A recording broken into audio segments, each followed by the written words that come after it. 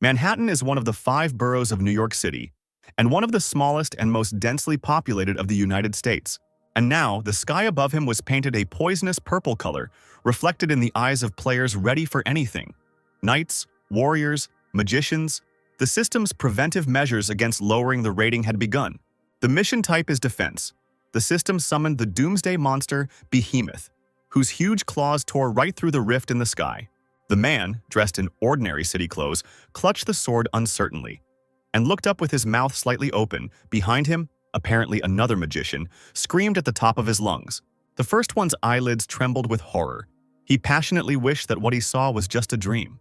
The system ordered to defeat Begatome before it destroyed the world, by which time the monster had already made its way through the rift. A huge humanoid head with horns was trying to decide whose limbs to tear off first. The next second, Behemoth opened his mouth like the gates of hell, letting out a deafening bestial squeal while his eyes burned with a devilish fire. The man gestured for the warriors to stop, demanding that they maintain formation, otherwise they would lose, and the price for this would be the end of the world. An unimaginable monster emerged from the rift and walked freely through the wide streets of the city, waving its paws through the air. A magical blue flame blazed near its ugly head. BattleNet started in 2010. At first, it was a simple competitive game between nations, but everything changed with the opening of the Space League in 2022. Then there was a battle for survival against other space creatures. The representatives of the Earth, people, were rapidly losing and dying in whole cities at once. Today, in the year 2023, there are only 10 nations left on Earth, which puts the planet in danger of destruction. The hippopotamus suddenly stopped right in the middle of the road, straightened up and opened its mouth, inside which a deadly funnel appeared. The monster bent its long knees and leaned forward, releasing a tangible ultrasound from its throat that struck all people like waves of radiation, instantly attacking every cell of the body. Something quickly slid through the air, and a man, looking like an ordinary office worker, froze above Behemoth's huge head. The stranger drew his dark eyebrows together, shaking his head to brush unruly strands of hair from his face. A few seconds later, he darted even higher like lightning, and the entire space around him was filled with a bright white light, framed by purple flashes. Every emotion in the human's eyes disappeared as the boy rushed straight down, stretching out the palm of one hand in front of him and clenching the other into a fist, as if he was preparing to hit the monster. The Behemoth wasn't going to give up that easily, so while the guy was flying down, the spawn's magical flame completely burned one of his arms up to the shoulder, leaving a blurry stump. As soon as the stranger touched the Behemoth's flesh, it sank into the ground with the enormous force of a moving electric drill, destroying the asphalt. A strong wind arose, which almost blew away the warriors' team. They could barely stand on their feet, covering their faces from the flying dust. The man fell to the ground as the asphalt began to crumble right under his feet, opening his eyes. He was stunned by what he saw. The system was lit up with a sign, Earth, USA, mission accomplished. That same guy was standing on Behemoth's corpse. The man whispered under his breath, thinking that the stranger was a combat priest and possessed incredible strength for his class. Son Jae-han, a member of the America First Guild and the 7th-ranked player in the world, is an unremarkable-looking young man with eyes that are keenly focused on everything around him. Son's attention was drawn to a commanding voice, amplified 100-fold, coming from the direction of a tall skyscraper. It said that his beloved country America had won once again. The speaker spoke with a strange grin on his lips and said that this historical moment would remain in the memory of all citizens and the Universal Master. He was talking about himself, Baron Williams, the head of the America First Guild, the #1 player in the world rankings. Tall, broad-shouldered, blonde, blue-eyed, confident, and dressed in a snow-white suit and guild uniform. There was a crowd standing behind him. They gasped, demanding that the priestess, who had suddenly descended down to Jihan, return immediately. Baron waved his hand. The man next to him was worried that the Behemoth's energy was still raging on the surface, but the leader was confident in the girl's strength. He narrowed his eyes as he looked down at the body of the huge dead monster. The Behemoth was indeed powerful.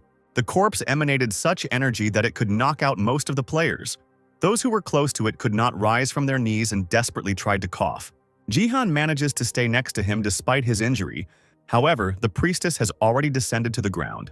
Sophia, a member of America First and the 3rd-ranked player in the guild, a young maiden in a floor-length robe with long blonde hair, screamed in fear when she saw Son. Realizing this, She pointed her staff at the guy, using a restoration spell, from which soft green healing energy immediately gushed out. Seeing the young man wince, the priestess hastened to remind him of the pain caused by the behemoth's energy, so the hero would have to endure it a little. He clenched his teeth with all his might and just hissed, expressing displeasure, but he had no intention of complaining about the pain. Suddenly, the guild members on the skyscraper balcony became animated, calling for Mr. Baron to look down. A large golden chest appeared in front of Jihan and Sophia, from which a golden glow emanated, the reward for the boss, which the others noticed. The boy clutched the stump of his arm tightly as the guild leader ordered him and the priestess to step aside. The man and his assistants gathered to collect the reward themselves, and immediately raised their hands, glowing with the red energy of collection. The warriors standing below clicked their tongues in irritation, outraged by the impudence of William's actions, but they could do nothing. The end of humanity was near, and it was a real danger, so such people were their only hope. The leader and the rest of the guild members descended from the skyscraper's balcony. Baron called on the guild to listen carefully. Those present lined up as he was about to announce the names of those who would receive the awards. Sun exhaled, and Sophia let out a muffled cry when the names of the lucky ones were announced. Priestess number 4 and number 5. The priestess waved her hand towards the guy. Stepping forward, she demanded to wait, because it was he who killed the monster. When asked why Jihan was left without a reward, Baron frowned his bushy eyebrows and pointed his finger rudely at the young man. The dream was not an American. The sentence that was pronounced struck the boy's heart like an arrow, but he did not show that it had in any way hurt his feelings. Blue, piercing eyes pierced the indignant couple. The man stated firmly that citizenship did not make Jihan one of them. He lowered his head, looking back fearlessly. As it turned out, for all his achievements, Sun was now only a useful assistant. The priestess clenched her fists, intending to condemn what was said, but the 7th player twitched his injured shoulder, assuring that everything was fine. Jihan turned on his heels and walked in the opposite direction, throwing out as a parting word that he didn't care, knowing deep down that the guild leader was right. He was just a refugee who fled after losing his homeland, almost the only one who survived and saw the destroyed city with his own eyes. The young man obtained the 4th rank of the nameless divine arts fragments of an unknown ability, reaching 7th place in the world player rankings. But even this did not help Jihan to integrate into society. Others did not recognize him as one of their own, and forced him to experience all kinds of discrimination. And it was not these circumstances that worried him more. There was something else that hurt the player to the depths of his soul. He felt incredible guilt for being the only survivor. He wanted to howl from helplessness. Sun sat among the destroyed streets, having climbed right onto the roof of a broken taxi, where just a few weeks ago a random resident was driving somewhere in joyful anticipation.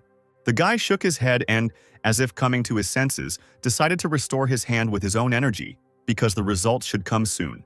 The system sign immediately announced the results of the low-ranking Bronze League task. Task type, defense, conditions met, more than half of the players survived. The USA completed the task. China was among the lucky ones, despite the widespread destruction. Russia, Japan, and other countries failed the mission. The sky turned red as the system listed the destroyed countries on a large 3D globe. People looked up in horror, not believing that only 2 countries out of 10 had completed the task. A red sign threatening dire consequences stated that humanity had lost and had not passed the rating downgrade prevention. There are other players who have not passed the rating downgrade prevention. They will meet the orcs in the final battle during the rating downgrade prevention. The warriors who had been damaged by the behemoth's energy, currently standing next to the guild leader, cried out in dismay upon hearing who they would be fighting. Sophia ran up to Baron, who was starting to get angry, calling on him to bring Jihan back, since they only won the last fight thanks to the fighter. But the man was adamant. He firmly replied that the guild would go into battle without him. The system called for representatives from each planet. The event would soon begin. In the 3-dimensional arena, people were transformed, on the opposite side from them. Orcs. Williams led the warriors, with the first representative standing behind him. The guild leader couldn't allow an outsider to rise in the rankings at his expense. He spat at the orcs, the vile pigs as the man called them. The monsters were confidently playing with the weapons in their paws. Their powerful, wide bodies were covered in ritual designs, and their small red eyes glowed in the semi-darkness. The priestess, having appeared in the arena, stepped back. The girl's eyebrows shot up indignantly. Were there really only 4 representatives of their people, in addition to the ranker from China? The guild leader's hand clenched into a trembling fist. He convinced himself that everything was fine. They didn't need Song Jihan. The man clenched his teeth and growled fiercely, releasing his inner strength. He was burning, emitting lightning, and believed that he could handle it alone. The first player called for the orcs to attack, and he himself rose up, forming a bright magical flame coming from his solar plexus. He loudly declared that he was a representative of humanity and swung his arm to attack the monsters. Having built up enough rage, Baron roared, his eyes empty, only the seething anger remaining in them. He rushed at the enemy, and the huge orc knocked down the target with a single blow, as if it were a toy airplane. Sophia's mouth opened wide, clutching her staff in her hands. Even the strong-looking player standing in front froze in horror. The rest of the people watching the carnage suddenly gasped, and some covered their mouths with their hands. Jihan jumped off the roof of the taxi, seeing the news sign from the system. His face reflected bewilderment. The orc's blow proved fatal for the guild leader. The system stated that the human representative was dead. The remaining population of the planet, upon reading the inscription, howled in stunned horror and despair, realizing that they were now left without their leader. The monsters did not stop there. The warriors who rushed to avenge the leader fell into a trap. As soon as another orc killed players with his bare hands, the system immediately notified about the death of another human representative. Finding herself on the ground, Sophia begged for mercy as the monster brought his deadly axe down on her. But he seemed not to hear the human voice, and only raised his weapon over his head again, intending to thank the people for their weakness. A second. And for humanity, the game is over. It has lost and has been excluded from the Bronze League. There is no lower league. Humanity has been recognized as worthless. It has been excluded from the Space League. A small portal appeared near the foot of one of the last people. A black hole with purple flowers. This is how the deletion that the system had announced began. The portal grew in a matter of seconds, covering the entire area where the men and women were now standing. Jihan stepped back, looking in bewilderment as his entire body was engulfed in thin clots of deadly energy. Now he found himself in pitch darkness and looked up in horror. The end of the world was coming. A portal, a black hole, formed right in the planet. It seemed that the Earth was destroying itself. People were writhing, screaming, calling for help from their loved ones for the last time, and there was no way to refuse or run away from this. In the cycle of deaths, when the human race was being devoured by energy, the star flared up for the last time, and then the removal of humanity was complete. It was unknown how much time had passed, but the system had detected an error, causing some people to remain, and the nameless divine arts were preventing the deletion. That was what Jihan's consciousness heard. That same fragment of an unknown ability, the user must find out the real name after reworking 3 divine secrets for the player. Then, he will be able to awaken them. His eyes were closing. He wanted to fall asleep. But right now, the system and the higher ones were deciding the fate of the guy who desperately wanted to save and protect his loved ones. The majority voted to have the player return during his first entry into the league. Something seemed to knock the player out of consciousness, and the next second he woke up from loud voices, finding himself sweating, with his heart beating wildly and his breathing quickened. Jihan sat up abruptly and grabbed his head, which was suddenly pierced by thousands of needles. It hurt mercilessly, and several empty bottles of strong alcohol were lined up in a row on the table before his eyes. Gritting his teeth, the boy tried to understand what had happened, because he only remembered reading that he would return during his first entry into the league. Removing his hand from his face, the player looked around in surprise, the pain giving way to bewilderment. He was sitting on a wide sofa in front of a large TV in a spacious room. Suddenly, some cogs in his head started to move, and Jihan shuddered when his hearing focused on the sounds of the street coming from behind the curtained window. The young man ran there and abruptly pulled aside the curtains blocking the view, and then was stunned. A faint note of hope trembled in my soul when it became clear that it was once again 2022, and South Korea still existed with its population, cities, and provinces. Under the windows of Jihan's house, boys played kings of swords, fighting with sticks from the trees. A young couple passing by were having fun. The girl was egging the guy on, asking if he would play today too. He chuckled, intending to do it after the training. The player looked at this picture in shock, unshed tears frozen in his eyes. He really had returned. This realization suddenly overwhelmed Jihan with a wave of panic, and he rushed to open the status window. A smile formed on his lips as he saw his name and the second-level designation on the screen, the time when humans first entered the league. It became a little calmer. Adrenaline started running through the blood. The guy had been given a great opportunity. If he uses information from his past life, he can change the future. Jihan slowly turned to the opposite wall, where a large portrait of his family hung. This time, he would protect everyone. Now everything will probably turn out differently, because he himself saw how the game ended and returned. In 2012, people had no idea what was going to happen. Up until that point, Korea was on its own. In the world ranking of players, the top 11 were from here, and among them one was in third place. He was faster than light, more powerful than any lightning bolt, and could dispatch an entire swath of enemies with incredible speed and a single movement. The man had the ability to wield two swords at once.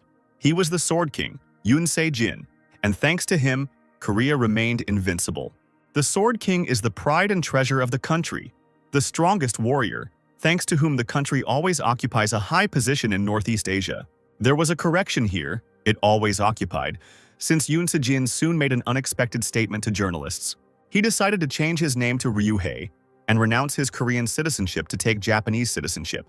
And in July 2020, the player joined the new Japan Self-Defense Forces. By asking to be addressed as Ito Ryuhei, the man sent the Korean BattleNet into the greatest shock in its history, and his departure plunged the country into chaos. It was on that day that Jihan returned, crossing his arms over his chest. He chuckled, because he never liked this player. The news was all over the place about the Sword King's actions in letting his country down, and concerns about the fate of Korea's ranking in the league were growing. Korea, which was ranked high, has suffered a series of defeats and has fallen down the list at a terrifying rate. But even now, some analysts see little change in the rankings, and news channels optimistically point to talented young people, hoping that the country will remain in the top 20. Jihan, in a fit of anger, grabbed the remote control and turned off the TV. It was no wonder that with this approach the situation turned for the worse. No one could replace Se-jin. And everything would have been different if BattleNet had given Korea at least a little time, but the conditions were too strict. At the very beginning, BattleNet was a simple game. People on the go called the system with its signs and enthusiastically read the rules. But just 2 years later, when the Space League began, BattleNet became a battlefield for survival. If a player died in the game, then in reality he also lost his life. Such were the inexorable rules. In countries with low ratings, monsters appeared. Huge dinosaurs burning cities to the ground, monstrous spiders, two-headed werewolves, and other creatures invented by the system. This led to slaughter, wars, and millions of human casualties. After Se-jin's departure, Korea, as expected, sank to the bottom of the rankings and was destroyed. Those who were lucky enough to survive continued to repeat that it would not have ended like this if the Sword King had remained in his homeland. This man played a huge role for the country, as he possessed extraordinary strength. The portrait that hung in the room where Jihan woke up depicted his family, and next to a young girl holding a baby in her arms stood Se-jin. The face of the former national hero seemed to come to life and mocked the guy. Unable to bear it, he punched the mocking grin with all his might, breaking the glass on the painting. The fragments painfully dug into the thin skin, but the only thing that worried the player was the question: why did his sister fall in love with such a bastard? Like a disease, the web from the broken glass spread across the entire portrait. But would everything have turned out differently if she had lived? The thought of going to the BattleNet headquarters, a skyscraper with a sculpture of two huge crossed swords on the roof, ran through my head like a computer line. Jihan frowned, looking ahead, biting his lower lip. It was good that he returned at this time, but now, having called up the system tablet to find out his indicators, he sighed in disappointment, since they turned out to be too low. The guy scratched his forehead sadly, fully aware that it was his own fault, since he had previously spent all his time drinking and gambling. In the past, he was a real fool, because he did not realize what an incredible thing he had. The system plate indicated that the player had a gift, Eyes of the Wanderer, allowing him to see information about other players. Everyone who turned 18 became a player, but only a small number of people received gifts. Jihan was given the lowest rated gift and only used the ability to predict the winner of various online bets. At that time, Song did not yet know that her true value would only be revealed after awakening. Looking at the table, he hissed in irritation at the sight of the nightmarish indicators. Were they really equal to the first level? Then how did he manage to get the second? After closing his eyes for a moment, the guy suddenly opened them, finally remembering what he had forgotten. His gaze fell on an overturned bottle of bright yellow liquid lying on the table. An experience potion. It was embarrassing to even remember that Jihan drank it when he was drunk, and then the level increased. Continuing to study his characteristics, the player stared in surprise at the new, previously unseen numbers and scratched the back of his head. 100,000 achievement points, and Jihan didn't know where they came from. since he hardly achieved anything before entering the league, especially since the points were free. Thinking that something might have changed due to going back in time, the guy opened his inventory. He instantly broke out in a sweat from the strain and let out a startled cry when he saw the image on the screen. EX rank points. Exchange. Coupon. Last survivor advantage. Choosing the path to test yourself again cannot be sold. Jihan wasn't sure that he was the only one with such an advantage. After thinking about it, he still clicked on the achievement points exchange coupon button. The system added an achievement store. A golden shadow from the screen fell on the player's pale face, and he whispered words of delight with his lips alone. The gold plaque indicated many achievement upgrades, status windows, even spots for an additional class with more points. Jihan thought hard about whether he should improve the store. Then there would probably be more choice, but for now, there wasn't much to choose from. However, given the lack of many options, it was worth choosing at least something. So the guy decided to try to improve the store. The achievement store got a second level, but the player decided it wasn't for him and decided to continue. Next, the achievement store received a level 3, adding an additional place for the title, but this turned out not to be what was needed. There were only 50,000 points left. If the store was upgraded, it had 10,000 points left. The higher the level, the more expensive the upgrade. There were two choices left: buy up all the available options or level up. There was no point in thinking about it. Jihan put everything on the last attempt, and the achievement store reached level 4. The system notified that urgent recovery had been added. Jihan was scared for a second, not knowing what it was. Urgent repair provided the ability to restore a broken item to a new condition. The player buried his hand in his hair. This was bad. He was angry with himself, exclaiming dejectedly that he now understood the reason why he had not been able to give up gambling. Deciding to take a break, Jihan left the room and went to another, where before entering he put his finger on the sensor, which recognized his fingerprints and opened the door. The mechanical doors slowly opened. The mechanism loudly announced that members of the Jihan family were allowed to enter. Once in Song Jihan's playroom, the boy approached a large chair that looked more like the interior of a spaceship. Having climbed up the small glowing steps, the player sat down there, pressing the buttons on the dashboard, absent-mindedly thinking that the system had identified him in the absence of the owner. A sign appeared in front of his eyes, saying that Jihan had opened the BattleNet inventory and the player was going to use it. His first key is the corrupted Dongfangshu brush, rank A, a useless broken brush. But this was not a problem. The guy immediately gave the system a command for urgent restoration. The image on the screen began to change rapidly, and Dongfangshu's damaged hand was gradually restored.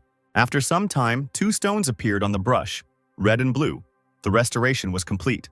Jihan extended his hand, squeezed his palm, smiled with satisfaction, and nodded to himself. Preparation complete. Dongfangshu brush, SS rank, famous writer's brush, associated with the god of martial arts. An image of a tall, stately man, resembling a celestial being, appeared before the player. The brush from the system screen flew softly into the guy's hands, shining with a magical blue light that trembled in the air, wrapping around the object like a small snake. The player heard a cold, metallic voice announce that training in the Gangnam Bronze League would soon begin. There were 10 seconds left before the call. A state window appeared in front of Jihan, and he quickly jumped up from the chair, holding onto its back with one hand. The guy raised his brush up and smeared it across the screen, where a white blot immediately appeared. There was a reason why Jihan was able to take 7th place and become a martial saint. It combined strength, agility, and health points into a special, rare stat. The boy had never used this broken brush before, but what she wrote would begin his awakening. Jihan continued to swing his brush furiously as the seconds inexorably ticked away. Strength level, agility level, health level. Everything increased to 5 at the time the count ended. Player son Jihan entered the BattleNet League. The huge Coliseum is the main location of the BattleNet battles, and this time the main task type is survival. A dry metallic voice expressed hope that the players would survive when faced with the Coliseum's monsters and hundreds of other players. This was the last thing Jihan heard while in his playroom. The next moment, he, still holding a brush in his hands, transformed right there in the arena under the hot summer sun. He was worried, not knowing what happened to the combat force, and immediately called up the status window. Jihan's eyes widened in surprise, as if he had no faith in himself at all. But now he saw his characteristics that had combined into a fighting force, and this meant that he had succeeded. The boy breathed a sigh of relief when he realized that he had gained combat power, completed the acquisition of a unique skill, and received 10,000 achievement points. Jihan smiled. Probably for the first time in a long time, he was finally here. It was just one step towards gaining the nameless divine arts. The combat strength increased to 5. This is enough to easily pass the Bronze League. The system sign announced that the player entered without joining the combat connection, without which he will experience 100% of the pain received. Jihan sighed dejectedly. He shouldn't forget that he lived in a world where pain was reduced by money. At this time, people were reducing the amount they received in the game more by using the connection. Yoon Se-jin had a high-tech one. It got rid of 99% of the pain. The guy clenched his fists, taking a deep breath, deciding to use it later. Through his closed eyes, Jihan heard a notification from the system that the achievements window was open. As it turned out, he received a limited task. He had to take first place in the training. The reward: 1,000 achievement points. This had not happened in the past. The player grinned at his own thoughts. With fighting force, it was easy to do, and now the game had begun. He needed to survive until the very end. Before the player had time to prepare, he heard heavy footsteps and the sound of a sword swinging behind him. Someone's youthful, mad laughter cut through the air like a sharp blade. The stranger shouted that the newcomer was caught. But his arrogance immediately disappeared. The player began to blink stupidly when he realized that something went wrong. The sharpest tip of his sword was caught in a grip, but not a normal one. It was simply clamped between his fingertips. Jihan didn't even need to turn around completely. He caught the dagger and turned his head slightly to see the attacker. The newcomer's eyes lit up with an unnatural blue light. For some reason, he thanked him for the first murder. The murder of people. The game had a guild, a group of people who trained and managed players.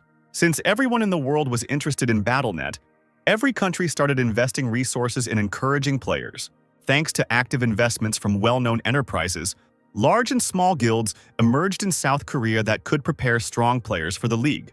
For example, the Gangnam Bronze League, from the first zone, is a place where rising stars of guilds make their debuts. The game was about to begin. All the players, warriors, magicians, priests, knights, looked around warily. The young man with dark hair and new clothes, bought for the occasion of the game, was noticeably nervous. Do Hyukyo grabbed the hilt of his sword, telling himself to calm down. Everything would be fine, because he was luckier than the others. The guy was from the Divergent Guild, which was run by various groups. Very famous, it was this guild that included many rising stars. Hyukyo is an ordinary young man who was able to join Divergent after receiving the A-rank gift of agility, although only a small number of players received such a gift. Setting himself up for victory, Hyukyo narrowed his eyes, looking around, searching for his first opponent. It seemed he had not expected to see nothing but monsters and thugs around him. Having decided that these guys definitely wouldn't be touched, the guy tried to retreat to a safer area. He believed that the most important thing for completing the mission was to stay alive, so it was better not to run into trouble. Hyukyo continued to look around at the potential opponents, noting that most of those present were from large guilds with good weapons, as if they weren't even in the Bronze League. The player's search was successful. His gaze caught on a stranger with no visible weapon and not even a uniform. He stood carelessly with his back to the other players, as if he had entered the arena by accident. Was he really going to participate in the Bronze League looking like that? Heki raised an eyebrow, amazed at the newcomer's attire. He must have been summoned by accident. The player grinned, taking a better grip on the hilt of his cool sword. He decided that this weirdo would be easy prey, so he rushed at him from behind. He couldn't believe that he could make money for such an easy kill, and he even thanked the stranger out loud. The system just announced the start of the game, and Yukio sped up to kill the enemy right there and get the points he deserved. He raised his sword with a joyful cry and pounced on the newcomer, confident of his victory. The delight on Hyukyo's face turned into complete confidence, and a question appeared in his eyes. This guy seemed to sense danger on a subconscious level and caught the sword with his bare hands. The blade was held so tightly by someone else's fingers that his own hands were shaking. How could that weakling have managed to keep up with Hyukyo's speed? Meanwhile, the new guy, without taking his angry gaze away, easily let go of the sword. Hyukyo immediately fell to the ground, screaming desperately in pain and resentment. Without turning around, Jihan noted the other's self-confidence, assuming that he decided to participate in the Gangnam Bronze League because of some gift. Almost in tears, the warrior exclaimed that his A-rank agility was not a gift, and in general, such a rank is not a joke. Putting his hand in his pocket, Song turned around and shrugged, replying that he would not deny anything. Hyukyo cursed to himself because this poor man dared to despise him by blocking only one blow. He quickly rose to his feet and decided to attack with all his speed using lightning magic. Jihan tensed up, seeing that the enemy had decided to attack with maximum effort, and it had been difficult to deal with him the first time. The player leaned forward, pointing the blade straight at the other's neck, this time not questioning his own agility. Alas, the sharp attack did not give him any advantages, because the newcomer dodged this time too. Hyukyo abruptly put his sword away, staring wide-eyed at the unremarkable opponent. Again and again, with enviable persistence, he attacked, but Jihan nimbly dodged, teasing the player. Without being distracted from the attacks, he thought that the feeling was completely different, and that the second level was again difficult to get used to. Rather, he himself has become too slow, and the enemy is not fast at all. It will not be easy. For Jihan's current status, after countless battles, the other's trajectory seems simple and obvious. This dangerous dance has been going on for more than half an hour, and it is not known who will be the winner. When his heavily breathing opponent jumped to the side once again, Don realized that he was reading all the moves. Taking advantage of the newcomer's hesitation, the angry Hyukyo screamed terribly and ran forward. Unfortunately, Jihan only now realized that he had lost his concentration. He turned around in horror, hearing someone else's cry, and was seriously scared in the first seconds. The guy managed to group himself and strike at the breach, knocking the sword out of the enemy's hands. How surprised Hyukyo was when his palm became empty in the blink of an eye. Not even a second passed before Jihan jumped into the air, grabbed the alien blade, and landed on the ground. Eyes blazing with a bright light, Don turned and charged at his bewildered opponent. The sword was stuck in the throat of its former owner, and Hyukyo began to cough.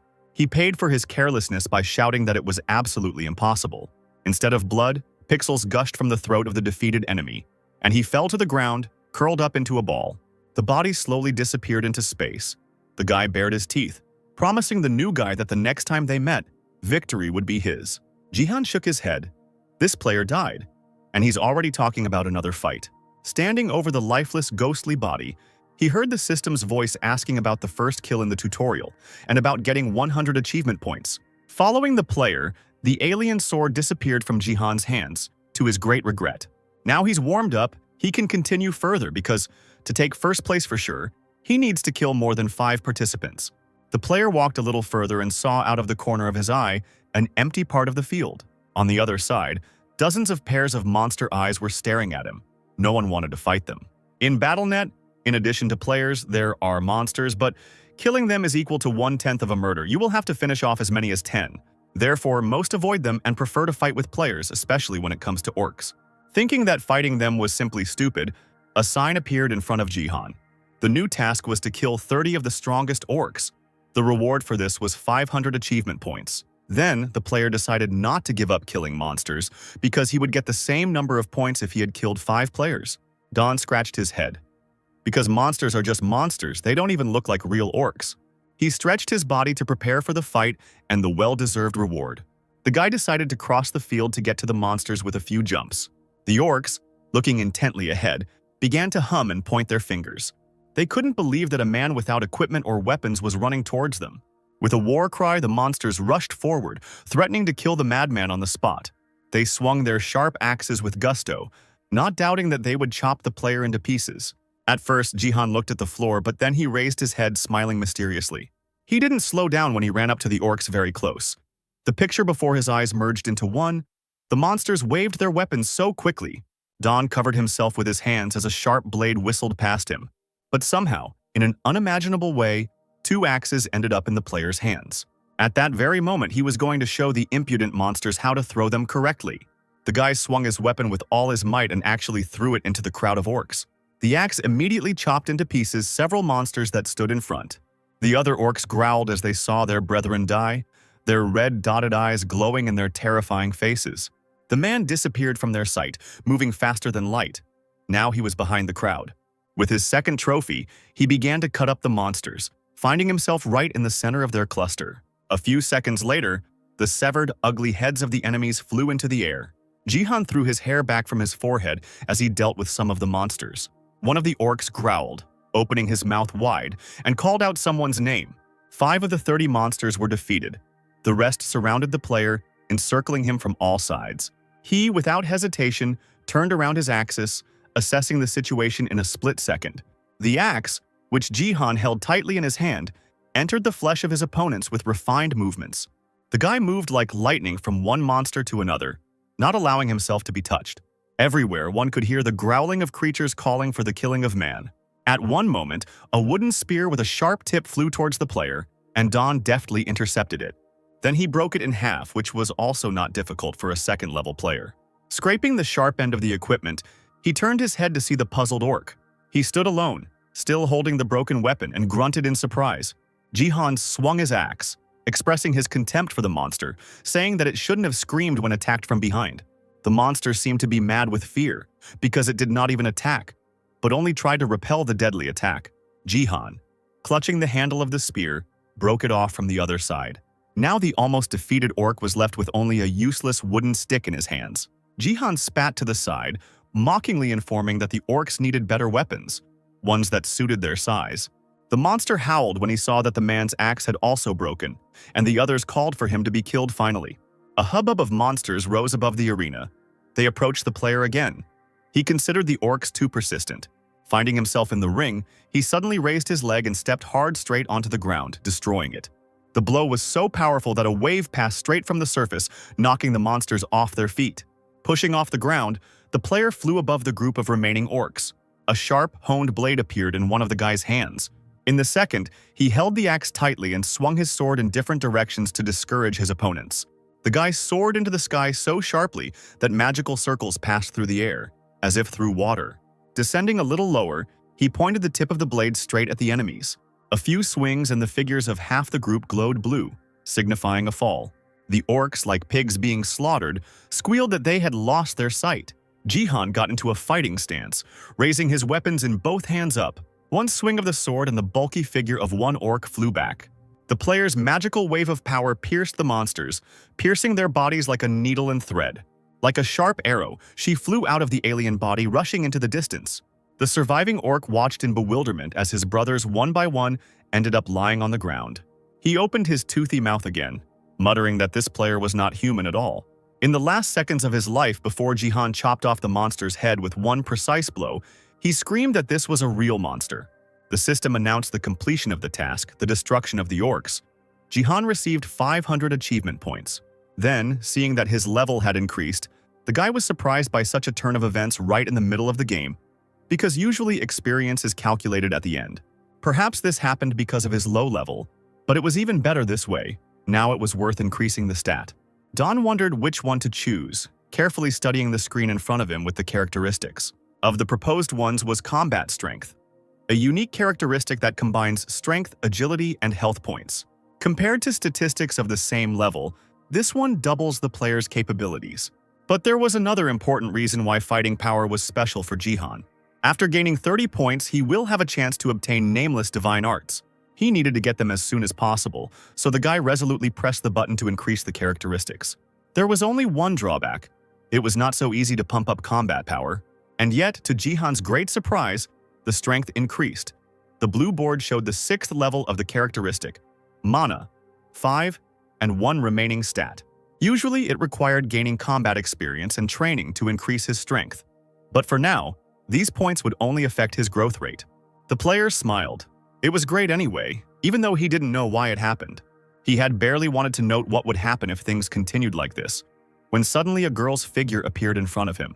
Something flew past the player's head a few centimeters away, shining with a bright green light. He realized with surprise that it was a magic arrow fueled by the participant's mana. The girl next to whom the knight stood smiled, calling Jihan a lucky bastard.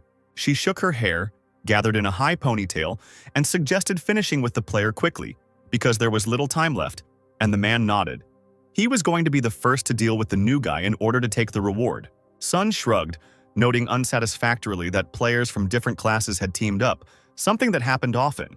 The survival map must be played player versus player, but there are no rules against teaming up. Judging by the emblem on the girl's clothes, she is a member of one of the best guilds in Korea, the Turtle Guild. Warrior and archer, a combination of melee and ranged combat. If they are from the same guild, then everything is clear. Jihan heard the voice of the system. It announced that the training would soon end. There were 60 survivors left. If he just dodges, he will easily survive, but they are clearly in the mood to kill. It seems the couple thinks they have found an easy target. The knight even managed to flirt with the girl, inviting her on a date. A blue scoreboard appeared in front of Don. He had 4 kills. The guy was barely holding on to first place, and that was encouraging. He could definitely get first place. The girl, pulling the arrow onto the bowstring, shook her head with a smile, saying that the knight was much older, he should be ashamed. She snorted in surprise when a bright flash flashed before her eyes.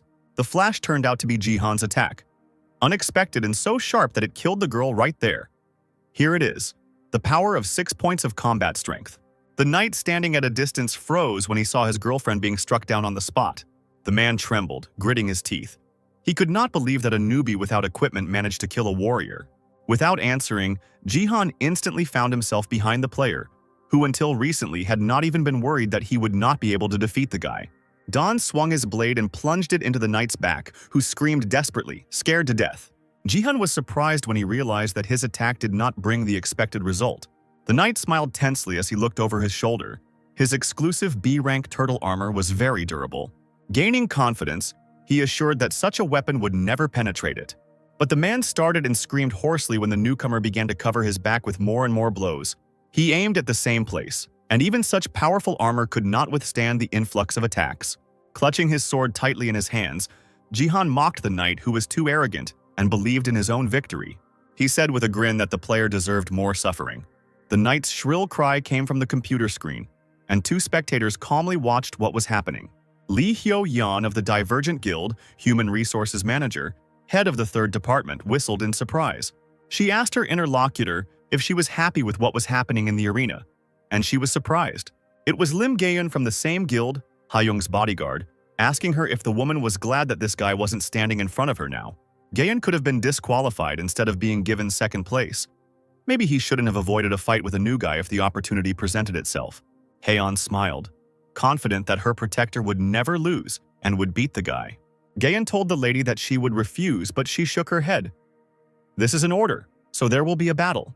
The woman bowed her head obediently, ready to carry out the order. She looked closely at the screen. A shadow fell on Gaeun's face. There, Jihan continued to cover the back of the unfortunate knight with powerful blows. Gaeun could have sworn that she had seen this guy somewhere before. In the Divergent Guild, Lim Gaeun was not the last person. Strong and agile, she could deal with any opponent in no time. A well-known and promising player with an S-rank gift. Her performance in the league lived up to all expectations. The woman had everything to take 1st place, and that is what happened if Song Jihan had not appeared.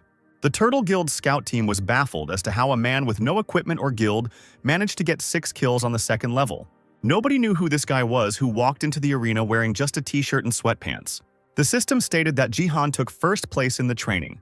As a reward, he received 50% of the experience earned and increased his level to 6th. Sitting on the couch, the player was pleased with himself. He was leveling up so quickly because he was at the very beginning. There were no equipment points given for training, so he decided to invest the remaining stat points into combat strength and increase it to level 6. In addition, he was given a title for his achievements in the league. The bronze title, Conqueror of Learning. +1 to all stats and 20% additional experience gained. The title is only retained in the Bronze League, but that was still not bad. 10 points of combat power was like a free ticket to the Bronze League. The battle for promotion to the Silver League was available after level 25. He should concentrate on leveling up. Jihan remembered that he had the opportunity to get a class when he saw the stats board. Getting a class is an important moment when a player chooses a class. There are 4 options to choose from: Warrior, Archer, Mage, and Support. In his past life, Jihan chose the Warrior class. It would probably be easier if he chose it again.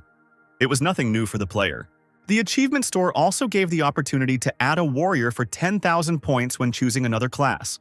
The guy reached out his hand to select a class and clicked on the desired line. The living dead filled the entire space, growling sounds escaping from their mouths. The system invited players to the Bronze League in the Gangnam area. This time, the type of task is the defense of a high fortress, below which the living dead have gathered. They fell on top of each other, scratching and growling, trying to climb up. It was necessary to protect the crystals placed around the perimeter of the tower and survive the zombie attack. The battle will continue until there are 5 towers left. Lim Gaeun stood by one of the crystals, looking down at her opponents. The woman narrowed her eyes in disdain, even though they were in the game. All this was too disgusting. The disgusting, dangerous living dead were ready to devour anyone who stumbled and fell down. At that moment, Gaeun heard the sounds of the system behind her. New players appeared on the small site. 2 guys. The blonde archer sighed when he realized that out of all the options, this was the card they got. He was from the LK organization with B-rank equipment. The one who showed up with him was a mage who wasn't even in the guild, but his equipment was impressive. The woman looked at the sky. She was waiting for another player, the most important one on this map. Now the support was supposed to appear on the site. The space immediately lit up with bright colors. Defense is a long-term fight. It's a war of attrition, and support is very important. Gaeun covered her face with her hands, saving herself from the bright light, but when she saw the new arrival, she was stunned. The two familiar facial features discouraged the bodyguard. She immediately realized that it was Song Ji-han. The new guy was now wearing a tracksuit and had a stick slung over his shoulder. As his body slowly manifested on the tower, the player looked around, asking if the defense was here. 20 minutes ago, when choosing a class, the system warned about not being compatible with the user. But Ji-han still chose what he wanted. There was only one reason for such a choice, which even the system considered unsuitable. A new ability, a divine power, unlocked after choosing a class, is required for a new unique skill to appear. Otherwise, it is almost impossible to get it, even if you train hard. It won't help like with other skills, but there was another way to get it. This was an additional contribution to him, but Ji-han did not want to spend them. There was another way, one that no one knew about. And this is a very quick method that allowed the guy to show up for the mission. Gaeun met Ji-han with displeasure, not expecting him to choose such a class. The magician theatrically covered his face with his hand, shouting that this was madness, so he did not want to talk about training. He pointed his finger at Ji-han, asking if he was a beggar, because he had spent a lot of money on his own equipment, and now he would probably have to drag such a bungler along with him. Don didn't respond to this, but simply measured his ally with a glance. The archer tried to calm his comrade, saying that he was crossing all boundaries, but the guy irritably threw the stranger's hand away. The magician continued to shout that this was completely inappropriate and he would not play. Gaeun closed her eyes tiredly. Her new allies were too noisy, and it would be difficult to complete the task together with a newcomer. She flinched as she heard a new indignant cry from the smug magician. As it turned out, Ji-han, who had been silent the entire time, grabbed the offender and lifted him off the ground. He struggled and demanded to be let go, and the newcomer suddenly and easily agreed. For a moment the magician was silent, only blinking his big eyes in surprise. An unknown force threw the grumpy magician, and now he was outside the tower. Ji-han didn't just let his ally go, he threw him into the air. A heart-rending scream filled the entire space as he fell like a stone straight into the clutches of the living dead. And they were already opening their mouths wide and sticking out their long tongues in anticipation of a victim. Meanwhile, Ji-han unbuttoned his jacket and spat angrily, saying that if the magician didn't want to play, then let him not play. The archer and the bodyguard looked in shock at the newcomer, who didn't even change his expression after killing his ally. When the magician transformed again on the platform, the boy reached out to him again. Now the wayward player fell to his knees, begging not to kill him because he would try his best. Kim Gyo-hyuk fell to the ground in his expensive gear and begged for mercy. This annoying mage didn't just start acting differently for no reason. In the Bronze League, you get 3 lives during defense. Kim Gyo-hyuk, after being killed by Song Ji-han, was immediately revived. The player then killed him again in cold blood, easily replying that he would rise again. Thus, Go-hyuk had 1 last life left. If he died again, he would take the last place. And this was what the players feared the most. The second time, the magician fell to his knees before his judge, assuring him that he would try his best. Looking at the floor, the guy clenched his teeth. He could not be last under any circumstances. For that, he would be punished by lowering his level. If the player's level does not match the ability level, it is automatically removed. Ji-han noted how quickly the mage changed his tactics. As it turned out, last time Go-hyuk tried to attack the offender with fire strikes.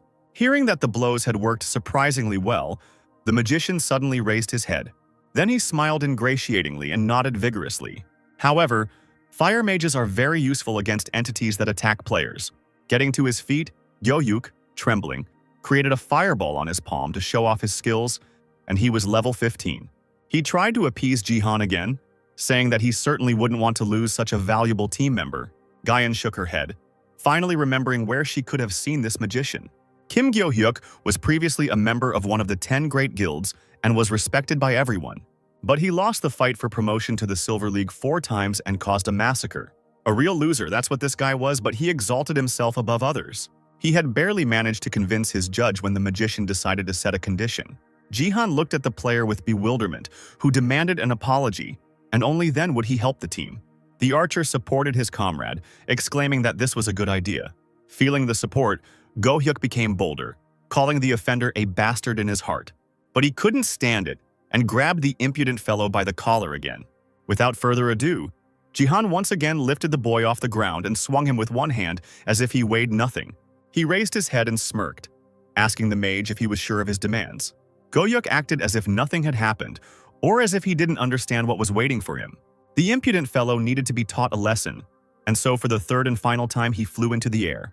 Looking at him attentively, Jihan swung his stick like a bat, and he hit the magician with it like a ball. He immediately screamed desperately, flying down. The system announced the death of the player, and Jihan, as if nothing had happened, called the remaining team. Winking at them, he asked them not to lose their heads. Meanwhile, the living dead stubbornly climbed up the slippery rocks. The crowd on the other side of the tower was washed off the wall by the fire. The other teams were successfully completing the tasks. Their fire mage was attacking the enemy with all his might. Jihan's team just looked at the others. The archer sighed heavily, realizing that they had lost the advantage of Hyogyok. Finally, he got angry at the involuntary judge, shouting that he and the magician should have come to an agreement. Without answering, Jihan called up the status window, which indicated that for first place among 10 towers, one could receive 1,000 achievement shackles. The new information surprised him. It turned out that there was also a related task. For killing 1,000 zombies on your own, you could get 3,000 achievement points. Jihan thought seriously. He wanted to get a reward, but it was clearly not easy to complete the task. Guyan assessed the guy for some time, considering him to be the worst in many respects. I did what I wanted and chose the support class without taking into account my characteristics. Even an ordinary player doesn't do such nonsense. The Divergent Guild had no reason to keep an eye on him. The archer did not let up, demanding an answer from the player, threatening to leave him if he continued to behave like this. In response, Jihan asked quite sincerely whether it was possible to do so. His interlocutor did not expect such a reaction and did not even know what to say. Gayan reached for her sword, saying that she would be at the forefront and let the guy stay behind. The result was already predetermined, but the player's duty must be fulfilled. The woman was stunned when she heard that everything was fine, deciding that she had misheard. But Jihan had already rolled up the sleeves of his sweatshirt, saying that everything was fine. He would take care of the zombies. Let the rest stay and protect the crystal. At the very moment when the archer cried out in irritation, a dead man's hand appeared on the edge of the tower. An ugly monster, a bloody zombie, with glowing red eyes, snapped its sharp teeth, slowly climbing towards the people. It was different from the usual one. The creature's head was made of liquid bone. It does not die from physical attacks. Such an opponent was too tough for such a team. He, having torn himself off the ground, rushed towards Jihan. At that moment, a bright beam tore the monster apart. Lightning circled around the player, guiding his homemade weapon. The rest of the team couldn't believe their eyes when pieces of the living dead man's body began to fall to the floor. Gayan followed them with her eyes only, not understanding what was happening. Could it be that this was the white sacred flame of divine power? Several other monsters had already managed to climb up the wall, and Jihan barely had time to wield his staff. Powerful blows pierced the dead bodies, cutting them into pieces. Another bloody zombie was already reaching out with a clawed hand towards the player. But Jihan did not allow anyone to come close to him, cutting the enemy with white flame. Jihan deftly threw the stick into his other hand. He didn't know if he could handle it. But killing another monster? I realized that it was worth trying. He needed to kill 1,000 living dead on his own, because there was a good reward at stake. One by one, the guy attacked the enemies crawling towards the team. After some time, the number of zombies killed decreased, and he managed to kill 26. Jihan thought dejectedly that attacks really didn't work on the bloody zombies. He decided that he would release some divine power when they appeared. This was necessary in order to finish them all off at once. Another bloody zombie fell down, thrown from the tower. The guy's attacks were admired by other players. Even the archer acknowledged his strength. He realized that he was wrong to think that Jihan was an idiot, and he exclaimed loudly what a good job he was doing. Gayan watched in amazement as the boy freely used divine power during battle without any unnecessary expenses. From the very beginning, he hit the heads of the living dead with utmost accuracy. A few minutes later, Dawn stopped, dozens of bodies lying at his feet. The system announced that the condition had been met. The boy fully understood the faith of the other world, but the divine power increased from 6 to 7. He knew another way to increase divine power, and this method fortunately worked perfectly. Divine objects were sacred in the year 2010. When the teaching on Earth began, they were sold at a high price, justifying it by the presence of secrets in the objects. After 10 years, none of them had been discovered, so the value of the items gradually decreased, especially the seemingly divine items that were not suitable for use as weapons. Many people didn't even know they existed. Priestess Sophia, top 3 of the America First Guild, revealed that she had increased her divine power with an item from another world. The interlocutor with whom she was training stared at the girl in surprise. Sophia nodded, saying that after finishing her training, it still wouldn't work. She deftly jumped off the bench and nodded her head, saying that it was possible, and that was how she became a priestess. If you hold it for a long time and pray, you can gain divine power, although the conditions vary slightly from item to item. The interlocutor ruffled his hair. He didn't know about such a simple method, but such items are incredibly difficult to find. Thanks to this, the girl managed to monopolize all divine items. Sophia thought for a moment and replied that this was not entirely true. There was someone who was constantly collecting divine items, Jihan thought. Jihan returned in time to the Sword King's penthouse and saw something incredible in the house. All the divine items were collected there. They were empty due to the power being drained. The Holy Grail, the cross, the medallion. The divine items of the other world have been deactivated. The boy stood by the useless trinkets, wondering if this was the case. The person who collected these items was known to him. The older sister, Songjia, is the girl holding the baby next to Yoon Se-jin. Together with him, the girl was Korea's best support and heroine. Her death is a long story, not the most pleasant to remember. Among the items she left behind, Jihan found a steel staff. Otherworld priests strengthened their faith by hitting cult members on the head with it. Judging by the description, they were supposed to smash the heads of the living dead, which is what Jihan was now doing. The item's rank has increased, and it can absorb just a little more divine power, but its heaviness already makes it great for striking. Gayan noted the guy's amazing physical fitness and how well he controlled everything. The archer excitedly noted that a tower had fallen not far from them, and those players were highly rated, and they managed to enter the top 5. A zombie roared next to him, opening its mouth wide. When the archer, in a trembling voice, suggested joining the fight, the bodyguard did not wait, but began to chop down the living dead with her sword. Noticing the movement, Jihan was briefly distracted from the carnage. He was surprised by the woman's ardor, catching something familiar in her movements. The sword that Gayan wielded was called Plum Blossom. Gayan was famous for temporarily holding the position of Sword King, but she met a tragic end. She died at the hands of Yoon Se-jin, and the guy once had the chance to save her. A woman's voice brought Jihan out of his thoughts. She asked if the player would mind if they helped. Then the team would take a higher place. Without answering, Dawn called up the status window. They were in 5th place with 398 kills, with a little more to go. The player decided that the Plum Blossom sword would do just fine without him. Nodding to his ally, Jihan encouraged her to continue in the same spirit. He left the living dead to the warrior and the magician, soaring somewhere upward. The puzzled players stared at Jihan's back, not expecting such a turn of events. And he was already flying down straight into the thick of the crowd of monsters. The player's gaze was directed straight at the target. He gripped the staff tighter, intensifying the divine fire. If he gathers the rest together, he will be able to tear them to shreds. His mana rushed into the group of normal and bloody zombies. The archer, watching his ally, whistled in amazement. The system announced that the group was the last survivors.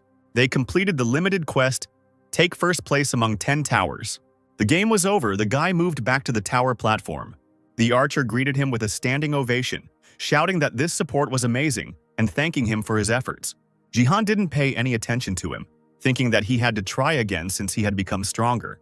The guy was looking for something on the screen, continuing to think, while the archer was praising him to the fullest. Gayun, also ignoring the cries of her ally, thoughtfully approached the edge. She didn't believe that an independent player was capable of doing something like this alone, especially a low-level support. Was this some kind of error in the system? The woman shuddered when she heard the archer's voice. He said that he was leaving.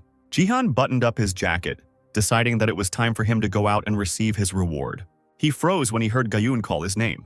Plum Blossom's sword. She looked him straight in the eyes. Dawn didn't look away, asking if his bodyguard knew. She was determined to talk, because a person with such potential and achievements was needed by the Divergent Guild. In order to recruit him, Gayun, as a member of the guild, needs to do something. The woman decided to ask the guy for his phone number. She continued to stand and look at Jihan, but a few seconds passed before the warrior herself was surprised by her own request. The player himself seemed not to understand what was wanted from him, perceiving it as a manifestation of a different kind of attention. Gaeun waved her hands, exclaiming in fear that this was not what she meant. Finally, having calmed down, she tried to explain everything in order. But Jihan interrupted her speech, asking for forgiveness. He suddenly announced that he didn't remember his number, which surprised the woman even more. Pressing something on the system screen, Jihan said goodbye, saying that he would give it to him as soon as they saw each other again. The next second, his figure dissolved into the blue color of the system. The bodyguard didn't understand how it was possible not to remember her number. Then she sighed, realizing that the guy had probably turned her down in this way. Jihan walked along the crowded streets of the city, scratching the back of his head. And he really didn't remember the Korean number, since he had previously used an American one. The player walked past a cafe where people were quietly having lunch, thinking that he didn't know who to ask about something like this. Don seemed to have just realized that they wanted to accept him into the guild. There was an advertisement on the roof of the neighboring house about joining the guild. He probably distinguished himself greatly. He could have asked for Gaeun's number himself, but the guy wasn't planning on joining the guild yet. He called up the status window, because there were more important things for now. The level increased by 2, and I also managed to earn 1,500 equipment points and increase my divine power. But the equipment store still didn't have anything he could afford. Jihan decided to go home and rummage around in his sister's closet some more. The elevator doors closed behind the guy, barely audibly. The fingers quickly dialed the desired floor combination. Lost in his own thoughts, Jihan opened the door to the apartment. Entering there, he lowered his head, noticing something unusual. The guy's eyes widened in surprise at what he saw. There was a pair of women's boots on the floor which made Jihan freeze in amazement. The bag of noodles fell to the floor with a loud thud from his weakened hands. Everyone has a moment in life that they regret, and Jihan regretted a lot in his past. Now he opened the door to the room with shaking hands. Until now, the guy could not forgive himself for not protecting one important person. Her ghostly silhouette slipped past, casually talking to Jihan about everyday things. There was so much he wanted to tell her when they met. In those moments when Jihan drank himself to death, the girl encouraged him. Looking into the void, the boy spoke of how strong C was. The girl carefully took the bottle from the stranger's hands, promising to protect him. His niece's face shattered into tiny pieces before his eyes. He couldn't protect her and was endlessly remorseful.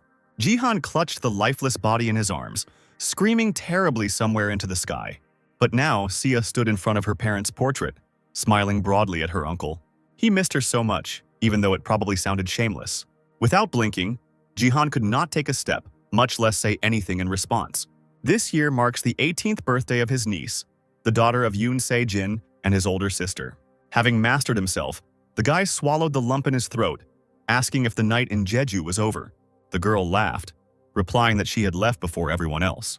Jihan looked after the baby from childhood, because she was born when his sister was working to provide for the family.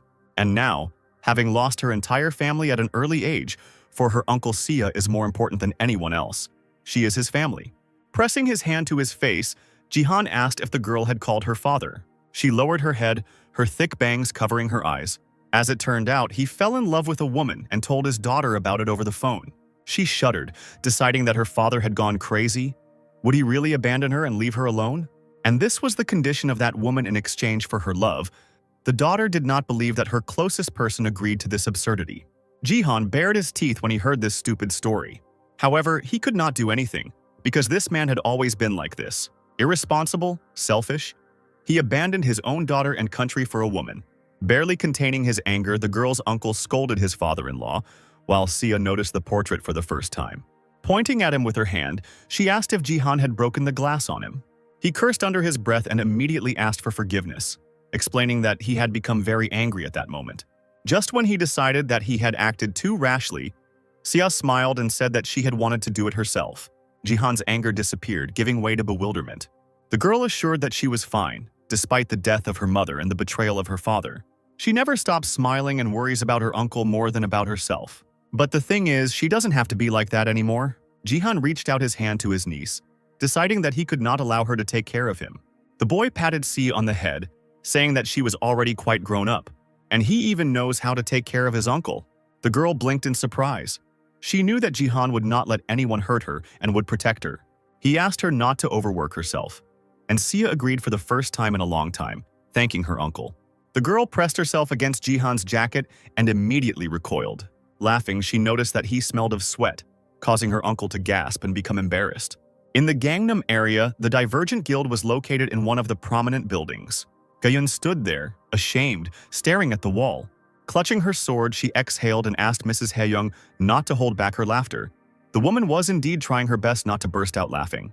Finally, she burst into loud laughter, asking her bodyguard for forgiveness through tears.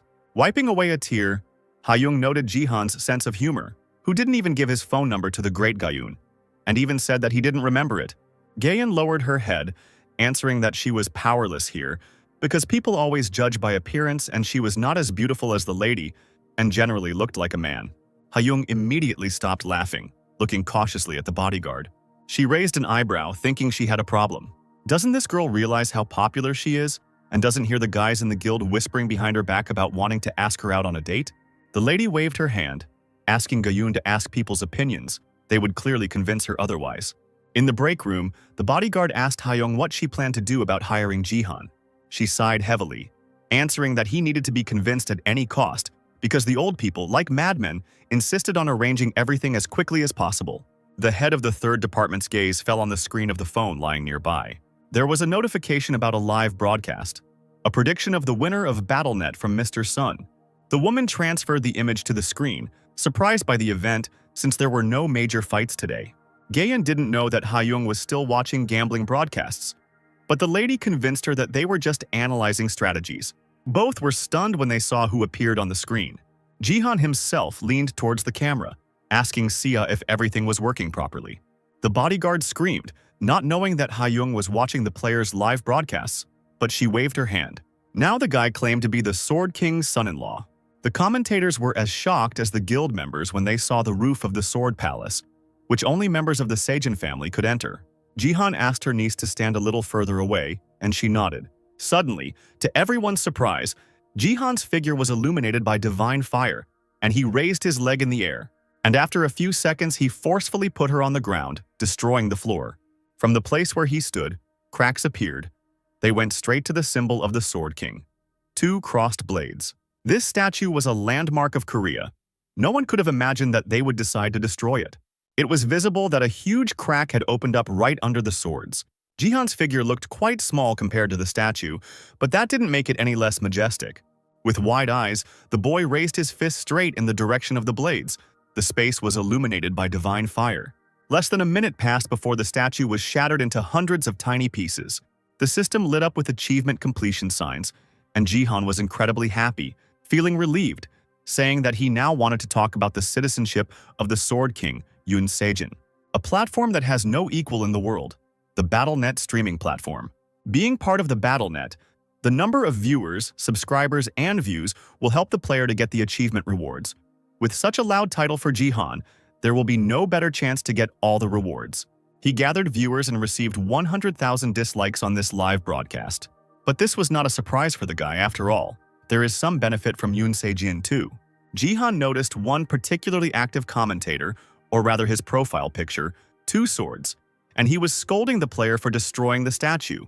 The guy was no less angry at the sword fandom, because it was the club of crazy fans of Yoon Se-jin that drove Sia to death. People supported the hero. Their anger grew and gradually turned towards his only relative, Yoon Sia. They claimed that the Sword King had abandoned his country because of his disobedient daughter, and that the girl must die for him to return. The frenzied crowd literally devoured Sia's energy and strength alive, exhausting her morally and physically. Like many sharp daggers, cruel words pierced the girl, leaving her no chance to live. Jihan's jaw muscles twitched in silent rage. He knew that people needed someone to blame and take out their anger on. The guy decided that he would gladly become a target for their emotions, and with some inner joy he smashed the statue, causing a surge of angry comments. Sia looked at her uncle in surprise as he announced to everyone on the stream that Ito Ryuhei would not be returning. Jihan walked away from the destroyed swords, taking something out of the inside pocket of his jacket. The commentators were amazed at what a player from the Bronze League was doing. He pulled out the phone containing the recording of Ryuhei's conversation with his daughter, after he decided to accept Japanese citizenship, and held the device up to the camera. The stream was broadcast directly to the main square in the city, and all residents were able to hear with their own ears how their national hero leaves his country for another woman. Lee Hae-young's mouth dropped open in confusion. While Lim Gayun's eyebrows furrowed, she considered the man a real bastard. Many huge screens in the city center broadcast a stream. The voice of the national hero left his own daughter for a new love. This was the woman's condition in exchange for her love. After these words, Jihan turned off the recording. He turned around and looked cautiously at his niece, who was standing silently to the side. Sia smiled at her relative, as they had agreed, and the girl nodded in agreement. She walked up to the camera and awkwardly bent down to get into the frame, then introduced herself. And the commentators immediately noted the beauty of the King of the Sword's daughter. The girl straightened up and clasped her hands in front of her, saying that she was shocked by this situation and that she was here to say something. As it turned out, the father left his daughter the Sword Palace as an inheritance. But being honest and fair, Sia could not accept the inheritance from a man who abandoned his country and family. Therefore, the girl firmly decided to give the house bequeathed to her country. Jihan lowered his head as he listened to his niece's words. She hoped that the donation would be a great help to the Korean players. However, knowing that the cameras couldn't see him, he allowed himself to grin. 30 minutes ago, he himself suggested this to Sia. She cried out in amazement upon hearing about such a sacrifice. The uncle was just drying his hair with a towel after coming out of the shower, and the girl patted him on the cheek, noticing that he didn't look drunk. Sia clasped her hands in a prayerful gesture, asking her uncle in surprise why he wanted to give away everything they had. Sun noticed that his mind was sharper than usual and thought for a few seconds, his hand hovering over his head, holding the towel. He wasn't sure that he could convince his niece, especially since he didn't ask her to sell the house at an exorbitant price, but to donate it. But this had to be done at any cost because when Seijin destroyed Korea as a representative of Japan, the anger of the Koreans got out of control. The government could not cope with the discontent and confiscated the property of the traitor. Sia had nowhere to go. She couldn't withstand all the threats and persecution from the Sword King fan club. The girl decided to take a terrible and irreversible step. She took her own life. Therefore, since the house will be taken away anyway, it is better to give it back ourselves and protect everyone. Crossing his arms over his chest, Jihan grimaced, knowing that he now looked like an ordinary freeloader and drunkard, spending all his days at home because he couldn't tell his niece that he came from the future. Sia considered her uncle's words, still staring at him, and the next moment, completely unexpectedly for the player, she agreed. Shrugging her shoulders, she walked into the room. Jihan rushed after the girl, asking again if she really agreed, but there was no point in asking questions.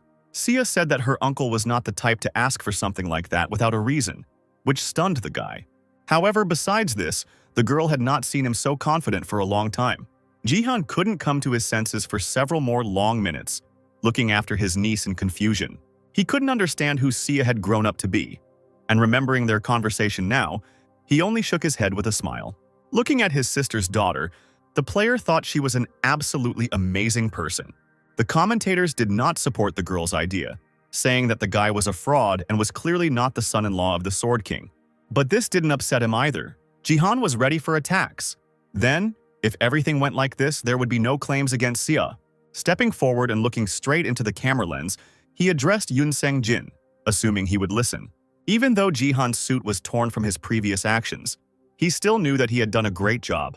Saya looked at her uncle in shock, who spoke in unprepared text. Her father justified his actions by a woman. What made the commentators laugh was the words about the national hero. Jihan called him a nobody. He grabbed the half-torn sleeve of his jacket and loudly announced that Seijin had flown to Japan only because of his failure in Korea. Even Lee Hae-young and Lim Ga-eun were completely shocked by these words. The women did not expect this on a live broadcast. Throwing aside the torn sleeve, Jihan declared that the man should enjoy his stay in Japan, because if they met again soon, he would destroy him. The strange stream ended in the sunset of the city landscape, and the comments continued to discuss what happened for a long time. When the family returned home, Jihan was changing clothes. Sia was immersed in reading comments on her phone and asked her uncle if it was necessary to go so far. Moreover, now both the Koreans and the Japanese are outraged. But Sun replied that everything is fine. There is no need to pay attention to them and worry about trifles. The girl suddenly tore herself away from her mobile phone and quietly said that Jihan was now different, as if he had changed overnight. He rolled his eyes and scratched his cheek, satisfied that his niece had noticed after all. But he clearly wouldn't be able to act like he normally did after dying and going back in time. As soon as the player noticed that he looked like a dependent who drank all day, there was a knock at the door of the apartment. Both residents froze. Sia sat down on the sofa, thoughtfully asking who it could be. Son put his hands in his pockets, expressing that he had not expected such a quick visit, while his niece became worried that they had already come for her uncle. Jihan waved his hand, asking Sia not to worry because it was not what she thought. He needed to earn some money anyway. Meanwhile, in Japan, in Tokyo, where both night and day, the city lights never went out for a second. Sejin watched the news system screen while sitting on his bed. They were still discussing about the Sword King receiving citizenship from another country. The woman, who had been lying quietly until then, moved closer, putting on a robe. She couldn't sleep because of the recent upheavals. Shizuru was worried that Sejin was going through such hardships, and he asked to be called by his Japanese name. His lover's hands closed around Sejin's stomach and she shook her head. Korea's top 1 player, the King of Sword, Yoon Se-jin, and he will always remain so. The man turned around, feeling a touch on his cheek, looking into Shizuru's eyes in surprise. The magic of love hovered around the woman, drawing her lover to her. It was as if she was sharing her own breath with him, confessing her love. Both clung to each other, merging in a kiss. A pink, suffocating aura enveloping the couple. In Korea, Jihan opened the door to the uninvited guest and invited him in with a smile. The man standing at the threshold apologized for the intrusion, but still slowly took off his shoes. Sun said that he expected the government to intervene because the matter was important. The manager of the BattleNet department of the South Korean government, Park Yoon-sik, a respectable middle-aged man, came to visit the family. After Yoon Se-jin left, his department had not come to visit. Now Jihan gestured for Yoon-sik to come in. He greeted Sia. This man made sure that the boy and girl were taken into account. The Sword King's daughter straightened up and lowered her head, greeting him respectfully. The player watched the guest leave, contentedly thinking that now that everything was prepared, he would be able to take what he needed. Yoon-sik was offered tea, and while it was cooling, the man shared his impressions of the show, calling it quite cruel. The government has accepted the fact that the Sword King cannot be brought back, but they cannot let the citizens know about it so quickly. As soon as Jihan heard that a fight between Korea and Japan would soon take place, he immediately asked Yoon-sik to get down to business. The manager took a demonstrative sip of tea when the player asked if he should refuse the donation of the Sword Palace, as it was an official admission that the king would not return. Yoon-sik immediately squeezed the thin handle of the cup tighter and swallowed hard, admitting that it was so. The man peered carefully into the player's face, remembering him as an unemployed alcoholic who was obsessed with gambling. He nevertheless admitted that the government had not yet given up hope for Yoon Se-jin's return, and he offered Jihan to become a contract manager instead of a donation. Sun crossed his arms over his chest, realizing that they wanted to put the responsibility of management on him until the real owner returned. He asked the manager if the house would go back to the returning owner, and the man quickly began searching for something in his folder, nodding. He added that it would be good if both relatives remained in the Sword Palace and placed a contract for the manager on the table. Having pushed the papers towards the young people, Yoon-sik said that all the conditions there were favorable for both parties. They needed to read the contract and think about it. Carefully studying the documents, Jihan decided that it was even better for him if the government wanted otherwise, because at the beginning he was going to give everything. Putting the papers aside, he slammed the table hard, announcing that the family also had a request. Sia blinked her eyes in confusion, not knowing what to say, since she had not been involved in the conversation to begin with. The system announced the beginning of the Golden Light Stream, which was immediately greeted by the commentators. Someone was surprised that the player climbed onto the head of the Colosseum statue. The fair-haired knight, a handsome guy, put his hand to his head as a visor, greeting everyone on his stream. He reported that today, everyone had to return to the bloody and dusty Colosseum, where the players were already gathering in the arena. The young man called himself a streamer, a travel specialist who came back to the people smiling happily. He took a running start and jumped down from the statue, landing deftly on his feet. Then he masterfully drew from its sheath a sword, as golden and prominent as his armor, which screamed of wealth and luxury. One of the spectators donated to the player, and he was overjoyed, promising to dance for his benefactor. The guy bent in different directions and even showed the back of his armor, which caused puzzled looks from the other players. They obviously didn't like the local upstart. A player from another class even prayed for him to be hit by a car. Streamer Golden Light didn't pay attention to evil tongues and sidelong glances. A notorious buffoon, he was popular for his hyperactive appearance. The boy was once a respected member of the Golden League until he decided to drop down to bronze, saying he was going to explore the depths of the sea. Space Jester, in fact, he wasn't interested in the game. The streamer only cared about having fun. He was madly interested in sea creatures, more than in real life. His gear and stats are still at gold rank, so he has fun hitting and killing bronze players who are weaker than him. Others believe that he is a real psychopath who burst into the arena and called victims to him, allowing them to choose who would be first. Carefully examining the arena, Golden Light suddenly froze when he saw him. Jihan was standing nearby, holding one of the new weapons, and the streamer saw content in the guy. He rushed towards Sun, pointing a microphone at his mouth, declaring that he wanted to take the Sword King's son-in-law, the smasher of the statue of the two swords that everyone was interested in lately. Jihan looked at the annoying streamer and turned away, remembering that he had only a few achievements left to get. Having called up the system table, he began to move his finger along the table. It was necessary to raise the views. As the stream continued, the player turned to the camera, gave a thumbs up, and stated that he was being completely ignored. Seeing the many comments, the Space Jester's mouth dropped open in surprise, realizing that the Bronze League player was also streaming. Golden Light began to bite his nails in tension when he realized that he had simply given free publicity to an unlucky player. He glanced at the system sign and wondered how he could make people watch only his stream. One of the viewers offered the streamer a deal for 2,000 gear points. Kill Sun Jihan so that he would take the last place. The player was amazed by such generosity. Because 1 point of equipment costs about $1,000, the Sword King fandom was ready to take revenge on the offender and increase the reward. A plan for enrichment was already maturing in the Jester's head. He knew that the fandom hated Jihan, but he didn't think it was that strong.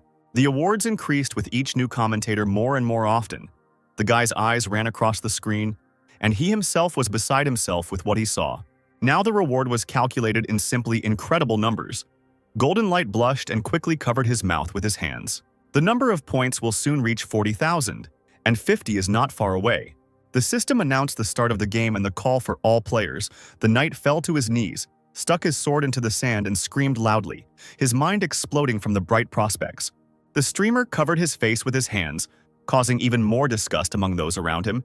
He couldn't agree until the amount increased to 50,000. One of Yun Se-jin's fans made a strong-willed decision. He promised to add 10,000 equipment points if the player defeats Sun Jihan.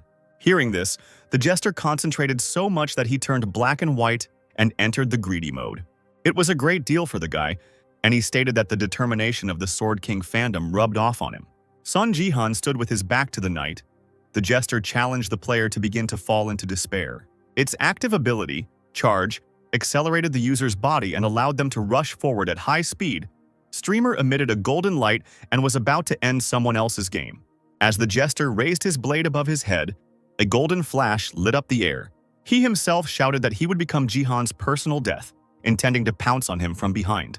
The bronze player, even feeling and hearing the incredible danger, did not even turn around in the first seconds.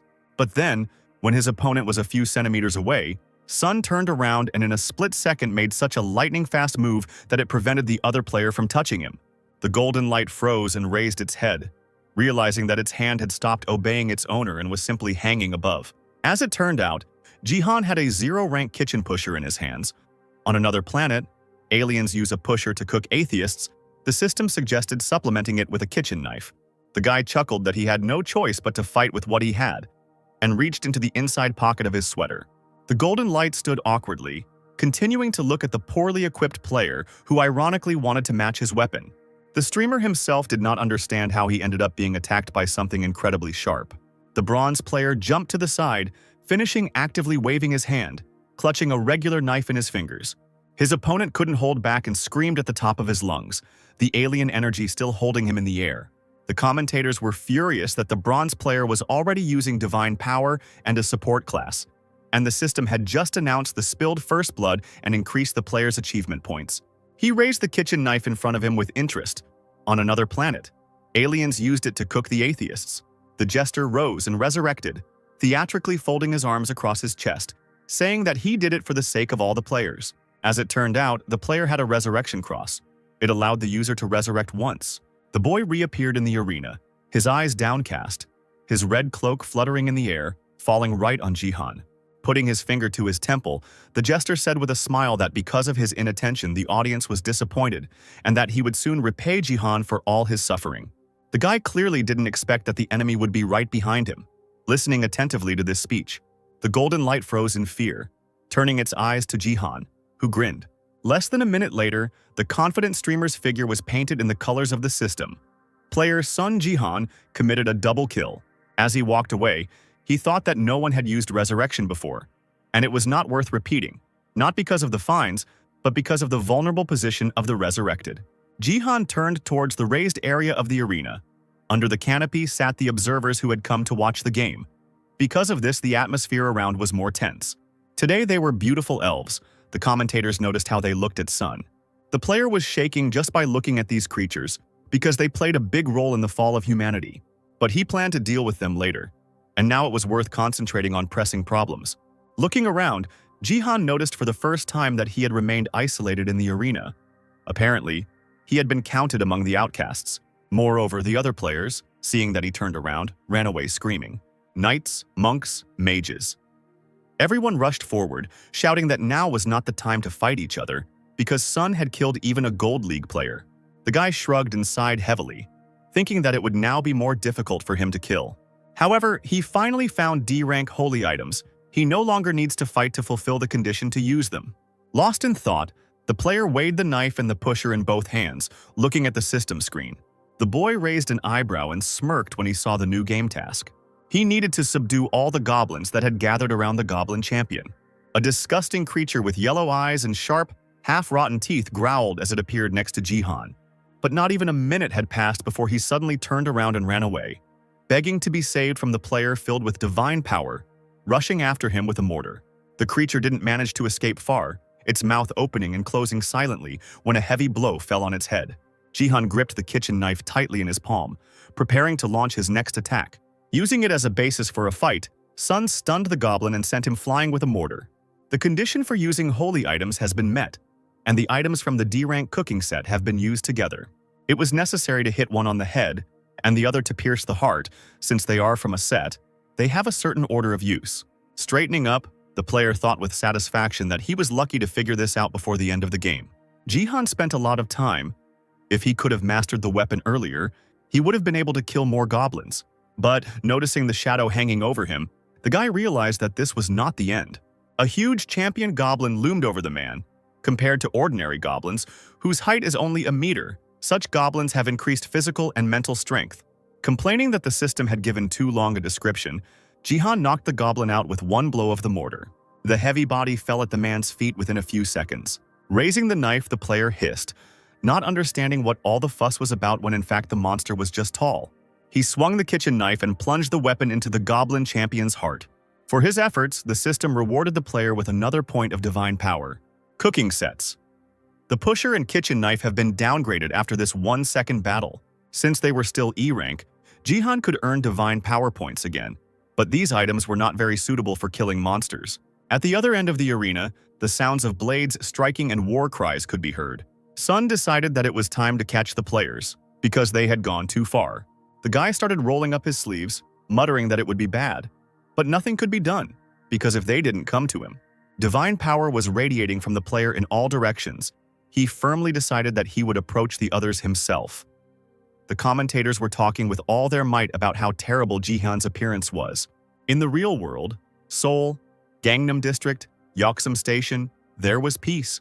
But not in the apartment and the gaming chair of the Golden Light, which did not look as frightening as in the game. The guy sat in front of 4 wide monitors, pointing at Jihan's image, and was indignant about the latest incident. The streamer watched as the player he hated dealt with goblins. He had too high stats.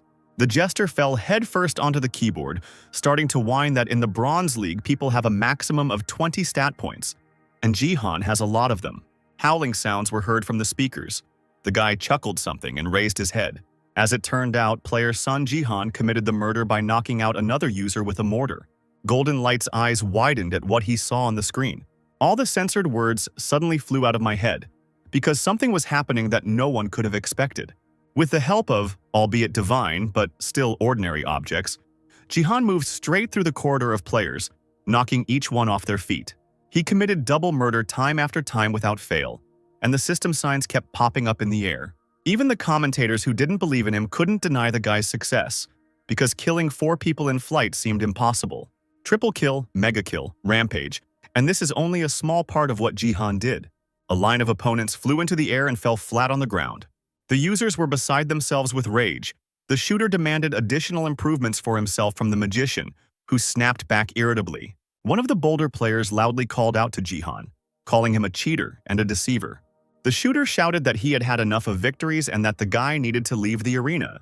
Without blinking an eye, Sun began to fight off the stream of arrows fired at him. The attacks were unable to reach their target because the player was a master at wielding the mortar. The intense gaze with enviable speed anticipated which direction the arrow would fly in and immediately deflected it. Finally, when the shooter simply ran out of weapons, Jihan looked in that direction with some strange expression on his face. Both warriors immediately drooped, starting to giggle stupidly in different ways, almost dropping the objects in their hands onto the ground. A few seconds later, Jihan was already standing nearby with a raised dagger, and the system notified that the player had committed a double murder. The E-rank cooking set items were used together. The boy received 1 point of divine power, while the cooking set items were downgraded to F. Hidden quest completed. Get 10 kills in the Colosseum. Jihan got 5,000 achievement points. He thought he got everything he wanted. But, unfortunately, this was not enough. He needed something more substantial. The young man's eyes lit up with excitement when he saw one of the inscriptions on the system's screen. An epic quest that was not given in the Bronze League. Among the spectators of the Colosseum, you had to find the Queen of Shadows and provoke her. Reward: 50,000 achievement points. The interest of the constellation Queen of Shadows, the absolute being, the representative of the star and the divine creature in BattleNet. The constellation's interest meant that it would become a sponsor for the player, helping them gain abilities that were otherwise impossible to obtain, something that could only happen in the Diamond League. This task must be completed at any cost. If one constellation can be lured to one side, then others will become interested. But will Jihan be able to find what others can only dream of? This will be especially difficult to do in a crowd of ubiquitous and hated elves.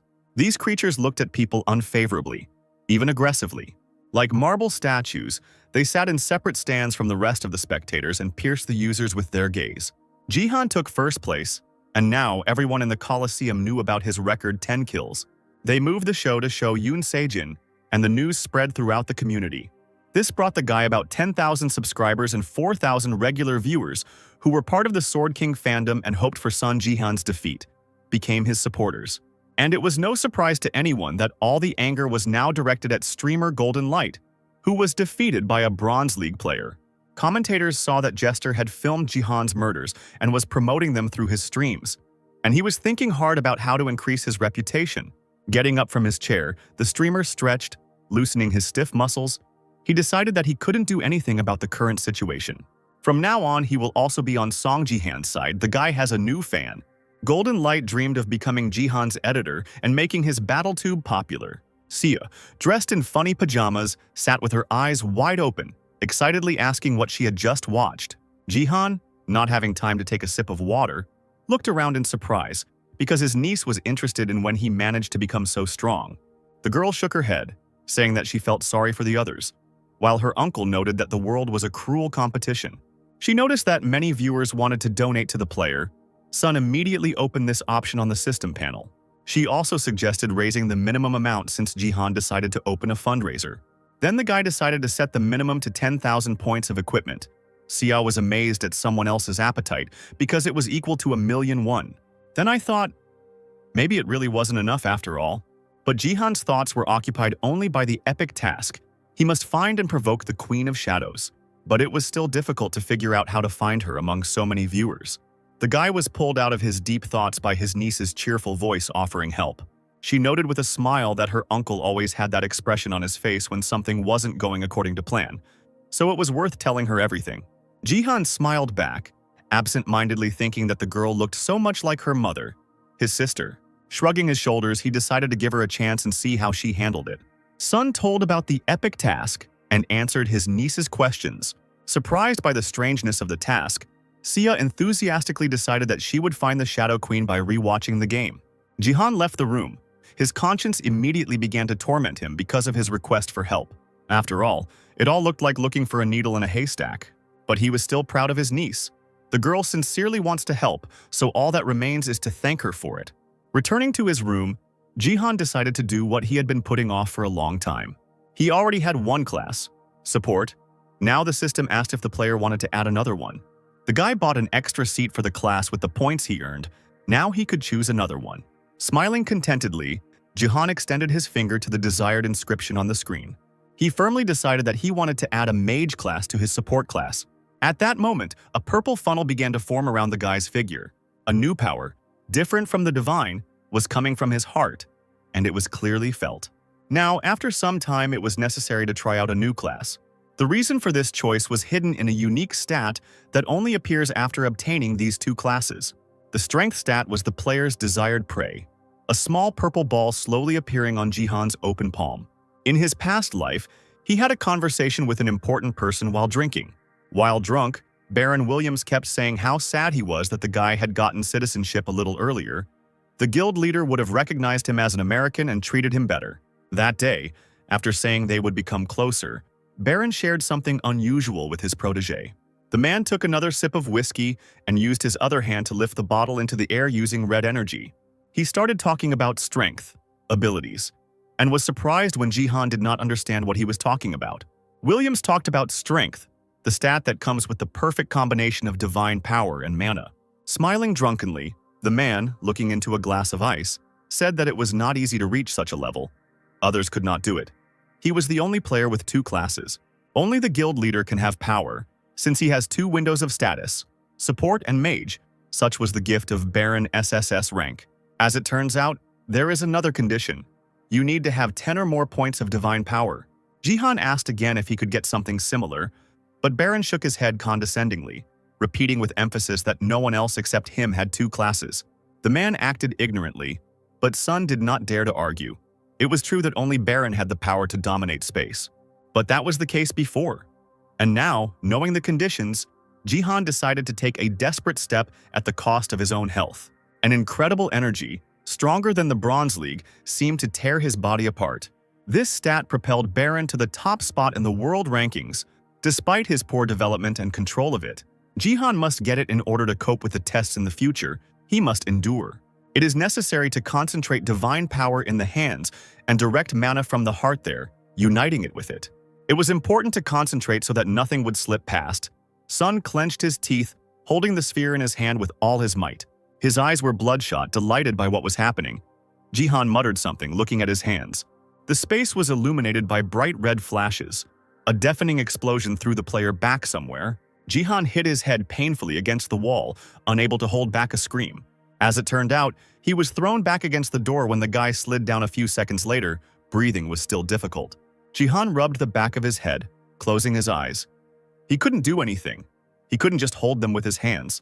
Leaning back against the wall, he took a deep breath, thinking that he should have increased his mana reserves, since they were used up after the first attempt. Looking at his own palm, the player doubted whether he would be able to combine the two energies in his hands, because holding them was definitely not an option. A crazy thought struck his head. Would he really have to do this forever? Jihan jerked to his feet, ignoring the nagging pain in his head. The player decided to calm down and think logically to help himself in a difficult decision. Let's say, if there is no need to hold the force, especially if it is not so tame. What happens if you put it into your own body? Take the divine power that originates in the upper dantian and combine it with the mana of the middle, holding the layer of the lower one while they mix. Taking the ideal shape, you can try to compress them in this state. The sphere, surrounded by other particles, grew larger and burned even brighter. Jihan closed his eyes tightly, sweat trickling down his face from the strain. The player's deafening scream filled the room, a red stream of energy bursting out from his body. The system announced that Jihan was trying to unite the three daniations. The danger was great, because the player had exceeded his limit and a threat to life was detected. Xia, who was calmly listening to music on her headphones, jumped when she heard some noise coming from the side. The girl watched the game with fascination, looking for the Queen of Shadows, but she could concentrate more on the matter, turning away from the table. Combining the three dantians, Jihan tried to merge the divine power and mana together to use the power. I also subconsciously added another combat power to them. But the conditions for combining the three daniations are very strict. It is necessary to be able to use each of them perfectly. They had their own distinctive nature, and the stats had to be at least 100 points. If a person is far from this level, then when trying to unite the three daniations, there is a chance of losing his life. Xia screamed in fear and pulled the headphones out of her ears when she heard a heartbreaking scream coming from her uncle's room. She dashed down the corridor, asking what had happened as she went. The girl, beside herself with horror, abruptly opened the door, imagining the most terrible pictures. She fell silent, staring in surprise at the basin of ice water on the floor and the towel. Jihan sat leaning against the bed and put a wet towel on his burning forehead, saying that he was screaming from a headache. Seiya asked suspiciously why he felt better so quickly, and the boy replied with a chuckle that the human body was incredibly amazing. The niece moaned something, covering her face with her hands. Sun immediately apologized because he didn't want to anger her. Seiya wiped away the tears that had appeared from the recent tension. She was really scared. She thought that something bad had happened to her uncle. Jihan looked at the girl with confusion. He was inattentive. It was worth thinking about Seiya. Still not removing her hands from her face, she tried to calm down, asking again and again if her uncle was okay. He awkwardly scratched the back of his head and looked down, assuring her that there was no need to worry. Looking at the player again, Seiya sobbed again, wiping the moisture from her eyes. A few seconds later, she burst out laughing and punched the guy in the chest with all her might, screaming that she wasn't worried because he himself said that everything was fine. He bent over from the blow, muttering his gratitude, and Seiya went on to look for the Queen of Shadows. And even though Jihan's head was still splitting, he would never show his weak sides to his niece. The unification of the three Dantians failed because the guy had a low level and did not have enough points. The towel from the basin suddenly rose into the air, radiating furious energy. Clenching his fist, Jihan cried out in victory. He had received the power after all. After the fusion, divine power and mana are replaced by the unique stat strength. Three DNTNs could not be combined, but the fusion created strength. Jihan was surprised by the inscription on the screen. The connection was weak, and the PowerPoint was too strange. There were 12 of them from the start. The combat strength and strength stats interact and share their value. This means that if one stat is pumped up, the combat strength increases by 2 points, and the strength points also increase due to the interaction of the forces. Jihan even felt embarrassed for a moment, wiping the sweat from his forehead. What he saw was a pure deception. The fact that he has strength is already very good, but how effective will the three combined Dantians be? Realizing that he was completely tired, the player decided to leave this issue. If he tried to do it at the current level, he would definitely die. He got what he wanted anyway. It was time to try out the mage's ability. Raising his hand, he opened his palm and called for fire. A small flame immediately appeared in the air. The system immediately announced that the player did not have enough mana. He smiled weakly. The full moon seemed to be watching the user's unfortunate outcome and chuckling. Finally, after this long, difficult night, the sun rose over the city. It ran gently across Jihan's face, making its way through the half-open curtains. The guy didn't feel rested. He just muttered discontentedly that it was already morning, and immediately received a notification that 10 points of divine power had been added. As it turned out, he couldn't absorb divine power from D-rank sacred items and below. He had to use C-rank divine items and above. Yawning, Jihan glanced at the hand acupressure device and the game ball. Fortunately, they were cheap. He managed to buy them with glasses. He decided to sell the rest at the second-hand market, then went to see. He called the girl, asking if she was awake, but received no answer. A few minutes later, he saw his niece, who obviously had not closed her eyes all night. Sun was struck by Seiya's appearance, and she replied that she had been persistently watching replays of the game, and her efforts were not in vain. Seiya pointed her finger at the screen when Jihan leaned over the laptop monitor with a frozen heart. This was a fan video. There were people who got the zoom as a gift. They only film representatives of other species. For Jihan, it was very strange that people would use such an amazing gift for secret filming. His niece immediately distracted him from his thoughts, urging him to take a closer look. A replay of Jihan's fight was broadcast. The commentator pointed to a group of elves, noting that they had very clear skin without any imperfections. The two elves sitting on the thrones looked like high-ranking elves. Among them was one drow. The title of queen would suit her. She should be the Queen of Shadows. Seiya turned to her uncle with a smile, asking what he thought. The guy praised her for a job well done. But still, the player doubted to himself that the constellation could be found so easily. The girl promised to watch videos from foreign channels. She even made an edit video especially for her uncle. Jihan was surprised that Seiya knew how to edit, and she replied that she used to make videos from her father's games for fun. Hearing this, the guy froze in surprise. He immediately narrowed his eyes, using an unkind word towards Yunsei Jin. Straightening up, without removing his hand from the back of the sofa where Seiya was sitting, the player turned his head towards the portrait. Even through the broken glass, this man looked at his relatives mockingly. Left his daughter alone, a real infantile bastard.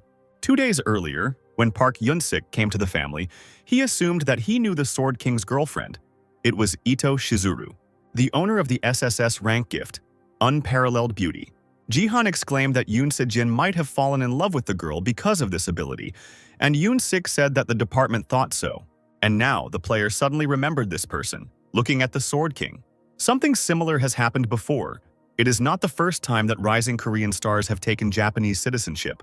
If this gift has no limits, she can switch to another player at any time. Since that day, Jihan has been searching for information about Ito Shizuru, a woman of incomparable beauty. Unfortunately, the search has not yielded any results so far. Japan must be hiding her identity. Now it's impossible to find anything. As Manager Pak said, you need to be extremely careful. The player turned his back to the window, deciding that he needed to prepare in advance. If he was right, the opponents had already begun to act. The Japanese self-defense forces had already arrived in Korea. Sia, dressed in a business suit, was a little nervous as she asked her uncle how much longer they had to wait. Looking at his watch, Jihan replied that he was almost ready because they might be late. Both felt great, ready for new achievements that awaited the family beyond the threshold of the house. Jihan straightened the collar of his jacket, grinning as he said that it was time to greet the guests. The elevator descended slowly, passing the 32nd floor. The uncle asked his niece if she was nervous, noticing her thoughtful look. The girl shuddered. After the incident with her father, this would be her first appearance in public. Jihan hastened to reassure her. He asked Sia to be confident and brave, because there was no need to think about what others would say. The Song family had done nothing wrong. The niece forced a hesitant smile and nodded to herself. Several bells from the elevator alerted passengers that they had arrived at the lobby. No matter how much Sia tried to calm herself down, she still couldn't contain her emotions in front of the open elevator door. Jihan told her in a barely audible voice that many already knew what they were going to say. As soon as they both had time to leave, a respectable man turned to Jihan, saying that everyone was waiting for him. All the guy's requests were fulfilled. He smiled, thanked, and asked to make sure that the event went well. Manager Park Yoon-sik didn't answer, but simply nodded in response. He admitted that at first Jihan's request caught him by surprise. He hadn't expected at all that Song would want to put the Sword King's collectibles up for sale. But now the idea is clear. So the auction of the former Sword King, Yoon Se-jin's favorite items and other belongings, was organized. The manager asked if this was necessary to attract Japan's attention. Jihan confirmed his guess. He specifically chose such lots. They need Yoon Se-jin's connector and the data stored on the server. Japan will certainly try to take possession of them. Perhaps something unexpected will happen. The owner of the items may secretly enter the country and interfere with the auction. But whatever he does, citizens will be forced to face reality and realize that they have no choice but to accept it. Park Yoon-sik took a new look at this seemingly simple-minded guy, thinking that he seemed to see the future. Jihan added that this was their last chance to change the public's mind and asked the manager to ask reporters to keep an eye on the Japan Self-Defense Forces table. Suddenly, loud shouts were heard in the hall. Someone was calling Sia by name, calling her relatives, but the security did not let them in. The girl turned around and shuddered when she saw her aunt and uncle. The richly dressed woman called Sia a madwoman who stooped to holding an auction. She immediately switched to Jihan, calling him a swindler who had the audacity to sell someone else's inheritance. Sia firmly stated that it was her relatives who were thrown out, because they used her father's name to deceive people. The uncles and aunt were stunned and froze, seeing such a harsh rebuff from their always submissive niece. The girl asked if they thought she was stupid, the one who couldn't see who was actually looking at her father's money in his absence. Sia said that now all of her father's things are hers, and only she has the right to decide the fate of the inheritance. Turning sharply, she demanded that security remove her relatives, who did not belong there. Jihan looked at his niece with admiration, calling her cool, and she proudly threw her hair out of her face, saying that she could stand up for herself. The manager opened the heavy doors and informed the family that they had arrived. Sia and Jihan walked straight onto the auction stage and were already noticed by reporters. The savvy journalists immediately turned on their cameras and flashes, ready to capture the sensation. Jihan glanced at the crowd with indifference when he heard them ask him why he was holding the auction. Sia was also attacked, claiming that her decision to give up the Sword Palace and hold an auction was provoked by public pressure. As the girl and boy walked towards the podium, reporters pounced on them, asking if they believed the Sword King would return and if Song was trying to profit from a relative's property. Jihan got tired of this pretty quickly, and unnoticed by the others, he gathered bloody energy in his palm, then made a circular motion with his fingers. A few seconds later, the lens of one of the photographer's cameras burst, scattering into small pieces on the floor. Then the same thing happened with the cameras of other reporters. The crowd looked at the equipment in a daze, not understanding what had happened. The player, reaching the podium with a microphone, asked the crowd to be quiet because they were at an auction, not a press conference. Finally, straightening up, Jihan, with his characteristic confidence, announced the start of the auction. His men prepared 3 lots. The first was Seijin's BattleNet connector. It reduced the feeling of pain by 99%. The data stored in it remained intact.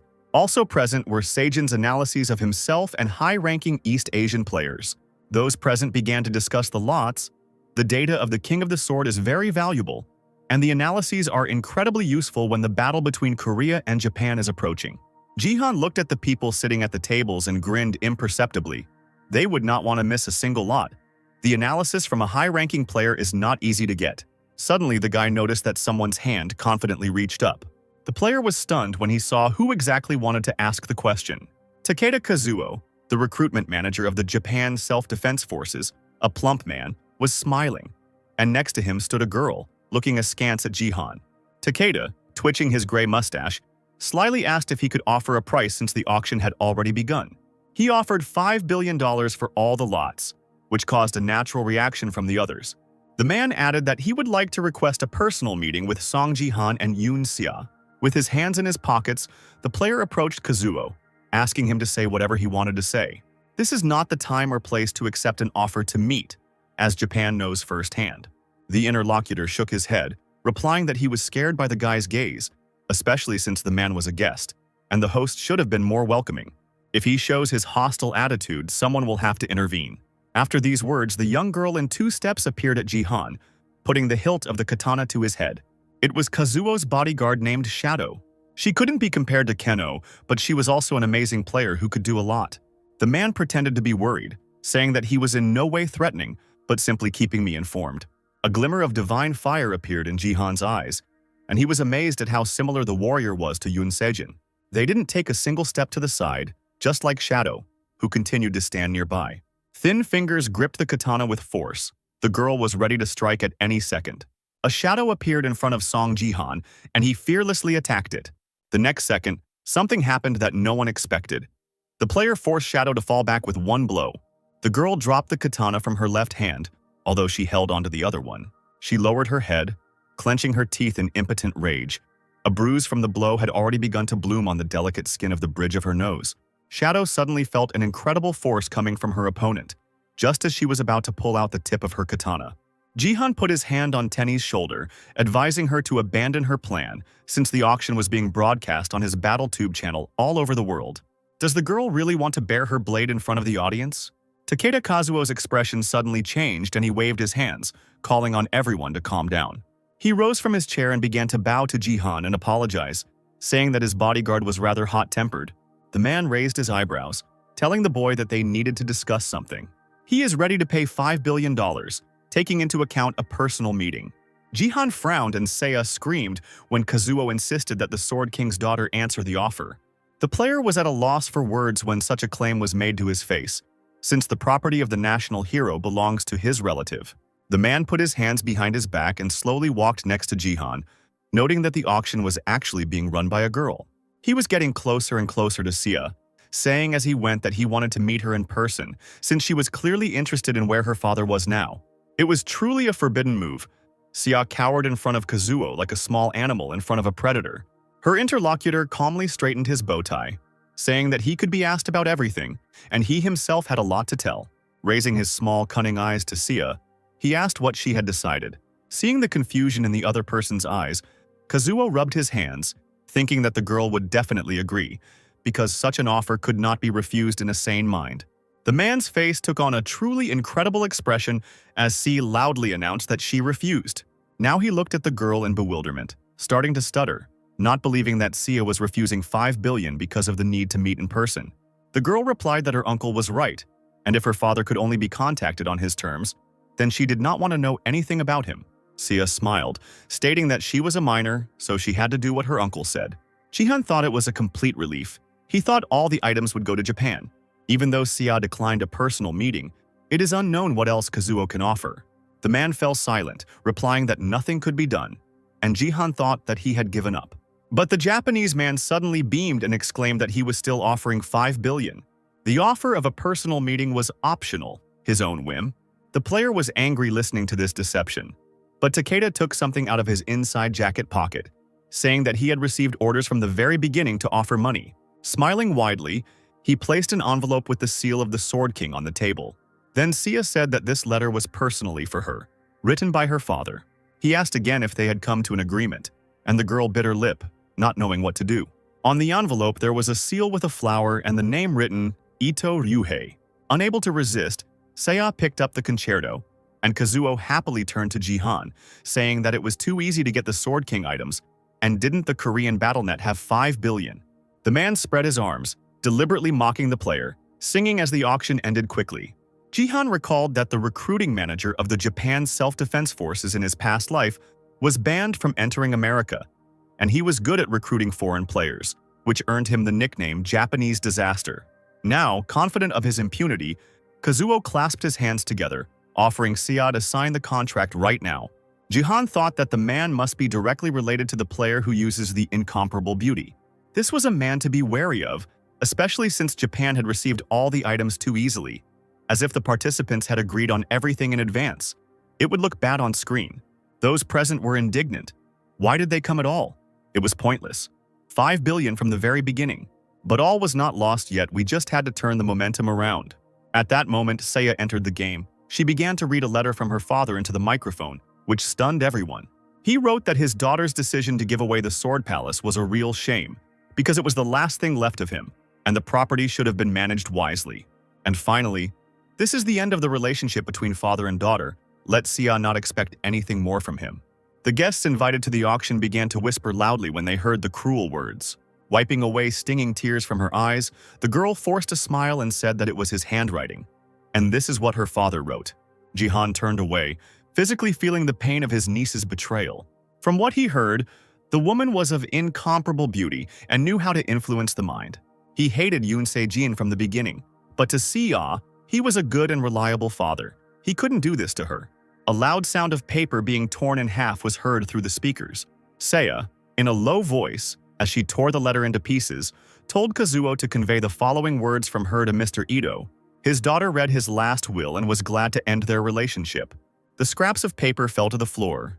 Sia pretended to be upset and said that she shouldn't have shredded the letter. Now the cleaner would have to work harder. But at that moment the pieces began to rise upward, circling around the girl's face. Jihan declared that everything was fine. He would take care of it, and with one movement of his hand, he lifted the paper into the air, and it headed towards the shining sphere. The boy clenched his fist, summoning fire, and the pieces of paper burst into bright flames right in the air. Like so many phoenixes, they blazed and immediately turned to ashes. The rest of them opened their mouths in silent surprise. The auction participants were amazed by the player's possession of both combat techniques and divine power. Jihan stopped using energy and immediately heard an admiring cry. Kazuo's face shone brighter than the sun. A man like this was needed in Japan. He didn't immediately realize that a whole crowd had rushed towards the player, leaving him far behind. Representatives of various guilds vied with each other to offer Jihan to join them under any conditions. He looked at the business cards, raising his hands up, asking them to wait, because he was uncomfortable with everyone crowding around him. He stepped back, deciding that now was not the time to talk about such things. Jihan heard his niece's weak voice. She said that her uncle could go without her. The girl seemed to be suffocating. Beads of sweat appeared on her face and she began to babble something. Sia grabbed her head, almost falling off her feet. She muttered that her head hurt too much. The next moment, the niece moved to the side and fell to the floor. Jihan froze in horror for a second, forgetting about everything in the world. His dear relative lay on the stage and did not move. Jihan ran up to the girl, lifting her in his arms and begging her to open her eyes. When Sia woke up, she was mumbling something as the guy kept asking her if she was okay and urging her to hold on. The girl was clearly trying to say something to her uncle and grabbed the collar of his jacket. Pressing herself against Jihan, Sia whispered in a completely calm voice that she was pretending. The girl thought that it would be difficult for her uncle to cope with the guests, so she played along. While they were negotiating, the security quickly pulled the crowd aside. The guests were indignant. Now they wouldn't be able to place a bet. A puzzled Jihan looked at his niece with wide eyes, admiring her intelligence. He shook his head, sadly noticing how much his daughter resembled her mother. The guy turned to the guests, asking for forgiveness for the auction ending abruptly because his niece felt ill and needed rest. Supporting the girl, who was diligently playing her role, Jihan loudly asked if she could go on her own. Kazuo persistently tried to get through to the young people through security. He asked for forgiveness for the inconvenience his visit had caused them. Pointing to his business card, the man invited Jihan to greet him personally and asked permission to contact him personally. At that moment, the business card flew out of his hands with a whistle. Jihan just laughed at the man and instantly burned the piece of paper in the air. The player held out his palm and menacingly announced that this was his answer. Commentators could not believe that the bronze player had rejected such an offer, while the manager stood silently, clenching his fists. He straightened his bow tie again, smiling strangely, muttering that Jihan was the best. The unknown force that can tear a business card to shreds is real. He deserves it even now, being only at the Bronze League level. Kazuo must get his hands on this rising star at any cost. Meanwhile, hidden from prying eyes, Jihan gave his niece a high five. He praised the girl for her excellent acting skills, and she brushed her bangs from her face, replying that she was good at everything she did. The player froze when he heard from the system about an unread message. He read the notification. It said that he had a sponsor, who even with the broadcast turned off sent 10,000 equipment points. The writing style was similar to Takeda Kazuo's. While the uncle and niece were talking, Lee Ha-young blocked their way and greeted the family. They froze when the woman said she was glad to meet them.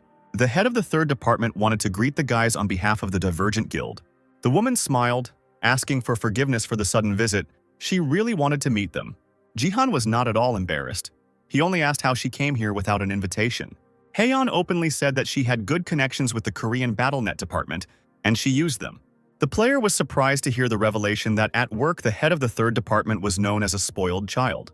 This confidence, shamelessness, and tone of voice were definitely familiar to him. Their owner extended an elegant hand. Looking closely at the woman, Jihan saw a completely different figure before his eyes. That one from his past life, a sly woman in a mask and revealing outfit, coquettishly said that she was his fan. He looked at the head as if enchanted. Sia cast a questioning glance at her uncle. She did not understand what had happened to Jihan, who was silent, and blinked her eyes in surprise. Turning her gaze to Lee Ha-young, she shuddered, deciding that the guy had fallen in love with the stately woman opposite him. The player said that in everything there is a line beyond which it is dangerous to cross, because once you cross it, it is impossible to turn back.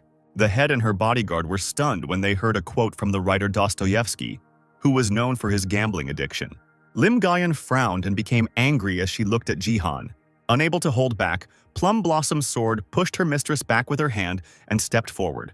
The woman almost threw herself at the guy, asking who he was and how he knew Lee Ha-young's motto. Only a couple of people knew that the lady was a real gambler. No one from outside could know about it. Jihan smiled, realizing that there was no longer any doubt.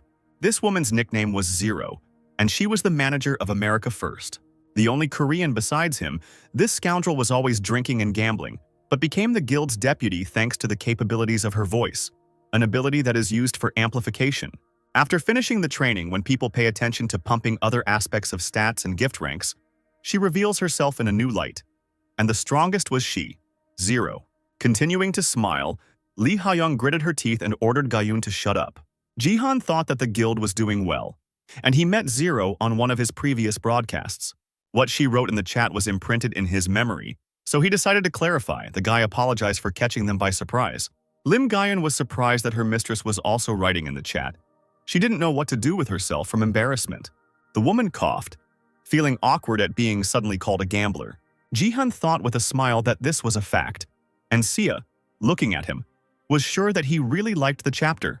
Lee Ha-young smiled and shook her head, saying that she didn't mind talking in a more casual setting, and that they would see each other often in the future.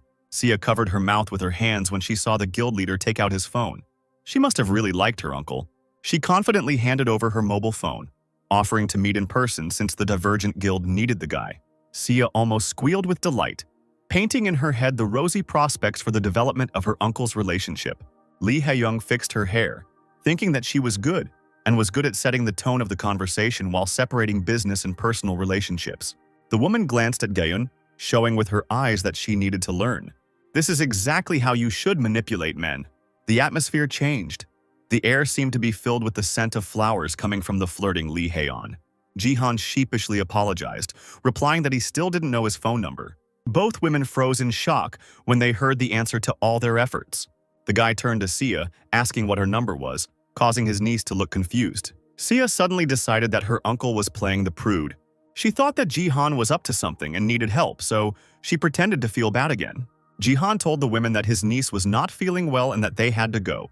Hyeon held out her business card with trembling hands, and the player promised to use it to contact the guild leader. When everyone left, Sia was proud of herself. Now she didn't have to worry about her uncle's relationship. Hayoung turned to his bodyguard, who was trembling slightly. The woman saw that Gayun was overwhelmed with emotion and was barely holding back the laughter that was bursting out, and she ordered her not to hold back.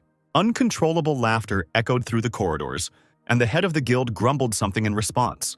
Jihan was brought out of his thoughts by his niece's question. She noticed that something had come as a big surprise to her. With a smile, Sia noticed that her uncle was wearing his father's suit. The player shrugged. His own had already become too small. He straightened his jacket. The guy noticed that the suit was not to blame. Sia nodded. If it suited her uncle, then everything was fine. She suddenly added that Jihan's answer was simply terrible. He looked at the girl in surprise. She shook her head, saying that it was too old-fashioned and tasteless. The "I'm the first one to reject you" tactic has been around since prehistoric times. While Jihan didn't understand what was being discussed, Sia mentored him by saying that you can play hard to get, but saying that you forgot your number is terrible. The player was lucky that his niece was nearby and saved the situation, but she was incredibly surprised to hear that he had not planned anything like that. The hand with the index finger extended hung in the air. Sia asked incredulously if this was true. Jihan nodded. The next task in BattleNet involved moving to the Bronze League in the territory of Gangnam. The task type was protection. It was necessary to protect the crystal and survive the zombie attack. Moving into place right in the suit, Jihan shook his head wearily. He remembered how difficult it had been to calm Sia down that evening. The girl immediately burst into tears, deciding that she had ruined her uncle's chance for a relationship because of her stupidity. Did his niece really think that he liked Lee Hae-young? Who would pay attention to a gambling enthusiast? Still, he hadn't expected to meet Zero under these circumstances. In a past life, he was sitting in a bar and watching a sports match where Argentina's Diego Machad won. Jihan became close to Zero because they both lost their homeland, and on weekends they bet on sports. The woman was obsessed with them. The player's victory upset and angered Zero, but Jihan knew that he would win.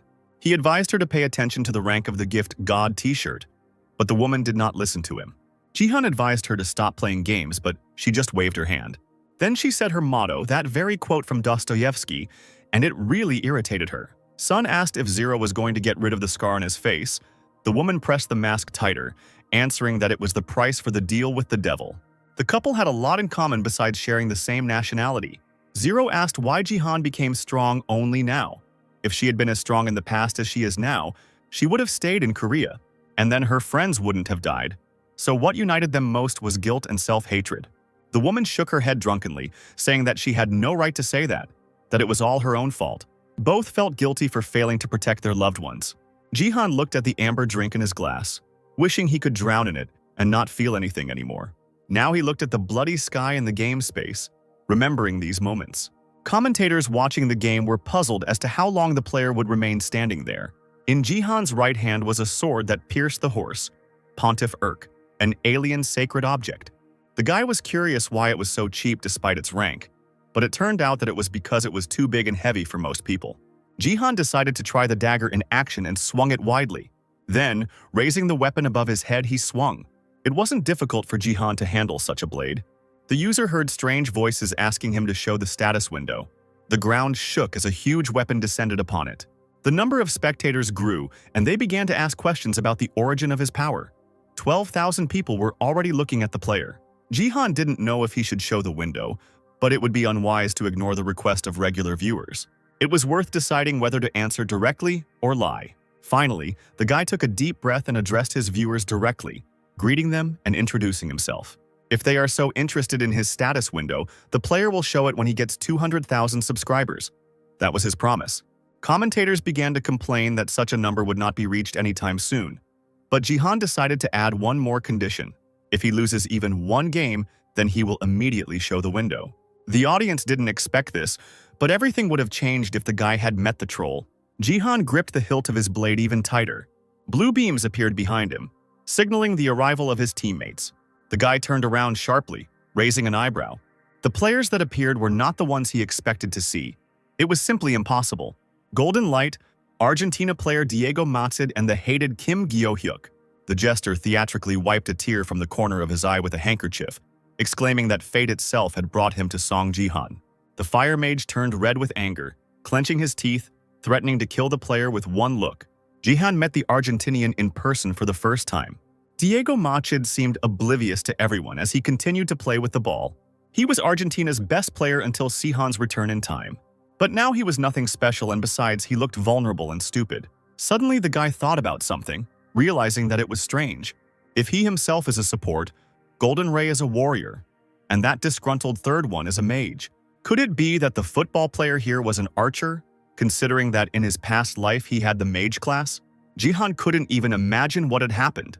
Meanwhile, Go-hyuk was terribly angry when he met his offender. Because of him, he lost his ability, and now he didn't even want to see. A system board appeared in front of the magician's face. Someone registered a reward for the task. Go-hyuk was surprised that such a fool could give him such a thing.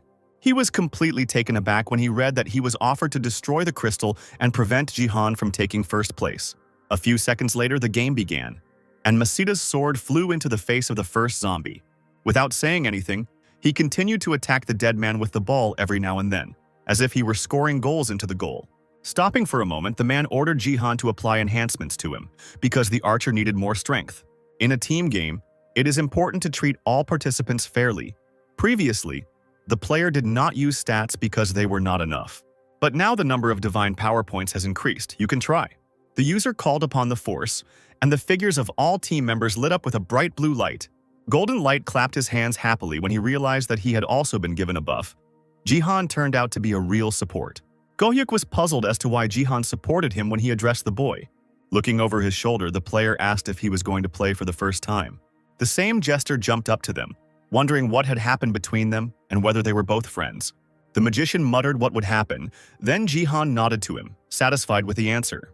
Declaring that he relied on his team, the boy took off and jumped from the tower, asking for the blade to be placed on his shoulder. The trio looked down in confusion as their support disappeared from sight.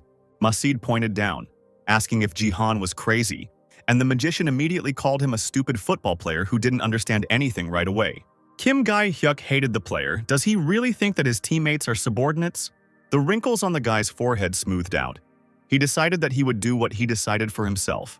Ji-han rushed into the thick of the living dead. The zombies growled and stretched out their half-decayed hands towards him. A fireball appeared in the player's hand. He was about to attack the enemy with pure fire. The mana and divine power, which became more powerful after the fusion, will tear this gathering of zombies apart. Ji-han's eyes turned white, and the fireball turned into a powerful sphere. It turned into a real hurricane that descended to the ground.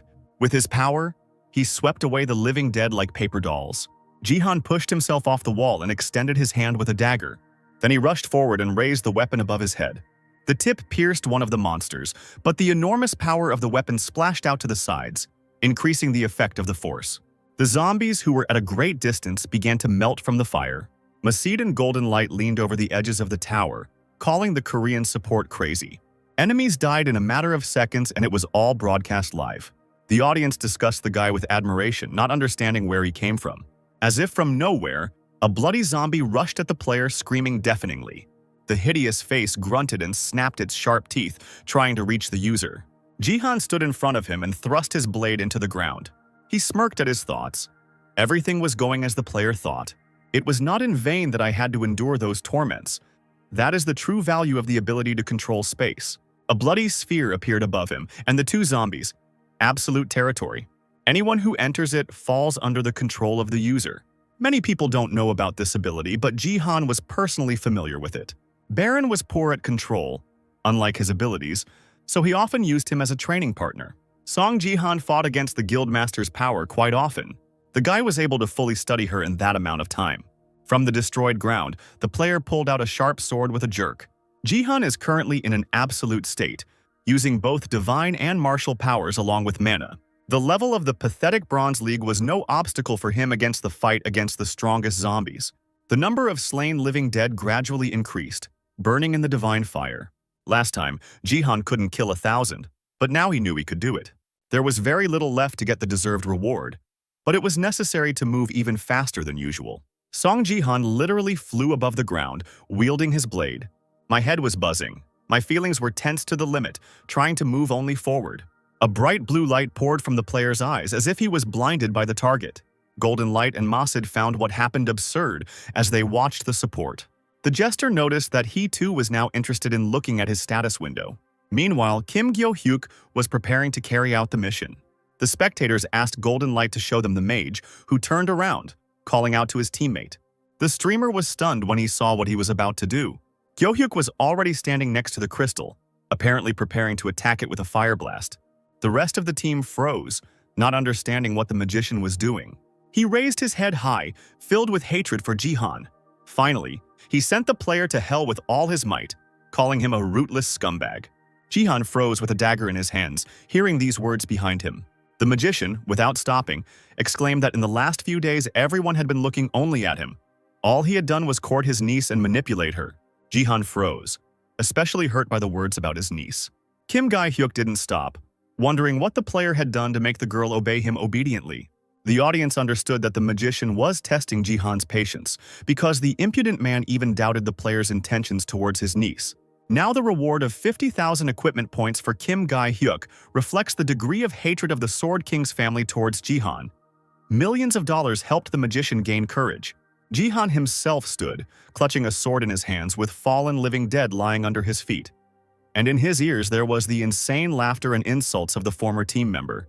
He breathed deeply, trying to calm down, thinking that this bastard had acquired patrons, or that he was being forced to do so. This guy is a complete loser, hoping only that he will have time to do everything since Jihan is far away. The player was not affected by the insults directed at him. Kim Gyo-hyuk continued to shower him with accusations of ambition, and how his uncle was grooming and manipulating his niece. Then the same dirty hints followed again, asking what Jihan had done that they obeyed him so obediently. Rage flared in the guy's eyes, and the veins on his neck stood out from the tension. The magician had no right to say anything about Sia. After returning in time, the player could not help but remember what he tried to forget. Like his worst nightmare, he was haunted by Sia's death, her lifeless body hanging like a rag doll in his uncle's arms. Jihan choked on his own tears, which continued to flow, soaking into his shirt, already stained with his niece's blood. To hide the scars left by the attack of the Sword King's family, she had to bandage her face, but her body lost the warmth of life forever. He allowed this to happen and could do nothing more. All he could do was wish for himself to die and scream at the top of his lungs so as not to go completely crazy. And that is why now, standing on the deceased zombies filling with divine fire, Jihan swore that such a thing would never happen again, that he would protect her from everyone and everything. At the moment of gaining power, the player realized something while trying to unite the three Dantians. He could use nameless divine arts, and the gentle blue color of the power would change to a bloody hue. Until he had 30 points of combat strength, it would only be an imitation. But the guy clearly felt them at the moment of the fusion of the three Danyates, languishing in pain, scratching his chest and wanting to pass out as soon as possible. Jihan is familiar with the feeling of mastering the nameless divine arts. Several agonizing seconds passed as the player collected his thoughts, fully concentrating on his own sensations. Noticing the delay, the living dead, with disgusting screams, attacked him from behind, stretching out their half-rotten hands. At that moment, gathering all his strength, Jihan felt how everything around him was transformed. Electricity pierced his body from head to toe, as if it had been born in the man in order to rush far upward. Sand turned into lightning when he used the Heaven's Break technique. Otherwise, the lightning step of the shimmering sky, and this did not go unnoticed by those around. The Sword King's family immediately sent 100 points to Gyo-hyuk, urging him to quickly break the crystal, since Jihan was already rushing to the player. As soon as the fireball appeared on the magician's palm and he felt relief from the curse towards Jihan, the player was immediately called out. Recognizing the voice of the golden light, without even turning around, Gyo-hyuk threw a fire sphere towards him, knocking him down. Flashes of fire glowed red on the magician's palm, and in an emotionless voice he ordered them not to interfere, otherwise he would burn the enemy to ashes. Numerous symbols appeared in the dark sky. Waving his staff, on the base of which precious stones were ringing, the magician crossed his arms, filling the fireball with power. He decided to finish off the crystal. A crazy grin appeared on his handsome face. The player believed in his own strength and the support of the Sword King's family. With another wave of his hands, Gyo-hyuk threw the flaming sphere towards the crystal, and a string of flames immediately followed it. But the sphere was not destined to reach its target. A few seconds later, a ball from the legendary Argentine player crashed into it. In the silence that followed, the ball, covered in black soot, bounced back, leaving traces behind it.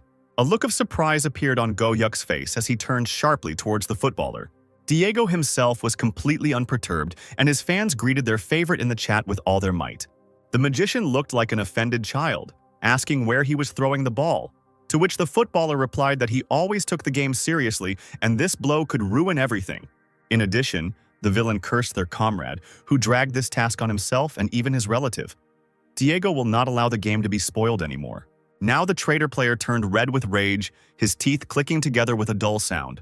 He cursed filthily at the football player, completely not noticing the one who appeared behind him in divine flame. The golden light shone with delight. Clutching the sword in his hands, Diego stood next to him. Seeing these glances, Go-hyuk immediately became quiet and slowly turned around, because he felt the stinging traces of lightning on himself. Jihan's face was so dark that nothing could be seen on it. He slowly assumed that the magician had something to tell him, and at that moment his pupils turned red. This did not bode well for his interlocutor. Go-hyuk shuddered and was horrified. He trembled all over and almost ran back, because his own body subconsciously screamed about danger. The player looked at Jihan as if he were a deity and asked himself what he should do now. Biting his lip, he realized that he had already lost, so he could finally allow himself to speak out about Jihan. But things didn't go according to plan.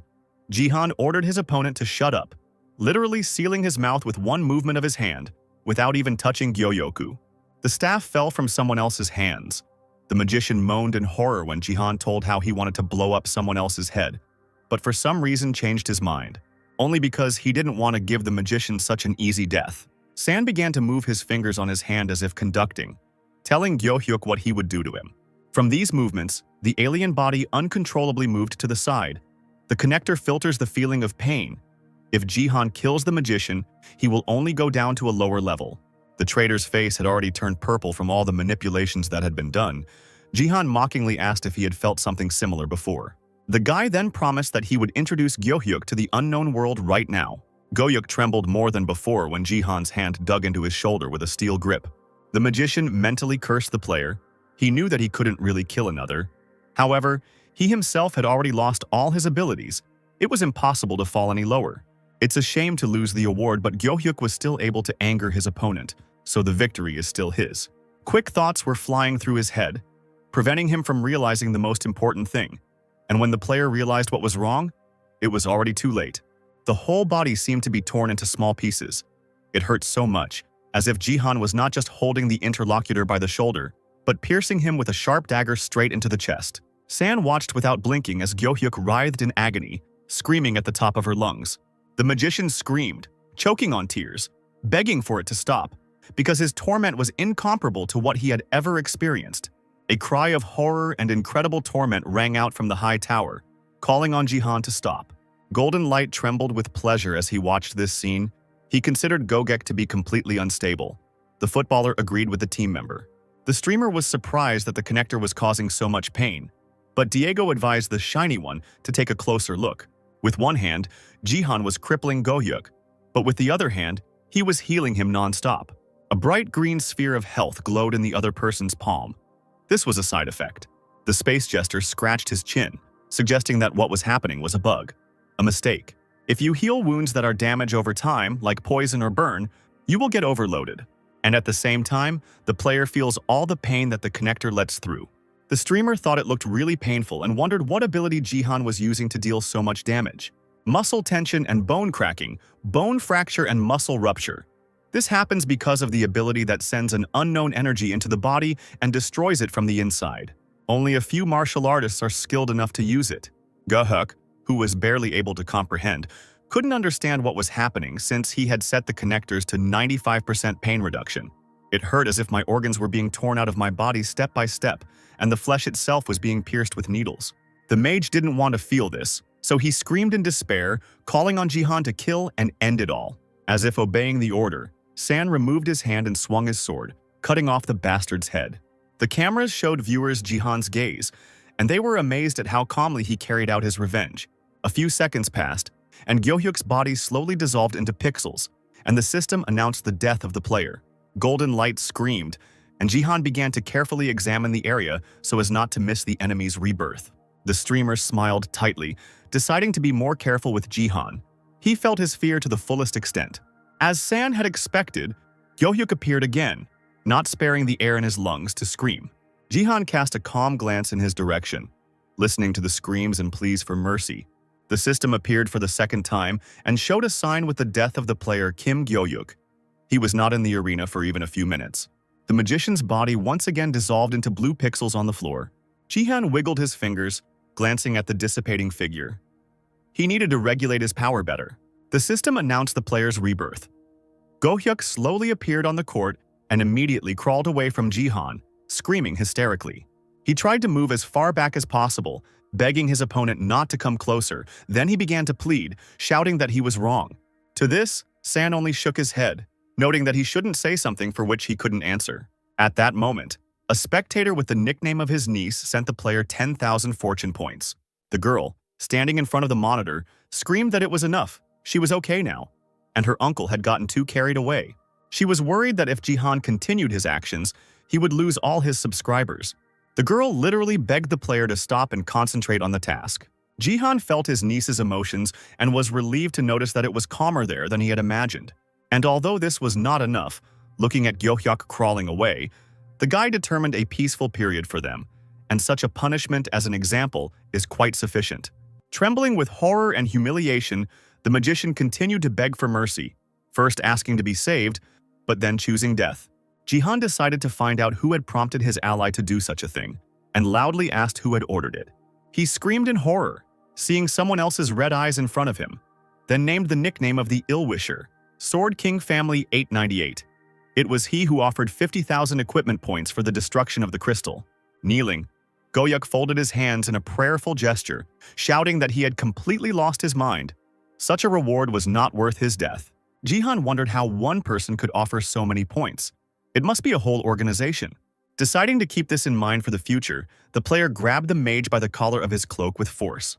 Holding his opponent in the air with one hand, Jihan muttered that he should thank Sia for saving him. Gyohyuk had tears in his eyes, swallowed hard and nodded his head vigorously. A few seconds later, the player had already set off on a long flight, but was completely happy. The echo of his gratitude to the girl carried far beyond the tower. A streamer and a football player cast their sympathy votes for Jihan when the system announced the death and exclusion of Kim Gyohyuk from the game. While viewers cheered in the comments, Sun dusted off his hands thinking about the zombie massacre. He hissed irritably. If it weren't for the interference from the outside, the player would have finished the task long ago. Jihan dealt with the evil spirits quite successfully, cutting them down left and right, and now out of 1,000 living dead, 921 were killed. The guy called up a status window and started quickly looking through something on it, then decided that he could quickly finish off the remaining 80. But suddenly, an unread notification on the window surprised him and caught his attention. As it turned out, the related quest Origin of the Zombies was already listed as completed.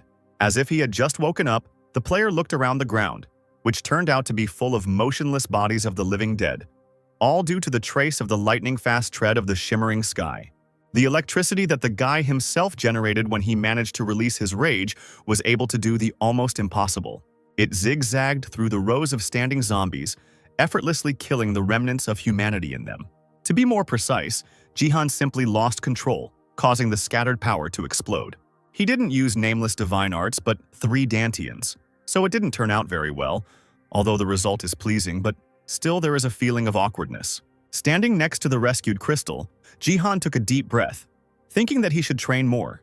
The guy was distracted from his heavy thoughts by someone's voice calling him by name. The golden light jumped around the player like a little dog, asking if he would go down and if he could come with him. However, San did not pay attention to him, but immediately approached Mr. Masid. With one hand he shook the outstretched palm. With the other he held the ball tightly under his arm, accepting gratitude from Jihan. He did what he had to.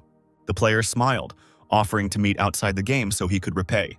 As soon as Jihan started talking about wanting to discuss something with Diego, he felt the floor trembling under his feet. The ground around the tower began to crack, creating huge furrows. An earthquake had never happened in the middle of a mission before. The space jester screamed in fear that he sensed an explosion and didn't know what to do. Jihan heard shouts from the side, calling for him to look the other way. Commentators also wondered what was happening to this place, and it became especially alarming when something began to rise from under the ground. San froze in shock and a semblance of panic began to splash in his eyes. A few seconds passed, and what seemed to be a growing mountain turned out to be the hand of a giant who was awakening. A huge palm emerged from under the ground, scattering living dead people around. And right in the middle of it, a human mouth of the same size grinned. It opened up and screamed disgustingly, raising a real hurricane in the air. The golden light squealed when it saw the oddity. Diego only groaned in disappointment, calling the hand disgusting. Having fallen silent, the mouth bared in a creepy grin. The remaining zombies perked up, sensing an ally in the unexpected guest. Jihan didn't know what to do in such a situation. He could only look helplessly at the giant. The player gritted his teeth. The appearance of such a monster had angered him considerably and interfered with his plans. The zombies that tried to get close to the hand immediately felt its evil intentions. Jihan, watching the monster, grimaced, feeling disgusted by what he saw. This thing, whatever it was, simply devoured the living dead, scooping them up into its palm like food. The huge mouth smacked as it chewed on dozens of bodies, the sound of crunching bones echoing throughout the valley. Having dealt with the next batch, the palm straightened above the ground and the mouth opened wide. Something that the mouth couldn't handle slowly slid from the middle of the tongue onto the tip of the tongue. A large lump of zombie remains. Having fallen to the ground, he began to move, as if a new monster was being born right from him, only vaguely resembling a human. Golden Light was puzzled as to why this monster appeared on the Bronze League map when it should only be in gold and above. Jihan swallowed hard once again, because before them appeared an evil monster created from pieces of different bodies, a corpse golem. These creatures slowly rose above the ground, slime slowly dripping from their heavy bodies. The streamer was right. They had no place in the Bronze League. San immediately called up the status window to find out the reason for the zombies' appearance. Was it because of a related task? The system explained that the goal of this task was to defeat the corpse golem without the help of the crystal, which the guy didn't quite understand. He was slightly surprised by the new notification. It said that the player had cleared the map 10 towers. Next, the system gave Jihan a bonus task: stop the corpse golem. Other teams from different parts of the tower looked at the sign in bewilderment. They also did not understand his presence in the Bronze League. The game required stopping a corpse golem created by the follower of destruction, Black Hand. There were more and more of these incredibly strong living dead, because the mouth continued to eat the zombies. The system, as if mockingly, suggested using the blessing of the crystal so that it would be possible to reduce the difference in strength. Looking at the horde of newborn corpse golems, the streamer groaned. How can they complete this task if even the Golden League players can barely cope? Jihan closed his eyes in dismay and shook his head. The game can't wait for the teams to cope. Suddenly, something dawned on the guy. He thought that otherwise they would not have been able to offer a reward of 10,000 achievement points and a crystal fragment to boot. So the gift was rare, which means it was at least an epic rank quest. Diego started training with the ball, and Golden Ray sighed heavily, moaning that since the task was a bonus, they should give it their all. He suggested that Jigen be the first to receive the blessing, and he was already pulling his blade out of the stone surface of the earth. Both teammates looked at their leader in surprise when he replied that he would not need a blessing. Taking a step forward, lightning bolts shot out from under the player's boot, a trace of shimmering sky's lightning-fast gate. They sparkled as Jihan moved towards the corpse golem.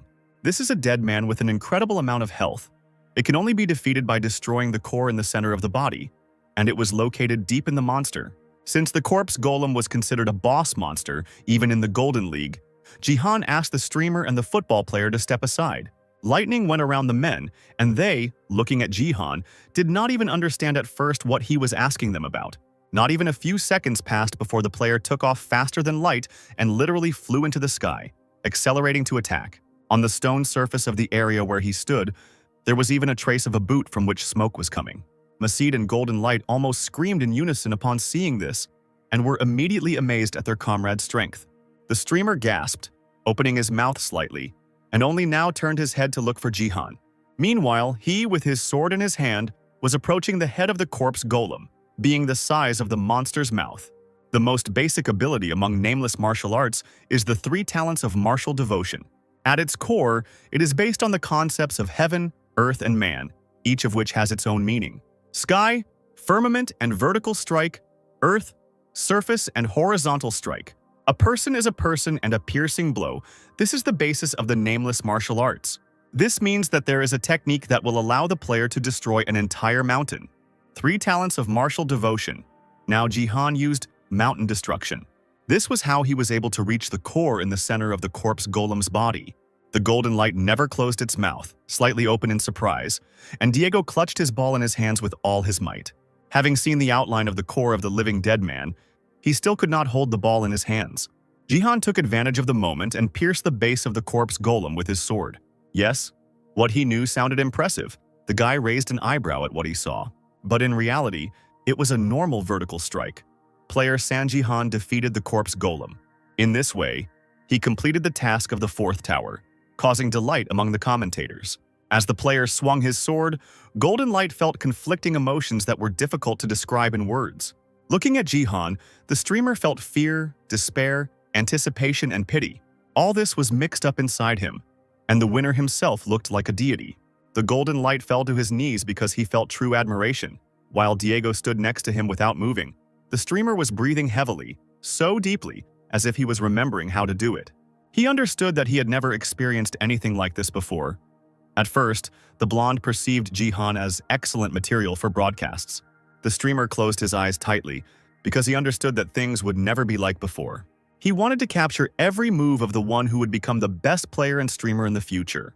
Opening his eyes abruptly, Golden Light raised his head and resolutely clenched his fists. He has to film this player to capture how Jihan became a true legend.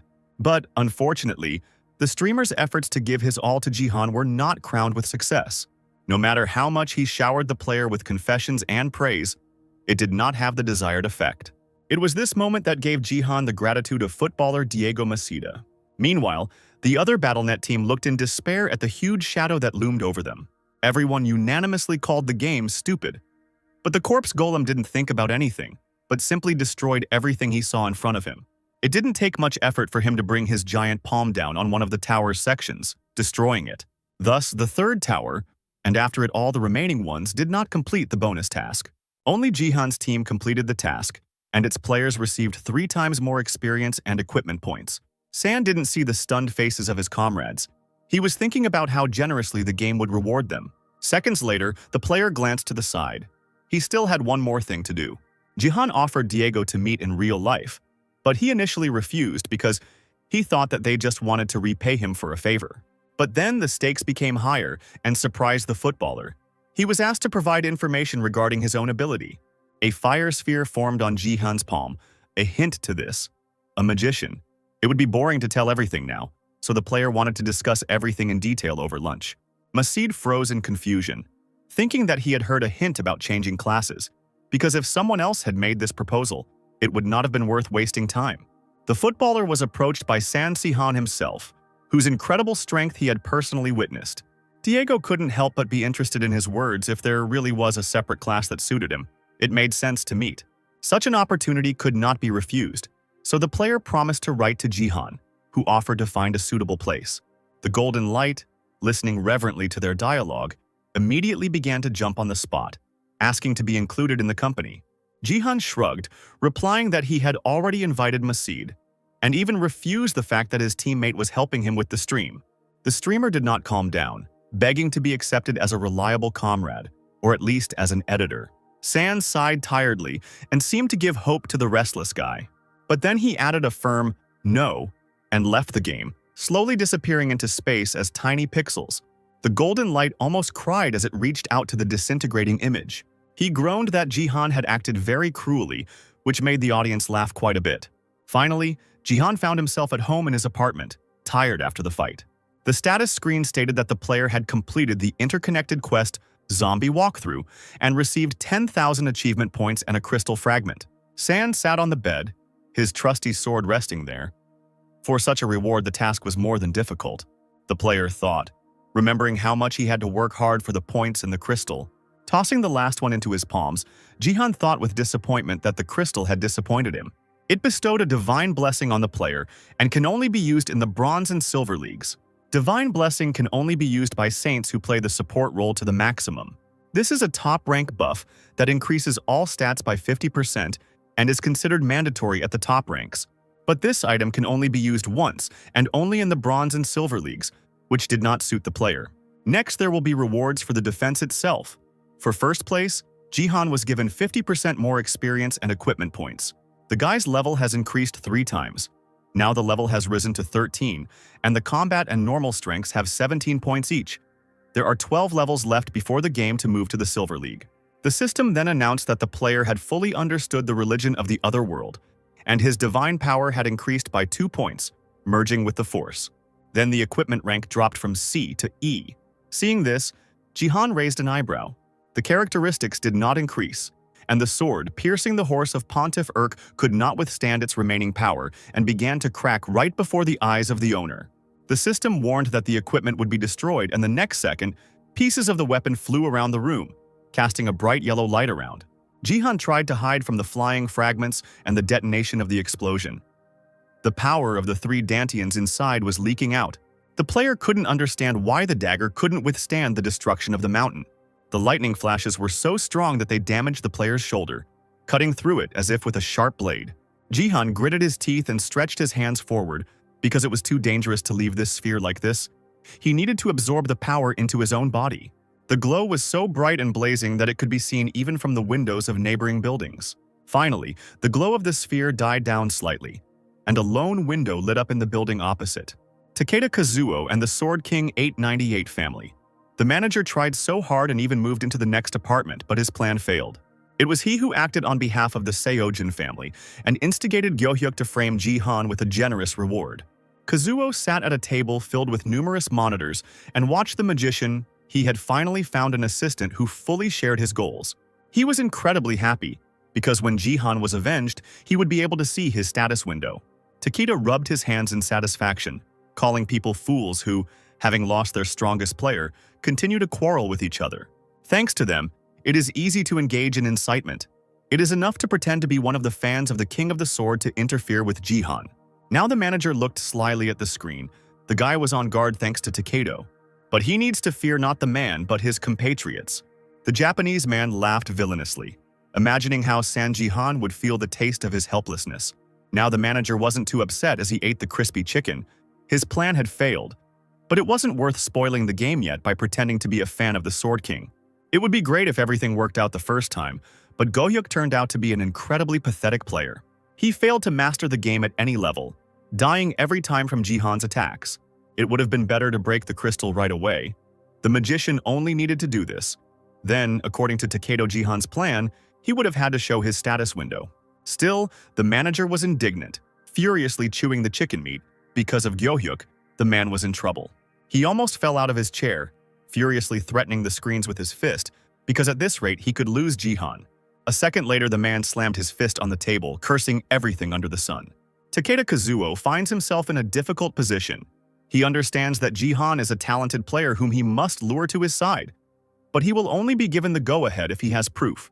The bosses are considering firing the man because he cites his intuition as the reason, which is why Takeda needs Jihan's status window, direct evidence of the player's value and potential. The manager had little time. He had enough of these amateurish strategies. Jihan doesn't have long to wait until a professional takes him on. Kazuo will get his window and permission to present all the evidence to Seijin.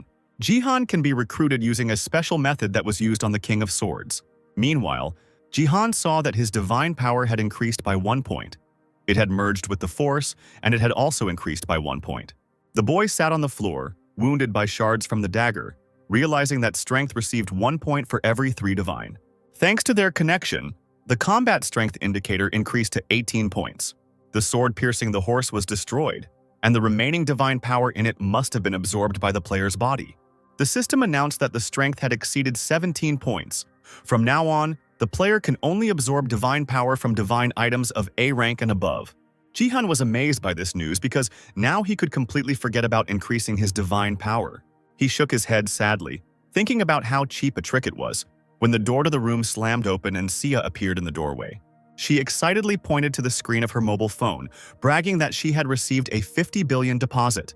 Jihan looked there with interest, while the niece herself breathed out in confusion when she saw the state her uncle was in.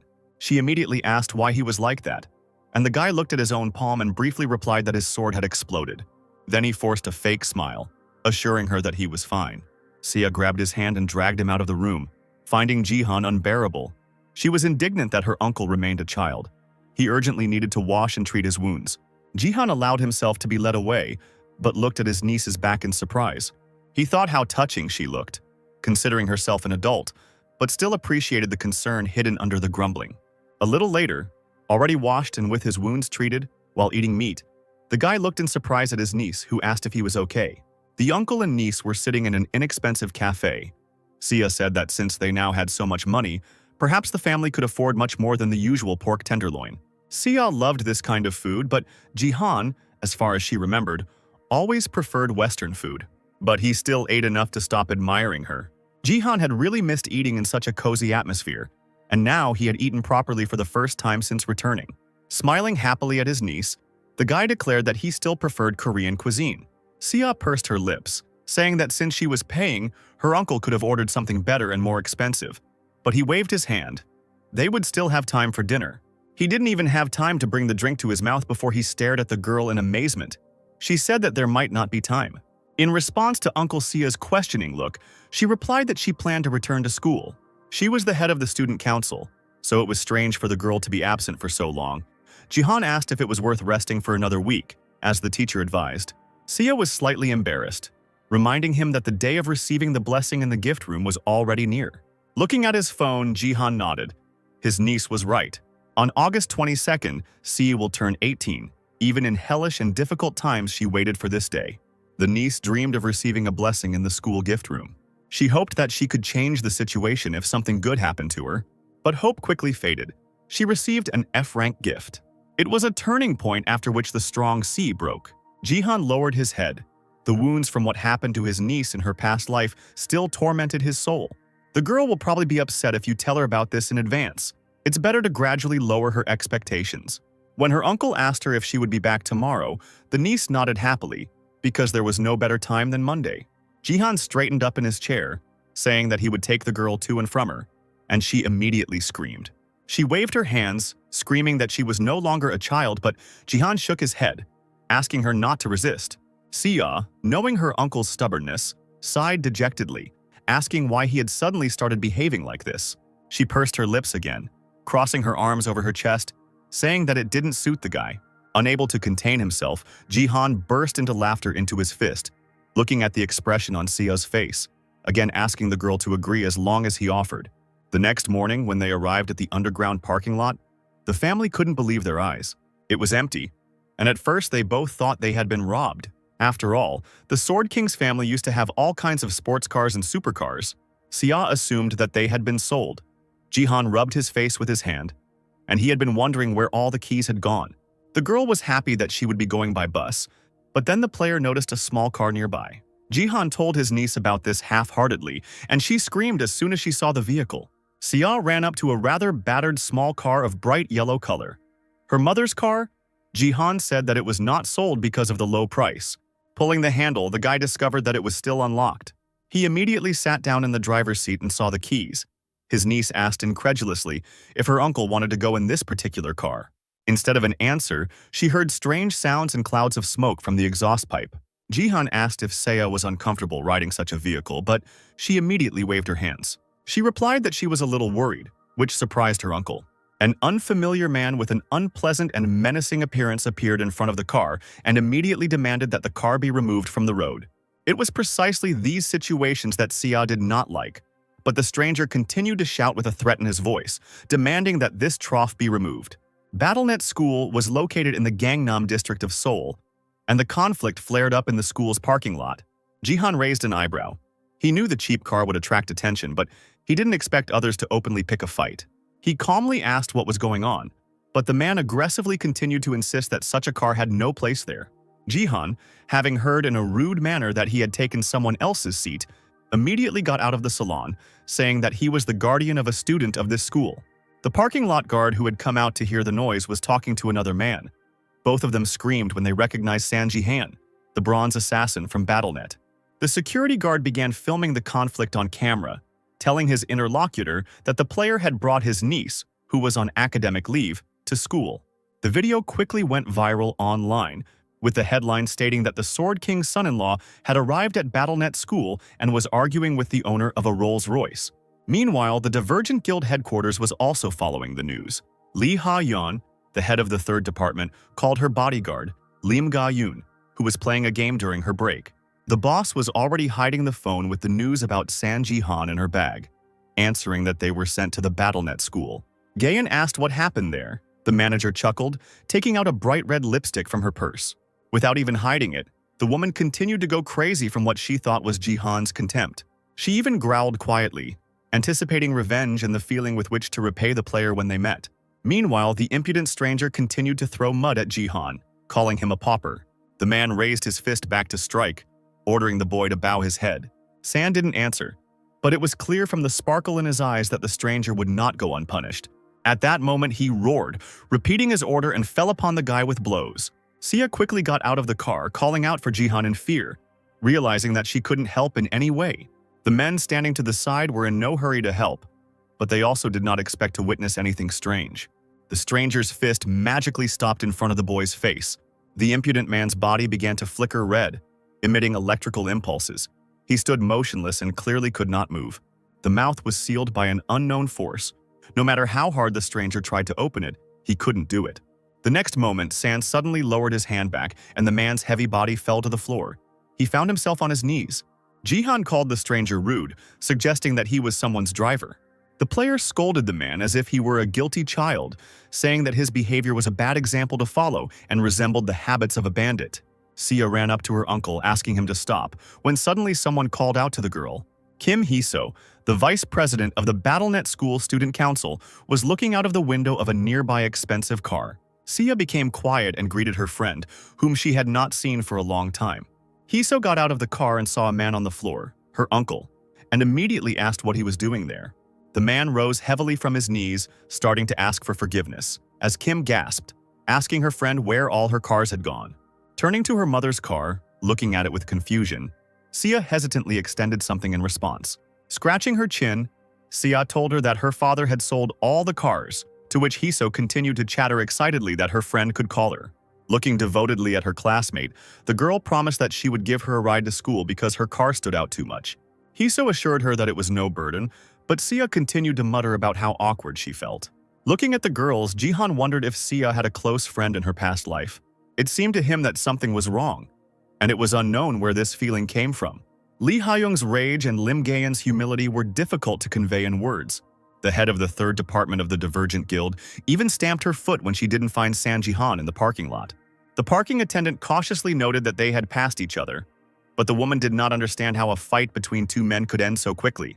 Hayoung began to bite her thumbnail, worried that foreign agents would come for the player. At that moment, her hand was gently covered by someone else's palm, and a low female voice softly asked her to stop. Gayan reminded the lady of her own words. Biting your nails doesn't help matters, so she stopped the manager. Hayoung looked up at the bodyguard, catching herself thinking that such actions could make her fall in love. Then, shaking her head, she turned sharply, walking towards the car. Gayan asked after her what she was going to do. The woman summoned the system window, where the stream with Jihan was being broadcast. She joined the broadcast, slyly revealing that she now intended to stalk him. San Jihan was called a predictor of victories, and he really was one. Watching the guy in the office suit defeat another warrior, the audience had no doubt that he would take first place. The next person to be hit by the player's foot was a man dressed in armor. From such an attack, he, with a muffled cry, flew far back along the entire perimeter of the arena. Jihan used the nameless divine arts, the gate technique. Lightning gate of the shimmering sky. Now the rest of the participants had no choice but to be attacked by the guy's energy. Having stopped, Jihan straightened up. Rare discharges hovered around his body, and behind his back the players groaned in defeat. San clenched his fist, thinking that he had done a good job. Concentrating on sensations really helps to adapt faster. The guy glanced to the side and flexed his fists, deciding that he could deal with a couple more. There were warriors there who had encountered Jihan before and recognized him. This player defeated the Golden League Corpse Golem in one hit, and now, standing in front of the Bronze League players, he was instilling in them a great deal of fear. Moreover, the guy was not someone who could be easily defeated. He was like a natural disaster that could not be prepared for. The system announced the end of the game, and Jihan left the battlefield arena. San slowly transformed into reality.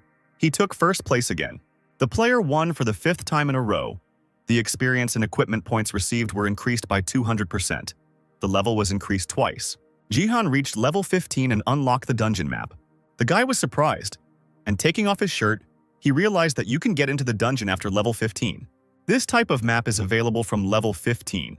Here, unlike other maps where you just need to fight, there are different conditions. The player is required to avoid traps, navigate mazes, and solve puzzles. Even in BattleNet, it is recommended to cooperate with other players because in the location it is very important to work as a team. But Jihan understood that many did not like him. If he enters the dungeon with someone who plans to take revenge on him, it will be difficult. As he descended the elevator from the roof to the floor, Jihan shook his head because such allies would start to become annoying when he decided to leave. It will be difficult, but it is worth being patient. Soon he will reach the Silver League. Then, as San dreamed, he would be able to create his own guild from the players he liked. 2 eggs were being deliciously fried in a large frying pan. Jihan was preparing food and asked Seiya to set the table at that time. When the dishes and cutlery appeared beautifully arranged on the table, the guy invited his niece to have breakfast. Finally, their small family gathered around the table to share a meal together. Seiya tried a piece and was surprised at how delicious Jihan's cooking was, but he brushed it off since he hadn't done anything wrong. He promised to show his niece what a truly good meal was next time. The uncle asked the girl if her friend had brought her home from school yesterday. Seiya shook her head. She didn't want to ride with Hiso anymore, but Jihan was surprised. The niece said that her friend reacted too sharply to everything, and she felt uncomfortable in such company. The classmate pestered Seiya the whole way with questions about her family, her situation, and tried to ask how she was feeling. Jihan frowned, calling Hiso a terrible girl. Seiya agreed with him. But she suddenly added that there was another reason. The girl smiled, saying that her mother's car was much better, even more comfortable and warmer. Jihan fell silent, staring at his niece in surprise. The next moment his gaze warmed and a smile appeared on his face. He felt the same way. It was then decided to take Seiya to the school by car, and they were immediately noticed by a large crowd at the BattleNet school. Jihan sighed, asking Seiya who all these people were, and the girl replied that they attracted attention yesterday. Jihan drove slowly to the parking lot. A crowd of pursuers rushed after him, but the guards did not let strangers in without passes. The guy exhaled heavily, thinking out loud that he needed to either change the car quickly or come up with something else. Seiya immediately drew his attention to the women standing at a distance. Lee Ha-young, hearing the roar of the engine, turned around and looked languidly at the arrivals. Jihan got out of the car, looking at the guests in bewilderment, wondering why they had such serious faces. The player said that it was strange to see them here. Ha-young came closer, saying that she came early to wait for her family. The head of the 3rd department of the Divergent Guild reminded that the guy never called her back. Seiya waved her hands. She will not interfere anymore. With her arms crossed over her chest, Ha-young walked closer and leaned towards the boy, asking him to pay attention to her right now. A crowd of reporters and partners watched the conversation between Ha-young and Jihan, wanting to break through to such a successful player themselves. Jihan asked if the woman was okay with such attention, but she calmly replied that she was used to it. When the guy remarked that she was comfortable in such an environment, the lady replied that she herself had studied at this school. She added that she couldn't get used to Jihan's reaction, and he apologized for not calling. Ha-young sighed and shook her head, saying that this kind of attitude was new to her. Jihan was the first man who made a woman run after him. Straightening up, she reached out her hand to the bodyguard standing behind her. There was a paper on the table that marked the transition to the platinum level. The crowd roared as Ha-young offered a platinum-level contract to a bronze leaguer. Jihan remained silent. He did not expect that this person would offer so much. Lee Ha-young suddenly stood up from her seat and leaned over the table, whispering that it was only thanks to her that such a contract could be obtained. She smiled, hoping for the guy's understanding because the contract reflected her feelings. Lim Ga-yoon persistently pretended to be somewhere far away, looking away. Realizing that they would get nothing here and that the woman had planned all of this, the crowd began to disperse in disappointment. Jihan calmly looked at Ha-young's beautiful face, surprised by the woman's cunning. He sniffed the air and was stunned, sensing something familiar. The smell? The guy felt the same perfume that Zero wore in their past life. Ha-young couldn't understand what was going on in Jihan's mind and how he managed to stay calm.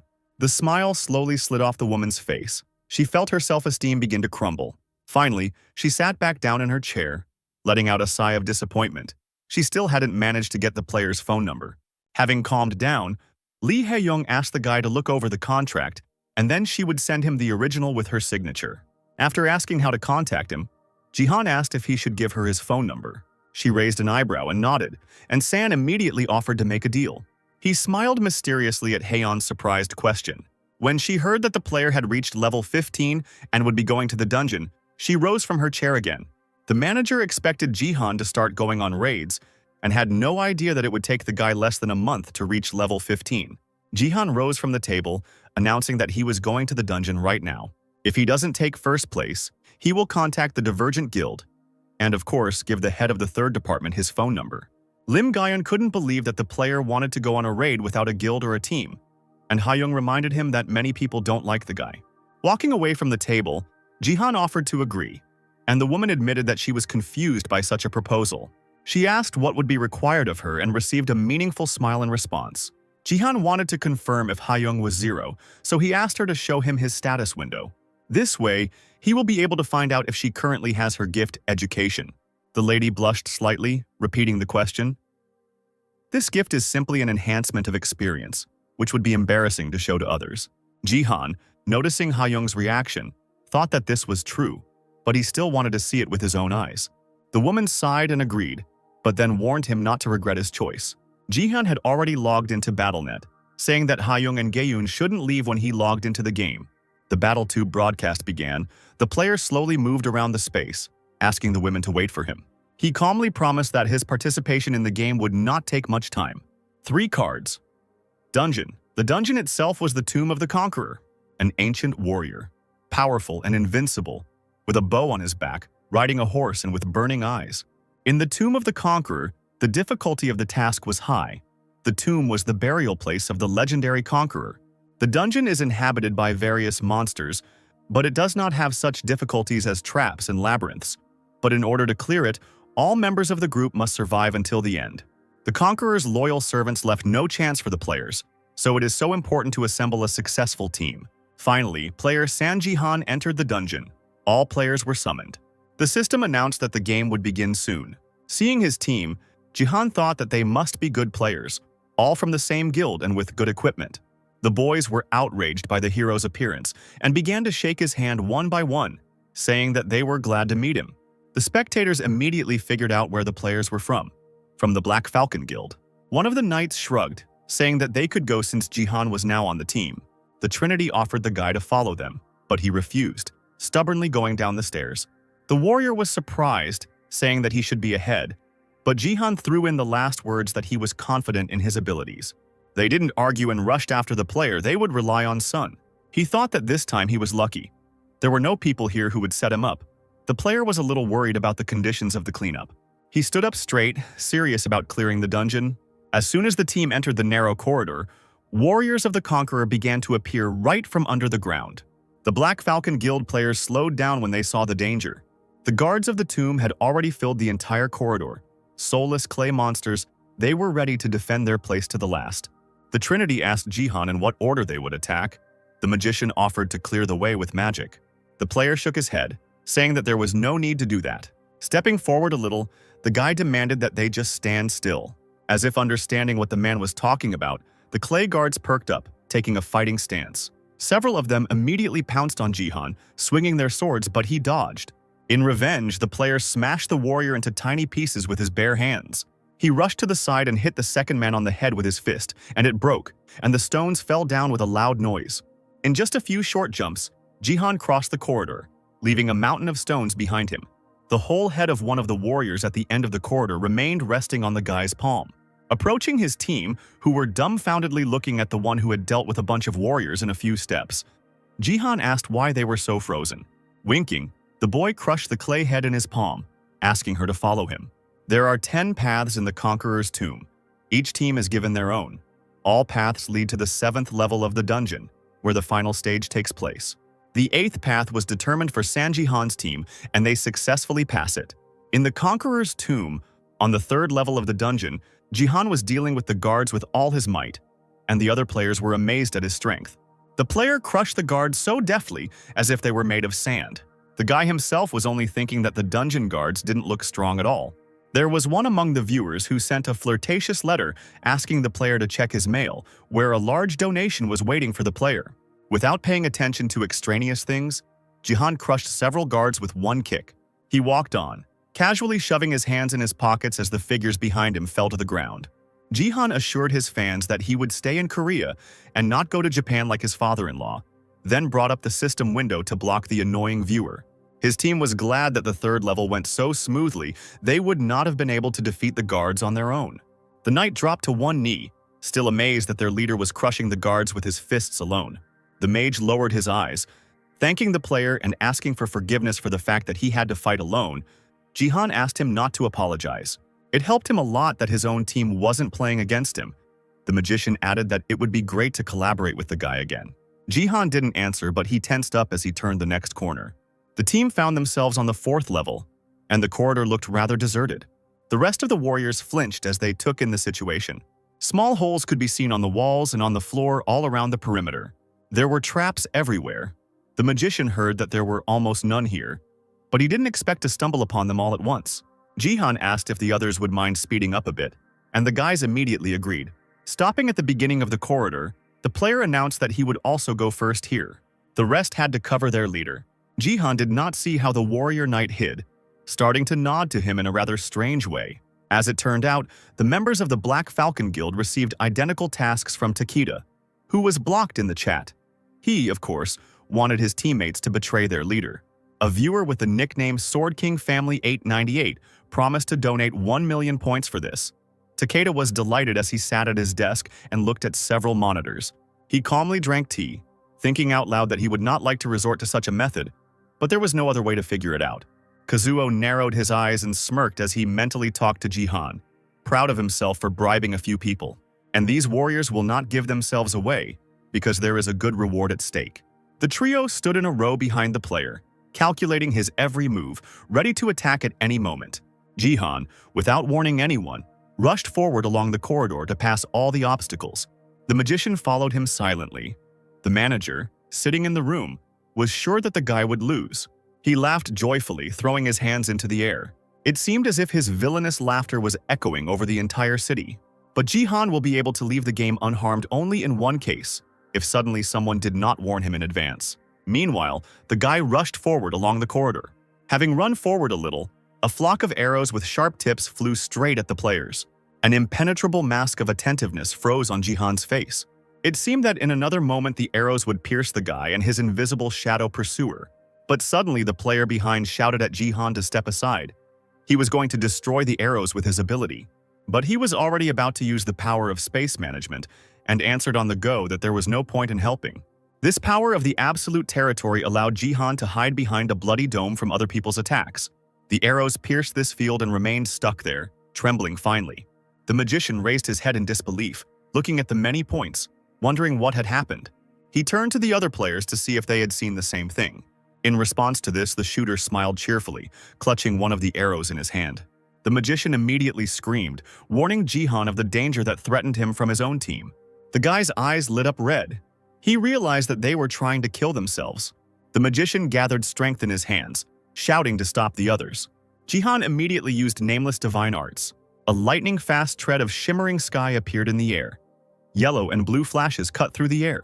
At that moment, a strong blow flew into the shooter's face, tearing his glasses off his face. Jihan, waving his fists, burst into the space of his teammates. The knight shook his broken arm and whined pitifully from the pain.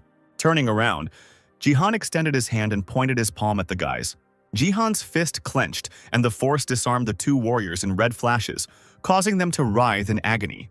A magician ran up to the player, asking if he was okay and if the game was over. The shooter and the knight were talking angrily to each other. They were all given the task of suicide. The magician asked in surprise why they were arguing.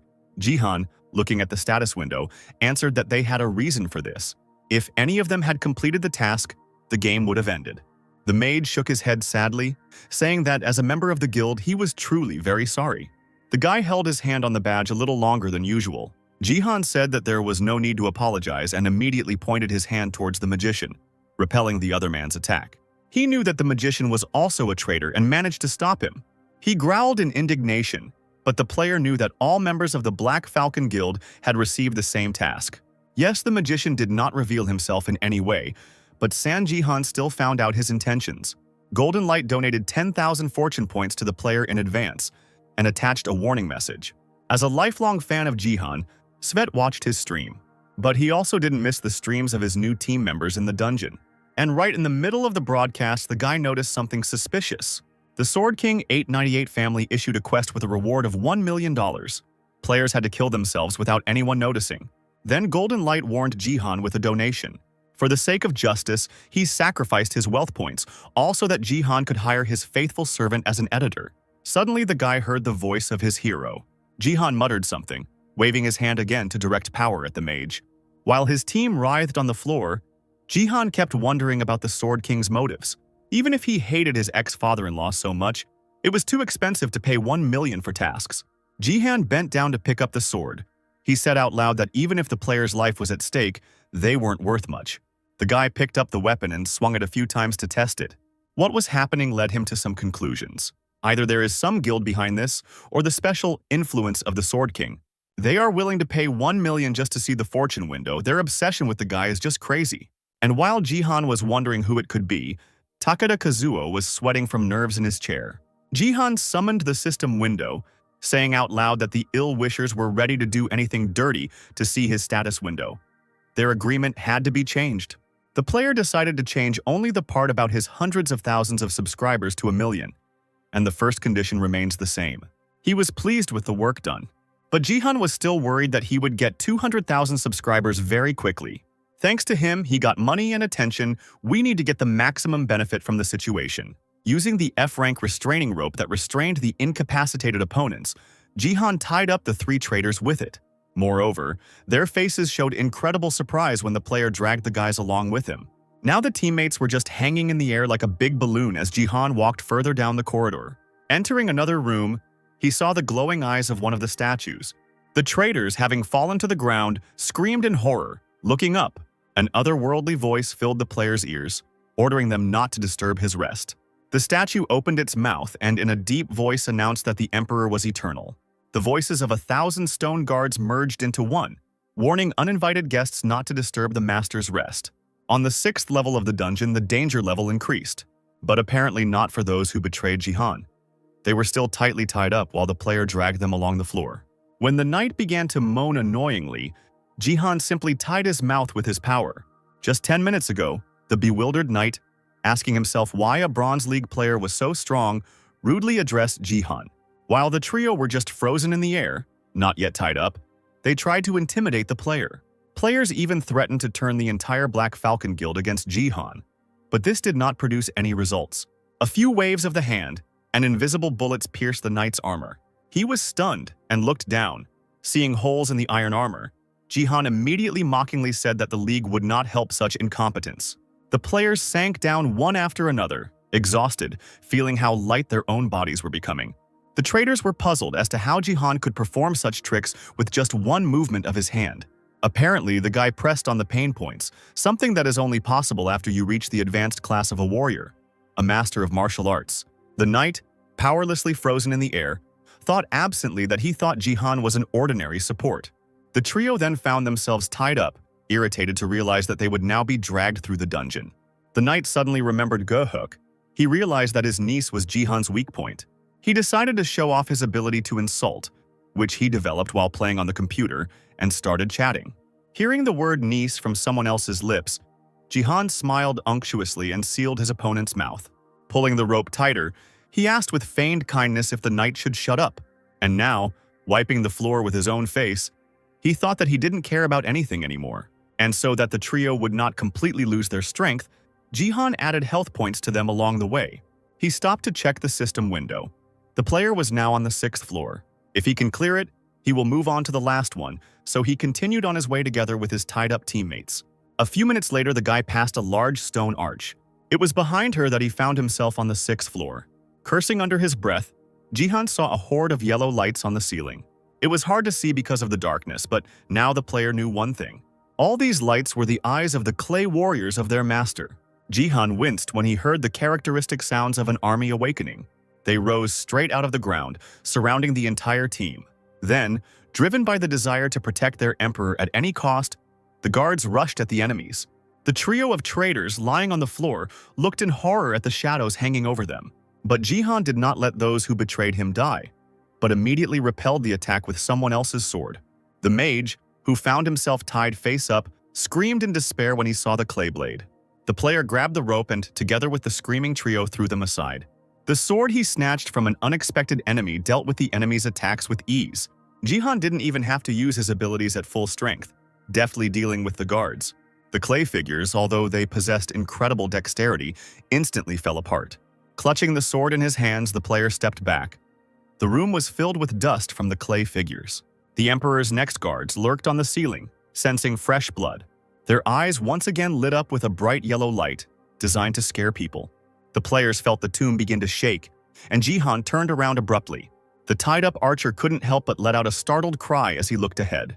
The clay monsters continued, like a prayer, to call for His Majesty's rest not to be disturbed. The Emperor is eternal. Do not disturb his rest. The figures approached the players from all sides. The guards' eyes continued to glow. Perhaps they were in berserker mode. A system table with a limited task appeared in front of Jihan. He had to destroy all the guards. The reward was 1,000 achievement points. The player thought that he hadn't been given any tasks for a long time, so he smiled and immediately covered the tied-up trio with his shield. The shooter squealed in fear when Jihan suddenly decided to attack the self-created defense with a sword. The players yelled indignantly that the team leader was illogical. Why would he pin them under the shield and then hit them like that? Jihan pursued his own goal. The shield was stronger if a force field was placed on top. Now he didn't have to constantly protect these players. Then the guy extended the absolute territory ability over the entire room with one hand. No matter how many times he used it, he was constantly surprised at how effective it was. Then the movements of everyone in it slowed down. The guy could overpower enemies with one movement of his fist. After such a spiritual attack, the clay figures began to crack and crumble. In this territory, one Jihan had true power. The guy thought that Baron should be ashamed because he used this ability only to strengthen his mana. Shaking his head, the player decided that enough of this fooling around was enough and tightened his grip on the borrowed blade. He was going to finish off the entire army of the Emperor's guards once and for all. The figures, as if led by someone, simultaneously rushed towards Jihan. The next moment they found themselves scattered across different parts of the tomb by a lightning whirlwind. Jihan grinned, freezing for a moment, waiting for all the fragments to fall to the ground. The system announced that the task was completed. The Emperor woke up. He could not help but feel the change. The Conqueror's tomb can only be cleared if all party members are alive. The powerful figure greeted the thieves, saying that people come for gold, but in the end they themselves stay. He will give them what they want. And now you will need to fulfill the condition for passing the last floor. The game required all players to bow respectfully to the Emperor. Jihan looked forward at the opened doors, looking there carefully.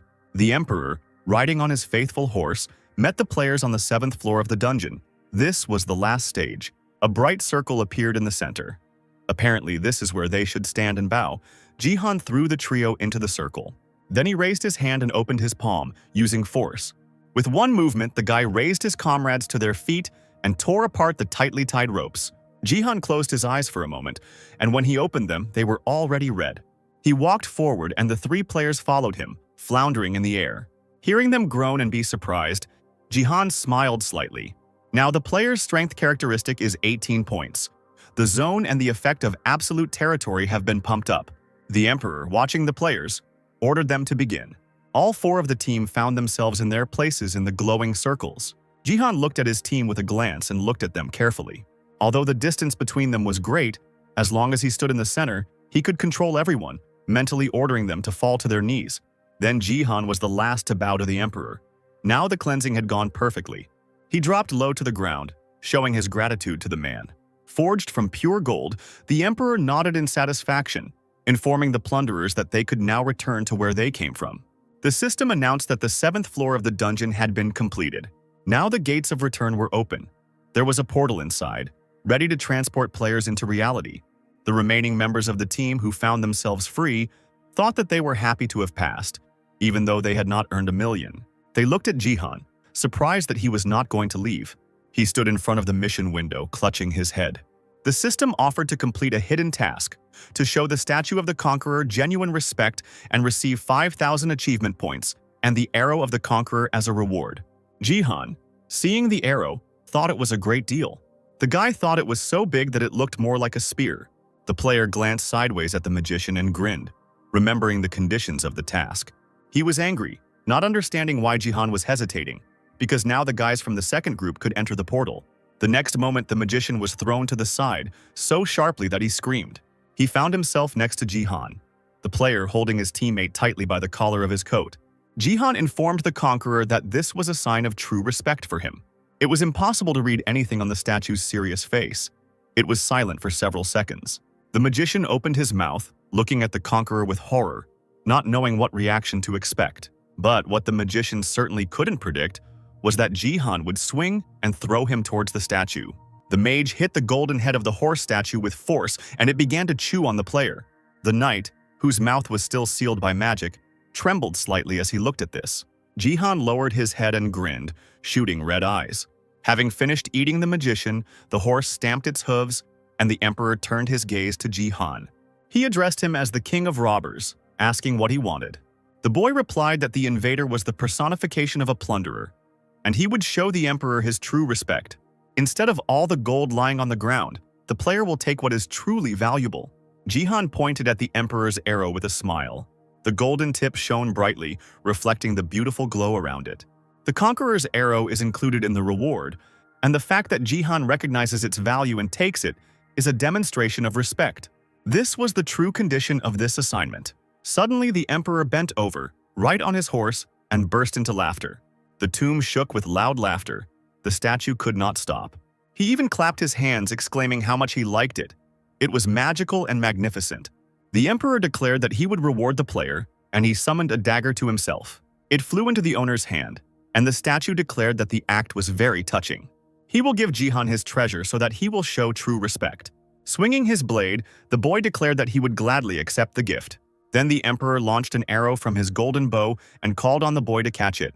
He smiled widely, because this was no ordinary arrow. It was the arrow of the phoenix. The statue was engulfed in something resembling golden fire, and the horse immediately reared up. The shooter, one of Jihan's teammates, suddenly felt like he couldn't breathe. He realized that he was literally burning alive, just like the knight on the side. Jihan was also burning in the fire, but he held on steadfastly, not showing pain. Looking sideways, he saw how quickly the health bar of the rest of the team was falling. It doesn't matter that they die. The problem is that when they do, their weapons will disappear along with them. Jihan, standing with someone else's blade in his hands, realized that he needed to prevent this. The large room of the tomb was filled with fire, as if hell itself had descended upon it. It was so hot that even the gold began to melt. The shooter fell to the ground. The system declared him dead. Jihan felt a fierce heat throughout his entire body. Even through his closed eyes, he saw the emperor's grin. Hot sweat was running down the player's face from the heat of the phoenix arrow. Jihan was holding on with all his might. He was not a good counter to this weapon. The statue's golden bow flashed in the semi-darkness, leaving only one option: to aim at it. Jihan was going to attack the emperor with his own bow before he decided to shoot. The story goes that long ago, a wise man appeared before a wandering boy who had lost his way. He stopped, tightening his grip on the straps of his bag. The sage extended his hand and pointed in a certain direction, saying that he would show the way. The long-bearded stranger said that this was the only direction in which the traveler should go. He turned around, looking at the road behind him, on which a barely noticeable white haze had appeared. From the battle devotion of the 3 talents, one unusual technique has reached people. It was called the Ultimate Advanced Super Speed Strike, and that was what Jihan decided to use now. Grinning evilly, confident that an ordinary man would never comprehend his plan, the emperor pulled back the bowstring. The heat coming from Phoenix grew stronger and stronger with each passing second. Jihan, however, lunged forward and actually used his super speed to reach the emperor. It didn't take more than a few seconds before the bow in the statue's hands was split in two by the tip of Jihan's sword. With the help of the Immortal Sage technique, the player managed to turn the tide of events. The Phoenix arrow, emitting fiery flashes and giving off heat, pierced the ground. The emperor no longer smiled, his hands frozen in the air, holding the broken bow. His eyes, glowing with a bright golden light, narrowed. He asked what the name of the robber was. Jihan gave his name with a grin. The emperor lowered his hands and sat up straight in the saddle, looking straight at the player. The arrow stuck in the ground began to move, driven by an alien force. The emperor called the guy a remarkable and noble warrior. He mentally ordered the bird artifact to take off and rush towards Jihan. He, without flinching, suddenly grabbed the spear with one hand, hearing that the emperor appreciated the respect shown to him. The statue of the conqueror decided to give up his phoenix arrow with all his usual gratitude. The emperor said that he looked forward to meeting them again in a more worthy battle in the future. Then Jihan suddenly thrust his sword into the ground. It pierced the surface and froze there firmly. The player replied that he would also wait, at which time the figure of the statue dispersed into the air as a hot fire. Jihan knew that there were plenty of battlefields on Battle.net, so they would see each other again. Then he grabbed his trophy tightly. Having checked the arrow for strength, the player smiled with satisfaction and barely noticeably, deftly pressing the weapon to himself. He then decided to cut off the feathers at the end to use this phoenix arrow as a spear. Meanwhile, viewers were discussing the stream. The camera couldn't even capture the improved super speed punch. Jihan shook his head with a smile. Of course. The path of the immortal dead is not just very fast. This technique strikes a specific point with a thin sword of chi, and strikes at literally the speed of light. Moreover, Jihan understood that he was beginning to have better control over the nameless divine arts. When first used, it was unstable and a lot of energy was wasted. But the more I used it, the more refined and stable it became. This is how Jihan will be able to demonstrate the basic forms of martial arts. The system announced that the conqueror had recognized the player, and he was released from the conditions of the 7th floor. Looking at the screen, Jihan asked himself if it was all over, then glanced sideways at his traitorous teammates. The knight looked terrible, almost at death's door. He looked with a shudder at his window of state. Trembling with fear, the knight quietly asked when the archer died and timidly looked at Jihan. He, having twirled the arrow above his head, decided that he could move on with a clean slate. The knight began to sob out loud like a small child as his leader threw up his hands. He said he was not so generous as to allow a man who had betrayed him to take first place. With unprecedented fury, the boy turned the arrow so that, using the feathers at the end, he could throw the traitor into the air. The yellow, glowing eyes went out. Then, having done what was necessary, Jihan grinned imperceptibly. The investors who had been waiting for the player at the school peered intently at their system screens, then exclaimed in unison when they saw that the game was over. Jihan slowly disappeared from the game space and appeared in the real world. The audience was amazed by the artifact in the player's hands. The highest level first. Casually putting one hand in his pocket, Jihan held the arrow with the other, looking at Lim Gayan and Lee Hayan standing to the side. Winking at the women, he asked if they had watched everything on stream. And again the player was first. Gayan pursed her lips, almost rolling her eyes, and Hayoung admitted that Jihan was amazing. Photographers and investors were watching them from a distance, so the guy immediately asked the head of the 3rd department of the guild to fulfill the agreement. He asked if the lady was retracting her words, but she hesitated, glancing sideways at the arrow behind the player's back. Gayan unconsciously reached for her sword, and Hayoung timidly asked Jihan to lower his spear while they were talking. It was incredibly frightening, possessing stunning power. The woman frowned, shook her head and rubbed her forehead vigorously. She even covered her face with her hand, muttering that the guy would regret this, just like she warned. Looking out the window of the state, Hayoung Jihan allowed himself a victorious smile. He knew what he would see. The woman had an auxiliary gift that helped other players become stronger. Nurture, which allowed the user to nurture a player. Hayoung exclaimed dejectedly that Jihan shouldn't tell anyone about this, while Gayan was worried about her mistress. The bodyguard knew better than anyone that Hayoung hated talking about him, because it was sad to spend all the money on a worthless gift. While sitting together in the car, Hayoung admitted that she was jealous of the good gifts the newcomers gave her this time. She spent all the money and prayed for days on end, and in the end, she received education. She grimaced and muttered that it was a complete waste of time to go to that damn academy. Hayoung always spoke badly of the academy and her gift when the opportunity presented itself. And of all places, it was the academy that gave her education.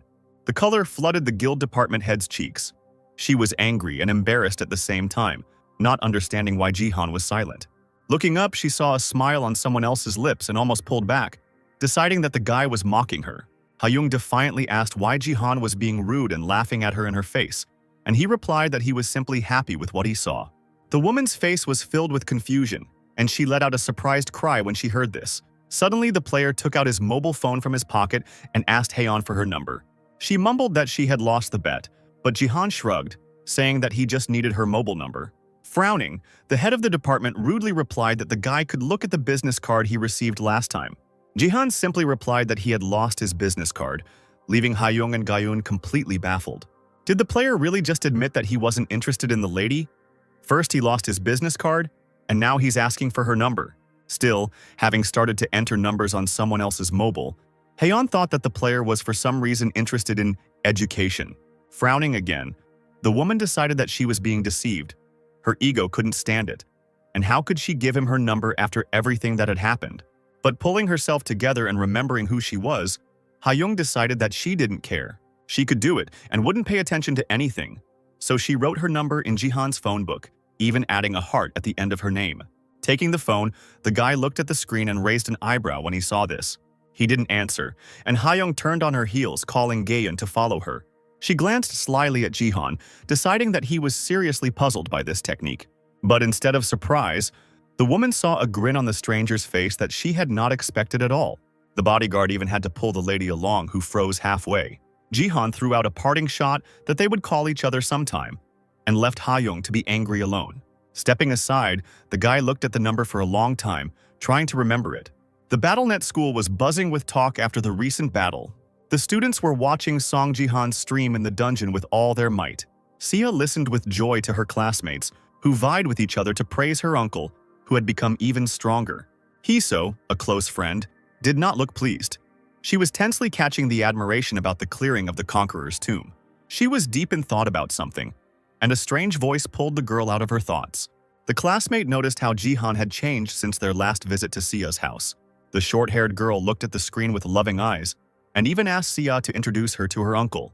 She sat with a blissful look and almost cried from happiness, thanking her uncle for becoming like this. Suddenly, someone asked her about a special day that was coming very soon. Hiso called the system screen, saying that soon the girl would be 18 and would officially become a player, because then adults could see their status window. The students of the academy are eagerly awaiting the day when training and various tasks will begin, and they will all be able to go to BattleNet. The gift room is the main reason for the academy's existence. It interests all the students. Classmates assumed that Sia would receive a gift of at least S rank. After all, her father was an SSS rank, something that the Seijin family was very proud of. The beautiful mother had an SS rank, and what's more, a saint class. There were even rumors that my uncle's gift was at least an S class. Sia waved her hands, saying that it had long been proven that gifts had nothing to do with kinship. Her classmates objected, since statistics say otherwise, and the girl lowered her eyes, hoping that something good would happen to her. Her birthday was approaching, a few days left, and lately Sia had been feeling uneasy. Someone else's palms lay on the girl's hands, clenched into fists from tension, gently stroking them. Hiso assured with a smile that she was confident in the best outcome of events, so that her friend should not worry. She added that Sia had better wait for the gift she had prepared for her, and the girl immediately became embarrassed. Hiso smiled back and shook her head, pressing something on the system screen. Adding that Sia should accept it, Hiso grinned slightly. Meanwhile, in the first training hall of the Japan's self-defense forces, a powerful player cut up all his opponents with 2 swords at once. The 2 observers spoke to each other in Japanese, asking if the Sword King had always been so strong, but as it turned out, it became clear after the staged round. The Sword King, Yun Seijin, has now become much stronger than he was before. The scientist monitoring the player's condition flipped through the documents, saying that Seijin's condition had improved. They were all eagerly awaiting the first performance of the renewed man. The international BattleNet competition, Korea versus Japan, was about to begin.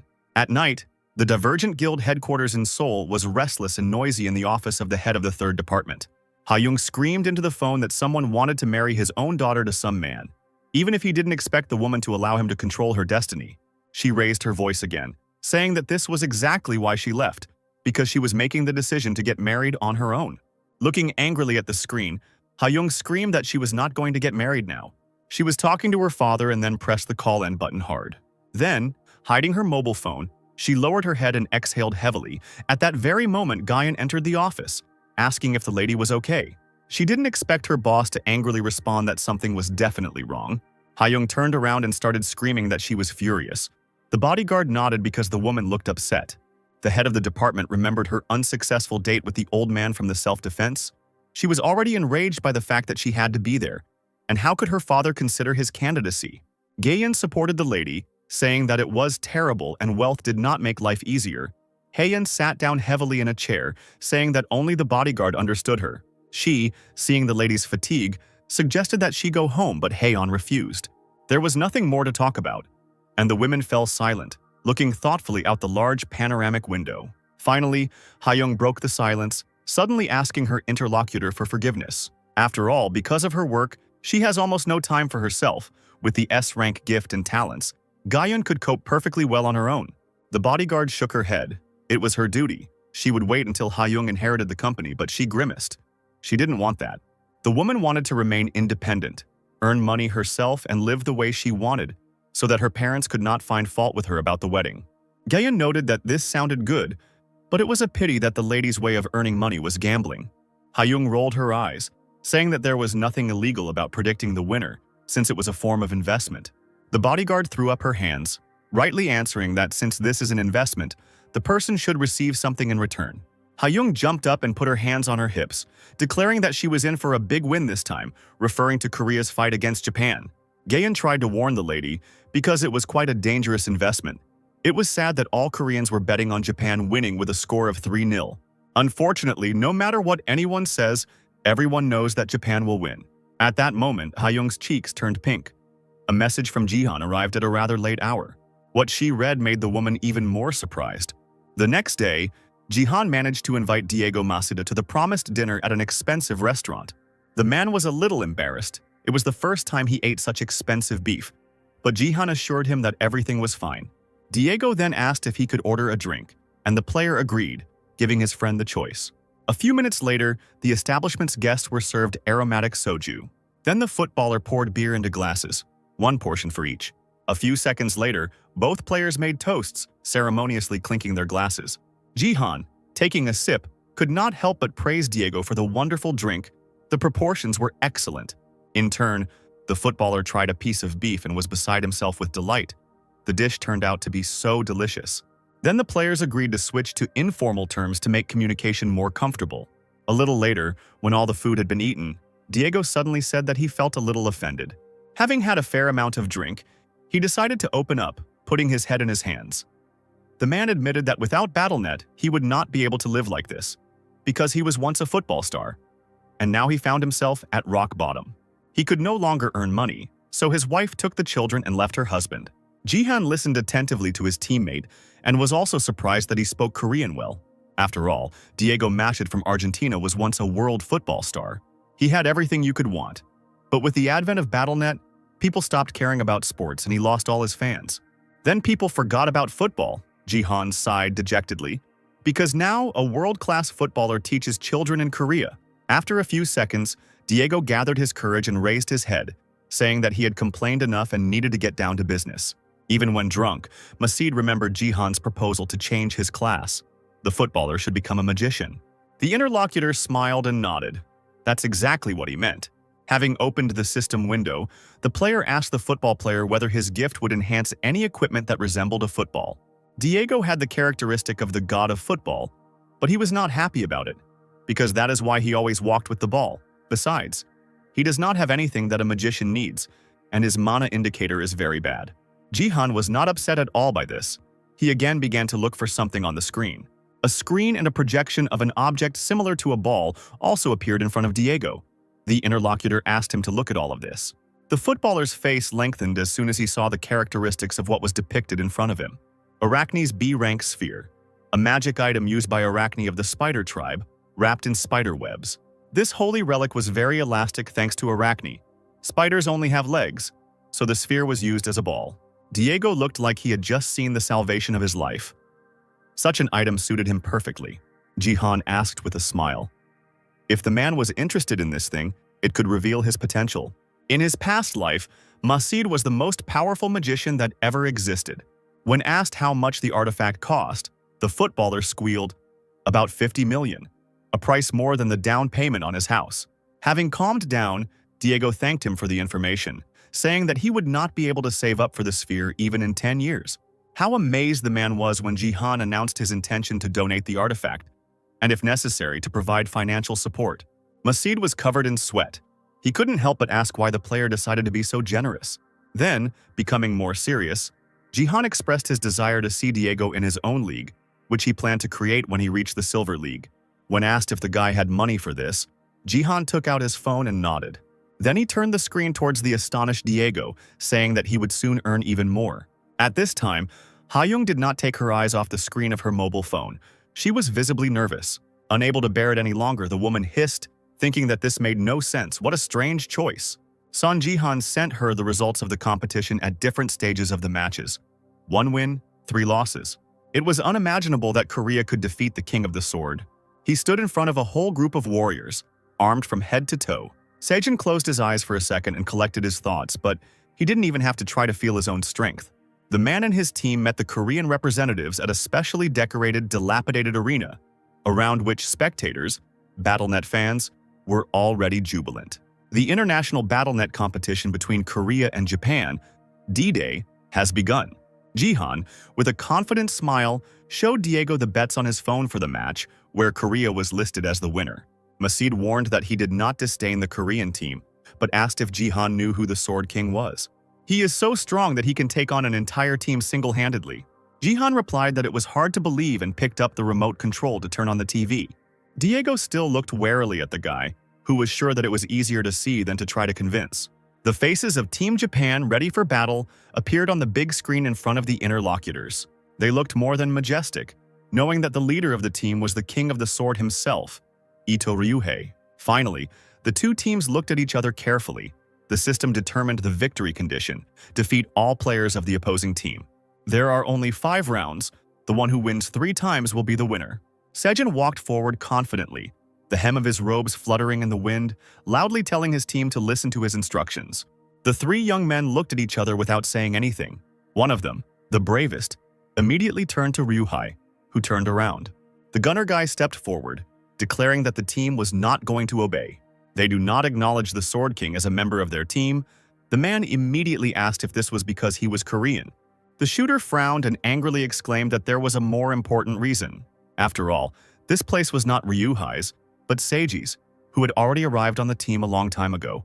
But because of the King of Swords, he was removed. The guy simply became an innocent victim. The shooter asked how Ryuhei could be so impudent, and if he planned to apologize to Seiji.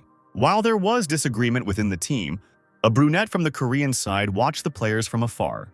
The Sword King closed his eyes tiredly and shook his head in response to all the accusations. As soon as he opened his mouth to say something, a beam of fire flew straight into the man's head at that very second. A glow filled the area where the Sword King stood, causing clouds of dust to rise into the air. The Japanese team perked up, letting out a muffled cry. It was a divine ray. It seemed the Korean side had already begun the massacre. Even the Korean support who attacked Ryuhei was surprised that he hit a man. The other players also didn't believe that the support managed to hit the Sword King. It seemed like he didn't notice the attack while arguing with his teammates. At this time, the victim himself almost lost health points. His body was strewn with broken pixels. He turned slowly, scanning with a dangerous and frowning gaze the opponents who considered this an opportunity. After all, by weakening the Sword King in the first place, they could turn the tide of battle in their favor. Ryuhei sighed, muttering that the players were making too much noise, then swung his sword with one hand, and a crack in the asphalt immediately appeared in front of them, cutting off their path. Seeing this, the opposing team froze, everyone mentally trying to calculate the next move. A few seconds later, something happened that no one present could have expected. The shooter of the Korean team was stunned, looking at the Sword King with disbelief, asking what he had done. The man shrugged, replying that they themselves refused to carry out his commands. Right in the middle of the game, he fearlessly and calmly plunged his own sword into his chest. Ryuhei slowly scrolled through it, adding that he understood everything, but in that case, he would simply refuse to participate in the competition. The spectators, having witnessed with their own eyes the first kill in the Korean team, could not hold back a collective cry of disappointment. And how amazed Diego was, having become convinced of the truth of Jihan's words, because the commentator announced a suicide in the first round. The murder was counted by Lee Jinwook from the Divergent Guild for the damage inflicted. Then the footballer began to ask his interlocutor how he had found out everything in advance. Moreover, the man jumped up from the table, hitting the surface with his fist, but Jihan only spread his hands. He could not tell the whole truth. But he was able to quickly divert all suspicion from himself by focusing Masid's attention on the ongoing match. The guy then looked at his phone screen again to make sure everything was exactly the same. Fortunately, the dividend amount did not change. The bet came in 37 times. Before going back in time, Jihan thought it was a setup because the stakes remained small. Taking advantage of the confusion of the Japanese team, the Divergent Guild defeated its members. The first round ended in a Korean victory. Thanks to Ryuhai's unexpected behavior, South Korea won. As stated, the best player was Lee Jinwook. The commentator was sure that the players of both sides were now confused. The next round marked a change of scenery. Now the players would have to fight in a space with a long, narrow bridge. Before the round, the Japanese players who had re-entered the arena began to sort things out with the King of the Sword. The shooter grabbed him by the chest and shook the man, rudely asking what he was doing. The veins on the boy's face bulged as he screamed that Ryuhai had no right to kill himself, being a representative of the nation. In response, the shooter received only calm words from his interlocutor. He could no longer look at all this.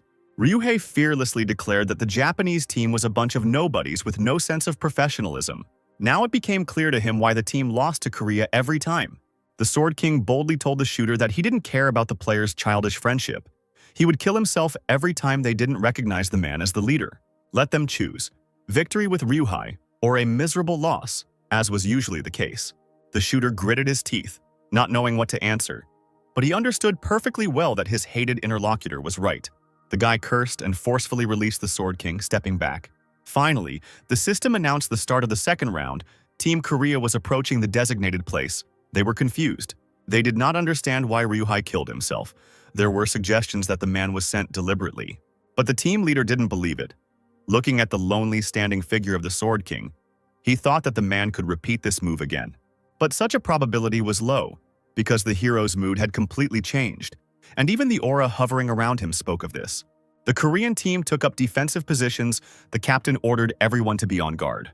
He tried to give a parting speech, managing to say that their enemy was the Sword King. At that moment, Ryuhei made only one lunge forward and immediately cut the bodies of 3 of the opposing team in half. Only support Jinwook remained alive, looking in surprise as his teammates crumbled into pixels. They barely understood what had happened, as their health points instantly began to decline. The spectators watching this let out stifled gasps. Some even covered their faces with their hands. Jihan, although he knew the results in advance, could not calmly perceive what was happening. Ryuhei was invincible, and everyone knew it, and he himself could easily remind others of it. The man's hand tightly clutched a weapon that struck several opponents at once. The Sword King didn't even have to get close to the team captain to deal with him. The winner of the previous round, the support, was also in the kill zone along with him. There was no emotion on Ryuhei's face. It seemed like he was just deep in thought at that moment. The audience's reaction remained unchanged. Even the commentator fell silent at that moment. But the next moment, everything changed. The fans of the Japanese team cheered enthusiastically, welcoming the winner. Shouts of praise for Ryuhei came from all sides as he stood motionless on the battlefield. In just 2 strikes, he managed to equalize the score between the teams. The Sword King killed the entire Korean team. The commentator announced the start of the 4th round, and it was clear that the Korean team was already slowly losing strength. Japan won the 3rd round. The score was now 1-2. The Korean players needed to cheer up. The commentator expressed hope that there would not be another such miserable loss as there was in the 3rd round. Then the Sword King dealt with the entire guild just as mercilessly. That round was heartbreaking, with an overwhelming force of a completely different nature than the second. The Sword King deftly dodged the heavy attacks of Team Korea's leader. When the man was successfully repelling the other men's attacks, the commander ordered the others to prevent him from counterattacking. Support Jinwook nodded, gathering energy for the next throw. Using his ability, a golden chain appeared on Ryuhei's wrists. The commander rushed at the pinned enemy, shouting for his team to ignore the attacks on the commander. They need to hit with all their might while he is tied up and under attack. But the King of the Sword did not bear his proud title in vain. When the Divergent Guild leader attempted to attack Ryuhei, he was somehow still able to counterattack. The man looked angrily at the spiritual sword that was glowing blue in front of his face. Indeed, Ryuhei didn't even need to hold a physical weapon in his hands. Straining just a little, he wriggled out from under someone else's grip and easily broke the chains. The support cursed when he saw that his spell didn't last even a few minutes. He had barely whispered how this was possible when he himself was hit by a powerful blow from a Japanese player. Ryuhei flew past Jinwook like lightning, cutting off his head with his sword. The rest of the Korean team perked up, and the shooter was ordered to shoot and not let anyone get any closer. But their mistake was that the guys completely forgot about the other members of the Japanese team who remained in the shadows. The opposing team's shooter pierced his opponent with an arrow, sneaking up from behind. He grinned, reminding them that he was also in the game. A second later, the Sword King slowly descended next to his team. His Zanpakuto levitated nearby, emitting blue mist. The man turned to one of his team members and said that she remained the same. Ryuhei had an incredible technique called the flying sword. Not everyone could master it. The girl bared her teeth, asking if he had gone crazy against the backdrop of his own coolness, since this version of the technique looked better than when the hero simply stood on the sword. Ryuhei snorted, calling the player a disgrace. She better fight as well as she insulted. The girl decided to show what she was capable of by collecting the magic sphere in her hands. The next moment she was transformed. Even the participants' clothes changed, and lightning spread around her body like an ocean. She growled, releasing all her anger and strength, which even affected the Sword King. He covered his face with his hand and grabbed the sword, praising his opponent's abilities. But it was his turn to show off his strength. Ryuhei jumped up, tightly gripping the handles of his weapons in his hands. Seeing this, the girl screamed, sending a multitude of stinging lightning bolts towards the Sword King. He decided to try out a new ability, and the top of the arena was illuminated with a bright light. His opponent immediately tried to fight off the attack by raising her hands up. Like an emotionless robot monster, Ryuhei rushed down, attacking the girl. There was an explosion of incredible force. Fragments flew around. Clouds of dust covered the surrounding area. The glow filled the faces of the audience. They had seen such a performance for the first time in their lives. When the smoke cleared, it became clear that a huge crater had formed in the middle of the arena. Ryuhei slowly walked to its edge to take a closer look. The commentator announced the end of the round. Japan won with a score of 1-3. The remark that Korea must lose one day was dejectedly made. But it was okay. One loss was not the end. Looking at the TV screen, Diego could not contain his sincere surprise.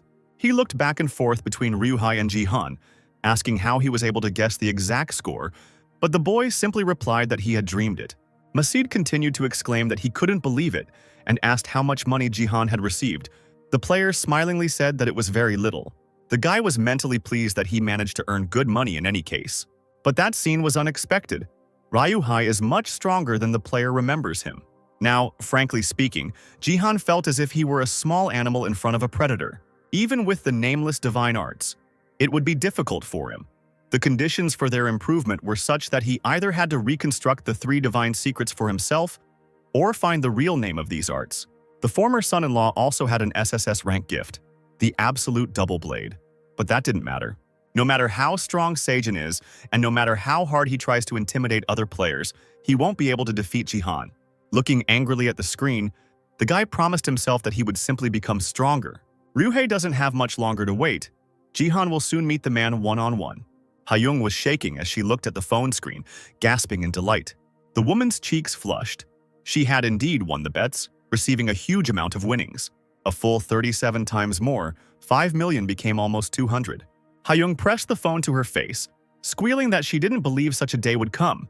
She thanked Song Jihan immensely. Thanks to the guy, the woman won 180 million, not believing her own luck. But all in all, she lost 20 million.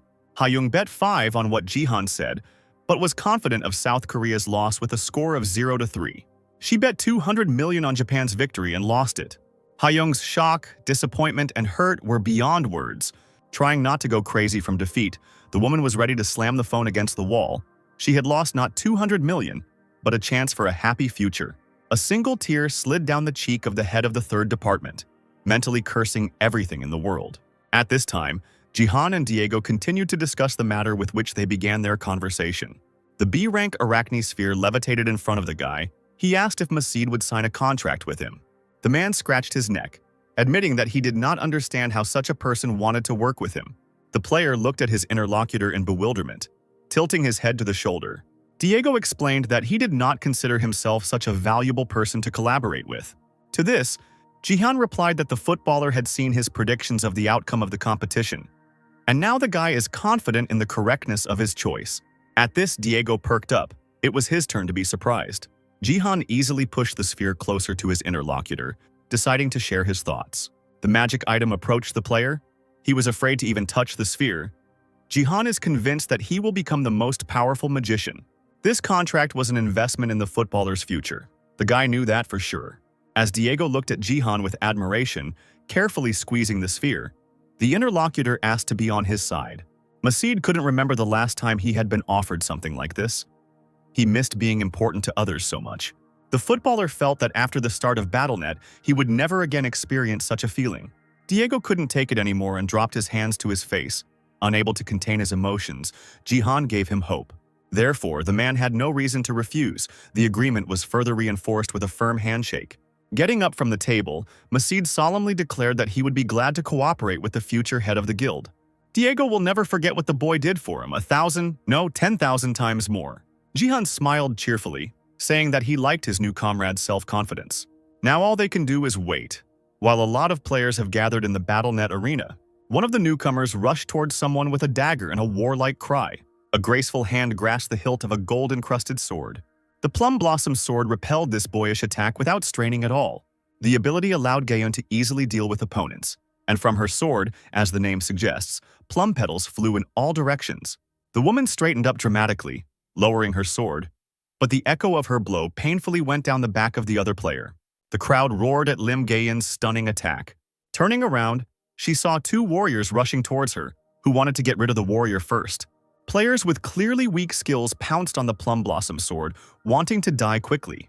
Looking calmly at these impudent fellows, she only chuckled, saying that this was not enough. It only took 2 swings of the sharpest blade to knock out the opponents. The system declared the end of the game, leaving only 50 survivors. Gaeun opened the status window. She took first place in this game. She looked closely at the screen, thinking that the result was not bad. First place for 5 kills? Gaeun narrowed her eyes, firmly thinking that it was not yet time to be proud of herself. She needed to become much stronger than the Sword King who defeated Team Korea in the competition, or Sun Jihan, who went down in history as an undefeated legend. Gaeun lowered her head and clenched her fists. After all, she was very far from the level of men. Gathering her courage, she looked at the sky, dissatisfied with herself for having relaxed too much after joining the Divergent Guild. She needed to become better. The mobile phone with the news of the Sword King's abdication trembled slightly in the girl's hands. Sitting in the back seat of the car next to her friend, Sia had a hard time not crying. Hiso looked at her classmate with concern, asking if she was okay. And although Sia assured that everything was fine, since this had been happening for a long time, her friend asked her not to lie. There was silence in the car. Only the hum of the engine and Sia's sigh could be heard. Hiso clenched her fists, resolutely suggesting to her classmate that they stay together today, since it was better to be in company if someone was feeling bad. But the girl shook her head. Sia thanked them for taking her home, and the driver, Uncle Hiso, immediately asked Jihan's niece to accept any help, because in this way, he wanted to atone for his mistake. Sia smiled sincerely. She was not angry at this man, and was glad that he understood everything. Hiso clapped her hands, asking if her friend had thought about her offer. If she agreed, she would start preparing today. The girl thoughtfully said that she wasn't sure. She was told that she wouldn't lose anything. Sia barely had time to answer when the car braked sharply, and her unbuckled friend hit the back of the front seat painfully. Rubbing her bruised cheek, she called out to her uncle asking what the sudden stop was about. He himself looked amazed, looking forward and even stuttering a little. The man said that they had arrived at the Sword Palace. The girls' faces lengthened in fear, and the car's path was blocked by strong male figures. It was getting dark, and Sun Jihan was running as fast as he could across the rooftops of the Sunset City. He jumped over great distances with lightning speed, completely unafraid of heights. One more jump and a long distance, he knew where he wanted to be. A few seconds later, the guy landed deftly on one knee, leaning on his left hand. As he stood up, he was surprised to notice that he felt much lighter than before. Still, Jihan managed to improve a little. It was much more enjoyable to train on a hill like this. Sitting on the edge of the roof of a tall building, the player looked out at the crowded streets. Thoughts were hovering somewhere high up in the gentle yellow sunset sky. In the States, Jihan also climbed up like this, much higher, just to be in silence. Now it reminded him of the past. Now he fully realized what kind of person Yoon Se-jin was during this period. The man's still young face looked tensely at Jihan, and his eyes shone with incredible strength. They had never fought against each other before. At a time when half of the shares on Earth disappeared and the best began to gather together, Se-jin constantly took first place as a warrior. And suddenly, unexpectedly for everyone, this man suddenly disappeared. Jihan still didn't know for sure what happened then. Now the former father-in-law is as strong as Jihan himself was in his best times. You can't relax just because he has a fast growth rate. The guy must become much stronger. We must master the nameless divine arts as soon as possible. Standing at the very edge, the player took one last look at the street. It was time to leave. A few seconds later, only a flash remained in the warm air. The Sword Palace towered over the other buildings in the city. Driver Hiso got out of the car, yelling at the men to get out of the way. As it turned out, the road was filled with countless reporters. They all wanted to talk to Mrs. Sia, demanding to say at least a few words. Some made their way to the car, asking about the King of Swords match today and his interview. The girl's friend asked her to ignore everyone. Sia looked in horror at the sly faces of the ubiquitous reporters, who asked if the girl's statement had provoked Ryuhai's words. All of them, like hyenas, swarmed the car windows and stuck their cameras and mobile phones in my face. Driver Hiso selflessly chased away annoying photographers from the car. They demanded the right to interview Sia while Jihan was not here, and the girl herself desperately wanted to hide somewhere, covering her face with her hands. The crowd kept trying to break through the man, demanding understanding, but a very familiar voice that the photographers heard behind them made them fall silent and cower. Jihan himself was slowly approaching the scene of events, and he did not look pleased. Red energy hovered and seethed around his body. The player was seething and ready to avenge his only loved one. Jihan's eyes were glowing red, and with a single movement of his hand, he scattered the huge crowd in different directions. Now the path to the car was lined on both sides with photographers lying and groaning in pain. Some had already woken up and were complaining of back pain, while others did not believe that the guy could attack reporters. The sly ones immediately began to rely on Jihan's conscience, whether he was worried about his own image. The veins on the guy's face showed. His eyes turned even redder. That's why he treated the reporters softly. They immediately fell silent, fearfully lowering their heads. According to Jihan, this was their first mistake. Or better yet, let them thank us for the fact that everything worked out. Jihan's voice was like the devil's, so no one could argue with him. The guy calmly walked up to the car and grabbed the door handle. Opening it, he saw Sia, whose face was completely blank from animal fear, and the uncle immediately asked his niece to come out. Looking affectionately at the girl, who had just now removed her hands from her face, Jihan said that they were going home. Supporting Sea's unsteady gait by his shoulders, the player thanked his uncle and Hiso for their protection. The friend finally shouted at Jihan, calling him sir and asking him to take care of her classmate. There was genuine concern on her face. Hiso seemed to genuinely empathize with Sia. She was still waving to Jihan and Sia, who were moving further and further away. Hiso and her driver stood there for a few more minutes, not saying a word to each other. The next second, the girl covered her face with her hand, looking down. Her uncle looked at her in surprise. A moment later, the girl burst into laughter as if she were mad, tears streaming from her eyes. She had a hard time holding back her laughter. Such a performance did not escape the ubiquitous reporters. They remembered the girl sitting next to Sia. Him Ki-so was the granddaughter of the CEO of Taewon Daily, South Korea's first publishing company. The girl wiped away her last tear, muttering that it was all over for little Si now. When Ryuhai gave an interview after his stunning victory, he stated that he no longer had a daughter. The man buried his entire life before Japan, and therefore disowned his daughter, asking her to refrain from any personal and unnecessary questions like this. Jihan and Sia returned home. The guy was just listening to the speech of his niece's father, realizing that the reporters pounced on Sia precisely because of this interview. The guy bared his teeth, looking at the smug face of his former father-in-law through the phone.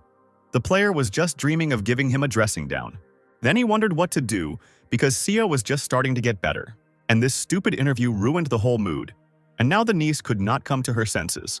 When Jihan returned to his report, Sia suddenly called him, asking if he remembered his promise to fulfill her wish. The player asked if they were talking about the time when the girl was looking for the Shadow Queen, and she nodded. Jihan was stunned when he heard that his niece had come up with her own wish. Sia shook the phone in her uncle's face, announcing that she had found the Shadow Queen. He really looked like he didn't believe it was possible to do. A new stream started on the internet. Jihan moved to the BattleNet arena. The system announced the start of the game. The golden tip of the Phoenix's arrow glittered dazzlingly in the rays of the artificially created midday sun. The spectators vied with each other to ask what the winning player had in mind when he arrived here with a huge arrow in his hands. He smiled slyly, frowned, and said something incredible. The player was about to destroy the spectator seats, and all his attention was focused on them. Next to a large column, hidden in the shadow, stood a figure in a long cloak, the hems of which fluttered in the wind. Raising his head, the elf's sharp gaze swept over the player. Jihan was about to check if it was really the Shadow Queen. Earlier in the day, Si convinced her uncle that she had found the Shadow Queen on the stream recording.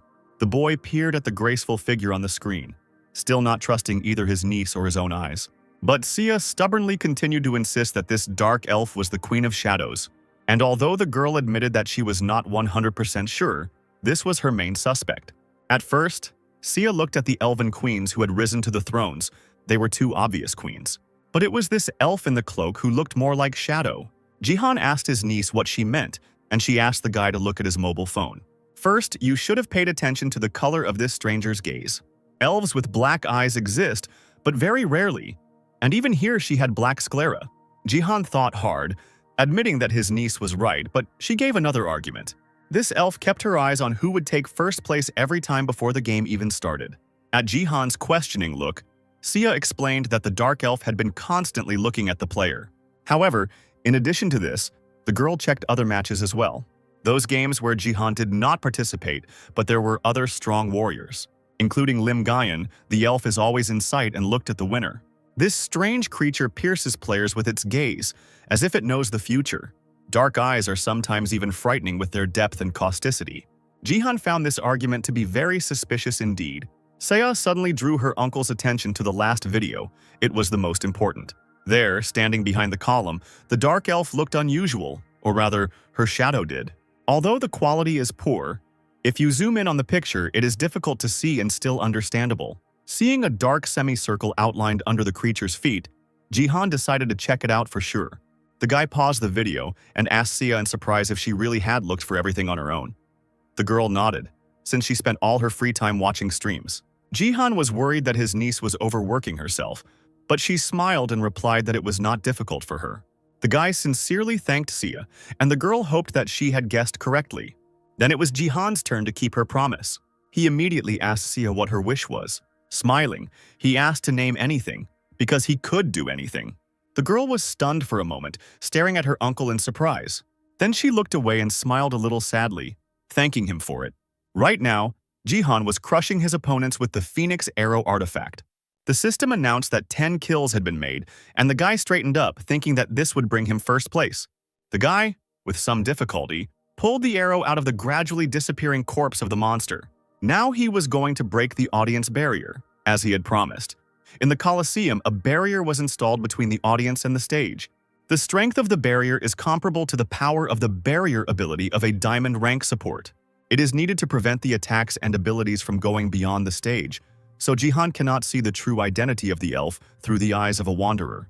He needed to create a gap to look through the barrier at the dark elf.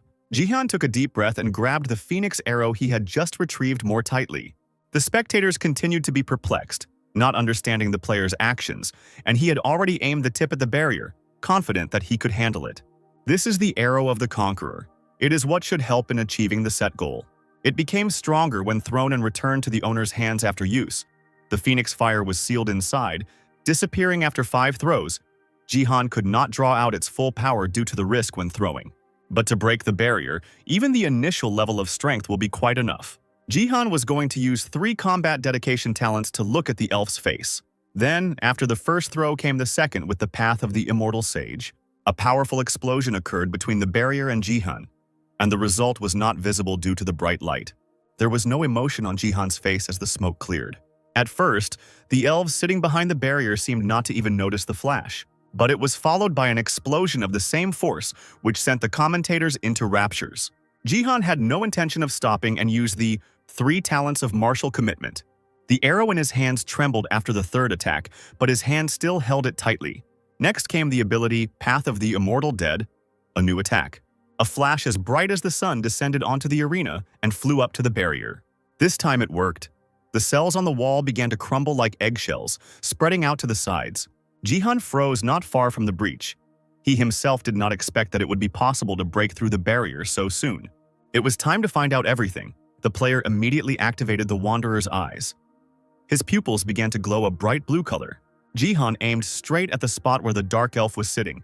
He needed to hurry before the barrier closed.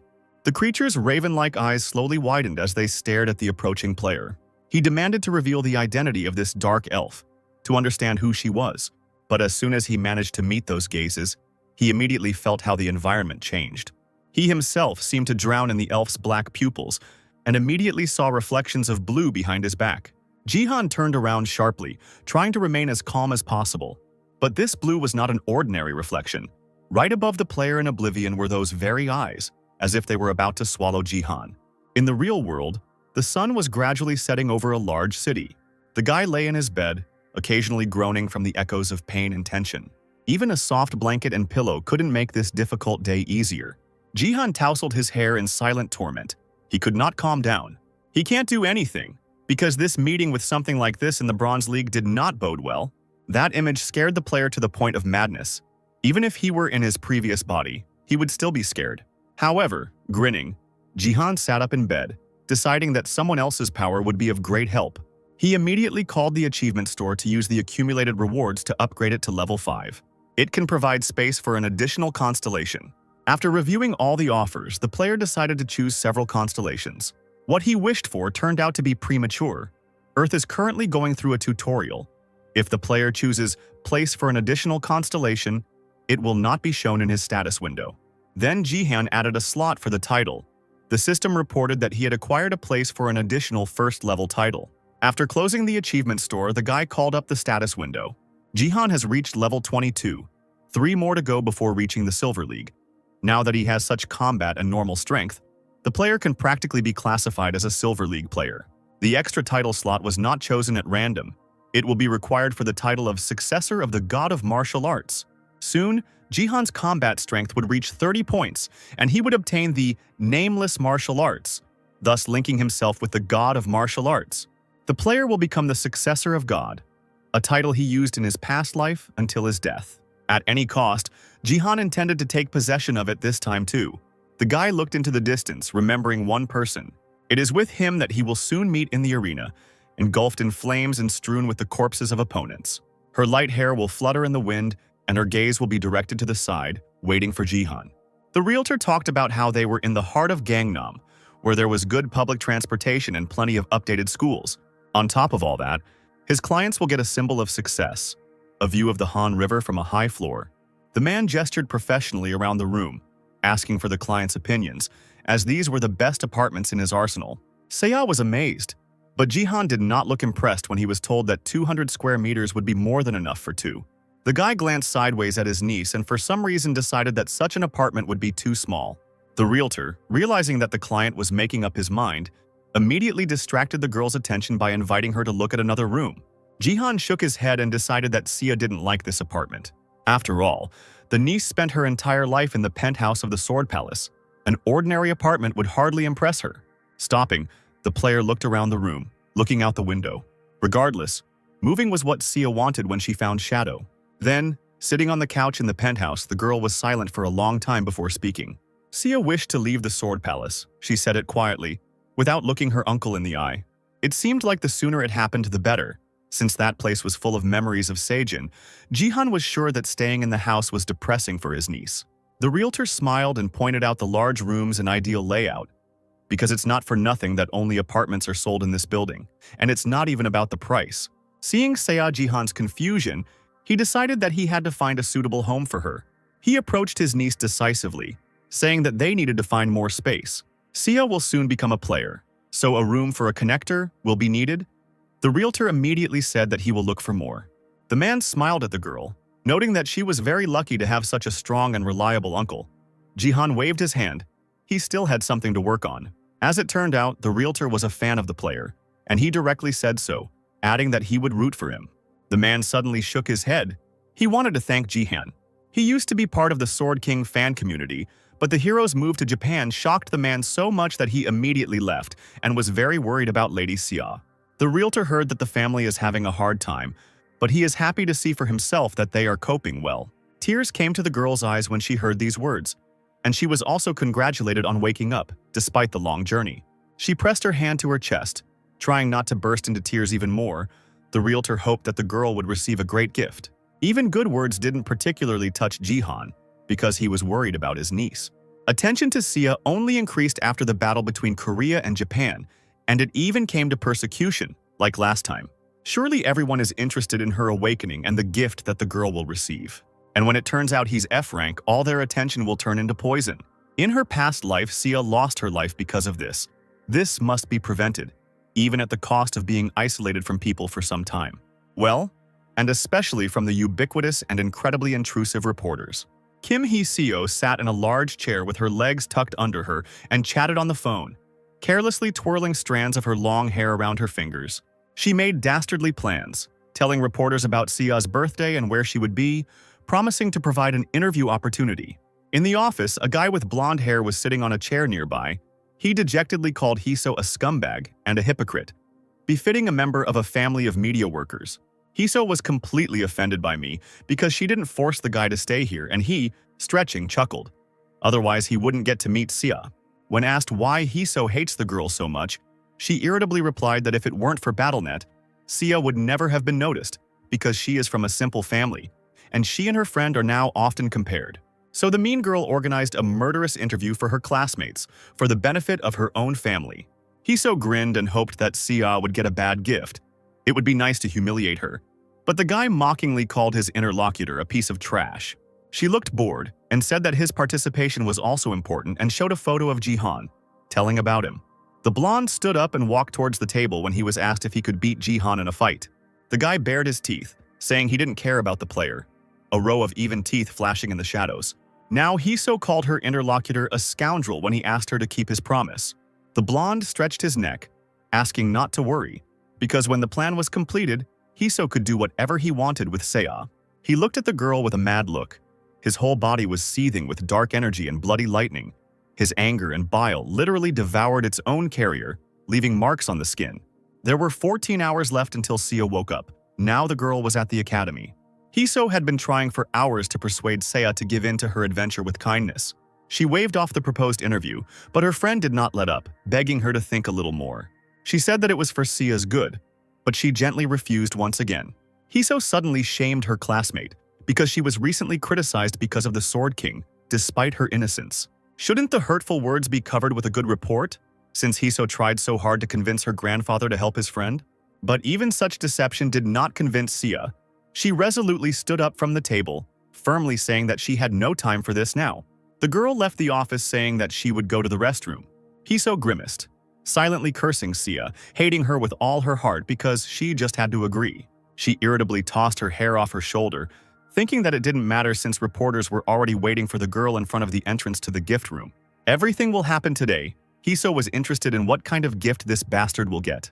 Since the awakening will happen anyway, it would be good to write an article about it. Then Sia will go to hell. Hee-seo dreamed that her friend would receive an F-rank gift, while her friend hid from everyone in a stall in the school toilet. It was hard for her to restrain herself because the girl had known about everything for a long time.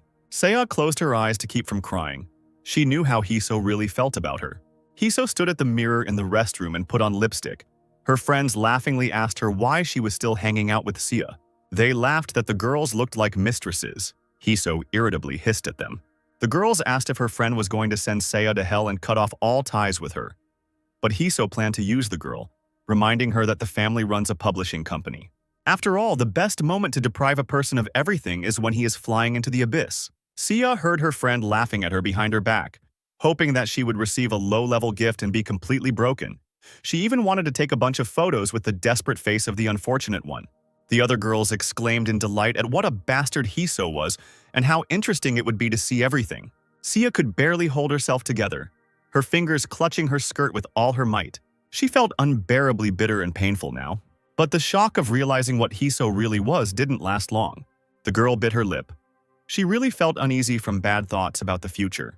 The girl was terrified that she would actually receive an F-rank gift. She prayed to all the known gods that her true colors would not be revealed, even if it was anything but an F-rank gift. Standing in a special room before a bloody metal altar, Sia prayed for a good gift. A bright light, the same red color as the room itself, lit up on the round sphere above her head. Feeling this, the girl opened her eyes, not daring to raise them up. Finally, she decided to look there, her mouth hanging open in surprise. A vague feeling appeared in her eyes, and Sia almost lost consciousness from what she saw. The sun was gradually hiding behind the buildings. There were 5 hours left before Sia woke up. Jihan looked at his wristwatch, lifting the sleeve of his shirt. He himself had not felt any peace since the morning, especially now that he saw that there were only 5 hours left. The player approached the BattleNet Academy building, where he was already met by guards. The guy asked if everything was okay in the gift room. The men replied that there was security there too. Jihan thanked the assistants, asking them to make sure that no strangers approached his niece, especially reporters. and they assured him that the staff at the academy would not approach the girl, especially when the government pays special attention to it. Yesterday, Jihan called manager Yunsik to discuss the issue with the Sword Palace donations. He knew that Sia would become an awakened player. He said that the situation was not the best and was worried that someone might have entered the awakening room. He wanted, if Jihan didn't mind, to put more security, and then the government provided security to keep Sia safe. The guy shook his head. Once again, he needed someone's help. He barely flinched when he heard a strange voice. He was led to the right place. The guard pointed to the gift room, saying that there were chairs behind the door and that the guy could sit down and wait. He thanked him and agreed to meet after midnight. The guard asked him to let me know if he needed anything. Jihan sat down on a chair, his head down, and the guards immediately left him. The guy clasped his hands and sighed heavily. The anxiety did not leave him for a moment. He bit his lip and shook his head, forbidding himself to worry. This time he would be there to protect her. Jihan lowered his gaze again, taking something out of his pocket. The guy had an interesting little thing lying in his palms, a round piece of glass framed in an unusual gold frame. A round moon rose in the sky, and there were 5 minutes left before Sia woke up. Jihan's thoughts were torn out by strange voices. The player was definitely not happy to see their owners. Hiso, supposedly his niece's friend, approached the gift room door with a smile, followed by a guy with a camera on.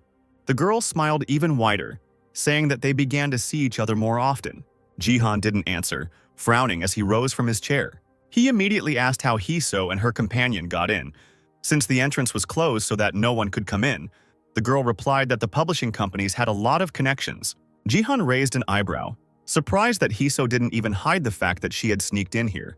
The girl chuckled mockingly. She came to her own academy on business. She needed to interview Sia, but her uncle asked her not to talk nonsense because his niece would go home immediately after waking up. This was his first and last warning. The reporter tensed, realizing they were heading for trouble, but Hiso didn't seem at all scared. Shrugging her shoulders, she repeated with an innocent look that she had to conduct the interview. Then Jihan asked her to take into account that he would not remain on the sidelines. The girl pretended to be upset, lamenting that she would not be able to defeat such a strong man in a fight. Then she suddenly snapped her finger, exclaiming that she had remembered something important. Narrowing her eyes, Hiso smiled, assuming that something bad would happen to the level 21 support Jihan, who was selflessly protecting his niece. The moment she said that the guy would be attacked by an unknown level 50 warrior, her fair-haired friend with a crazy grin actually gathered all his strength into a fist and aimed it at the back of Jihan's head. It was midnight. Sia's awakening. The girl was sitting in the middle of the room on her knees. A status window was open in front of her. The system congratulated the girl on her awakening. The gift she received was an F rank, called Late Flower. The strongman attacked Jihan with all his might, vilely attacking him from behind. Sia was devastated. She didn't even have the strength to cry. She so hoped that this would not happen. But now it was definitely over. Jihan slowly flew into the white abyss. A high-frequency noise from the impact filled his ears. He turned his head back slightly. The veins on his face stood out from the tension, and the pupils in his eyes turned blue. Laughing madly, the enemy continued to hit with such force that Jihan fell forward, unable to stay on his feet. Squealing, he asked them not to interfere, because he would take care of their Sea himself and would love her with all his heart. It seemed that only these words stopped Jihan from falling. He simply froze in the air. Then, slowly looking around, he hissed that the stranger had no right to mention his niece's name. The blonde pointed his finger at the player in surprise. He didn't expect that nothing happened to him after the blow. Jihan was stronger than he seemed. He barely had time to finish speaking when the guy returned the blow with all his might straight into the hated face opposite him. But there was no reaction. Jihan discovered that his opponent had an ability, Stone Skin. And indeed, where the stranger's fist had touched his face, a gray stone appeared. The guy bared his teeth, cheerfully noting that the player was well informed. Then he exclaimed that Jihan had no lack of confidence and hit him hard in the side. The fight was already being filmed by a shocked reporter, while Hiso watched the scene with pleasure. The fury with which the stone-skinned guy struck did not give any hope for Jihan's victory. The stranger, with the same grin, shouted that his rival did not know where his place was because people had encouraged him by calling him a rising star. Then, mocking Jihan, who could barely stand on his feet, the guy ordered him to answer whether this was true, continuing to beat him. He shouted that he would beat Jihan until he spoke, but the next second his opponent seemed to wake up and shut up his annoying opponent with a powerful hook to the jaw. Jihan straightened up, hanging his head low. his hands still in the air after the attack, and time around him seemed to slow down. The man with the camera continued filming, but was shocked by what he saw, while Hicho's self-confidence was evaporating with every second. As it turned out, Jihan used his special technique on the guy with stone skin, a long-range strike. The player didn't need to touch the person to strike, and the opponent didn't even understand what was happening. Jihan looked like he was resting a few minutes ago rather than fighting. Looking the blonde straight in the eyes, he called him a hooligan. Then, narrowing his eyes warily, he promised to leave such a mark that he could not do anything like that again. Swinging one last time, Jihan seemed to hit the air itself, but the blonde immediately turned into a shadow, carried away somewhere into the distance, and it looked truly terrifying. At that moment, the videographer ran away completely, while Hiso continued to stand, looking in shock at how her plan was collapsing. A few moments later, her friend was thrown to the girl's feet like a bowling ball. A shadow crossed Hiso's face, and she gave the blonde a disdainful look. Then, in 1 second, she went mad with anger, so much so that she clenched her teeth until they creaked, preparing to scream. Behind the wall in the gift room, Sia, exhausted from her emotions, sat on her knees. She stared aimlessly at one point, her head down. Tears were gathering in her eyes every now and then. She had long ago decided that the future was futile, that now everything was over for her. However, tears would not help. Sia began to angrily wipe away the moisture from her eyes. She understood that sadness would not change anything. It would only worsen her already deplorable mental state. Moreover, the uncle is already tired of waiting for his niece. It's time to leave. Slowly rising from the floor, Sia floated on stiff legs to the massive door. Stopping, she looked at her status window again, thinking about how to live on. Even if she was an active player, with an F-rank gift, she would start to tremble with fear. The system announced that Sia would realize her gift later, and the girl felt like an idiot for praying for something good for so long. When the automatic doors opened, Sia heard her friend scream and gasped in surprise. Her uncle was clenching his fist, someone's scalp was hanging in the air above him, and at his feet lay a hairless man, apparently the owner of that very scalp. The girl worriedly asked her uncle what had happened, and he calmly replied that the boy deserved it. Seiya turned her head sharply as Hiso screamed hysterically, calling Jihan a crazy bastard. She placed the guy's head on her lap, screaming that the player had no right to bring her friend to such a state. Didn't he know that her grandfather was the CEO of Taewon Daily? Jihan threw the scalp at the girl with a sharp throw. He didn't care about the regalia of her relatives. Who cares that the Hiso family runs a major publishing house? Is it really going to manipulate the media? Hiso laughed madly, waving away clumps of hair. She threatened that this would not end well because she would be able to create and spread fake news. The Song family will become the most disgusting in the world, and people will remain silent at their mere presence. Jihan pressed his lips into a thin line, and the muscles in his tense face began to twitch. Seo looked at her former friend with pain in her eyes. She continued to say that the attitude of society towards her and her uncle was already negative because of the Sword King, which was even for the best. Seo winced when she heard Jihan ask Hiso to try hard, and the family itself will be able to simply leave Korea, which confused the villainess. Then Jihan gathered a fiery sphere in his palm, quietly asking the girl if she would be able to answer for her actions. She raised an eyebrow, asking Jihan to stop acting cool, because if it weren't for BattleNet and Seijin, they would never have been able to talk to her. Jihan threw it, replied that he understood, and sent the fire towards Hiso with a snap of his fingers. The flames reached out to the girl in thin threads, gently embracing her body. The flames did not burn until Jihan allowed it. He added that Hiso was not the type to think about his own behavior. But if that's the case, he'll make sure the girl remembers what happens when they get involved with his family. Hiso looked at the player with confusion, while the fire got closer and closer to her face. A second later, the corridor was flooded with light and a heart-rending scream was heard. When it was all over, Sia and Jihan were sitting in a car in an underground parking lot. The girl, looking warily at her uncle, carefully asked if they would be okay. She admitted that she was glad that she had managed to take revenge on Hiso, but Seiya still felt uneasy. Jihan looked at his niece and smiled, asking her not to worry, because nothing bad would happen. The company would not take unnecessary actions for the sake of the director's granddaughter. Seiya was surprised by her uncle's confidence, and he thought that these people would not touch the player who was currently attracting everyone's attention. Moreover, as Jihan believed, the family should now be concerned with completely different things. He gathered his strength and asked his niece directly what gift she had received. The girl who was looking at the guy immediately drooped and lowered her head, falling silent for a long time. Her answer did not surprise Jihan.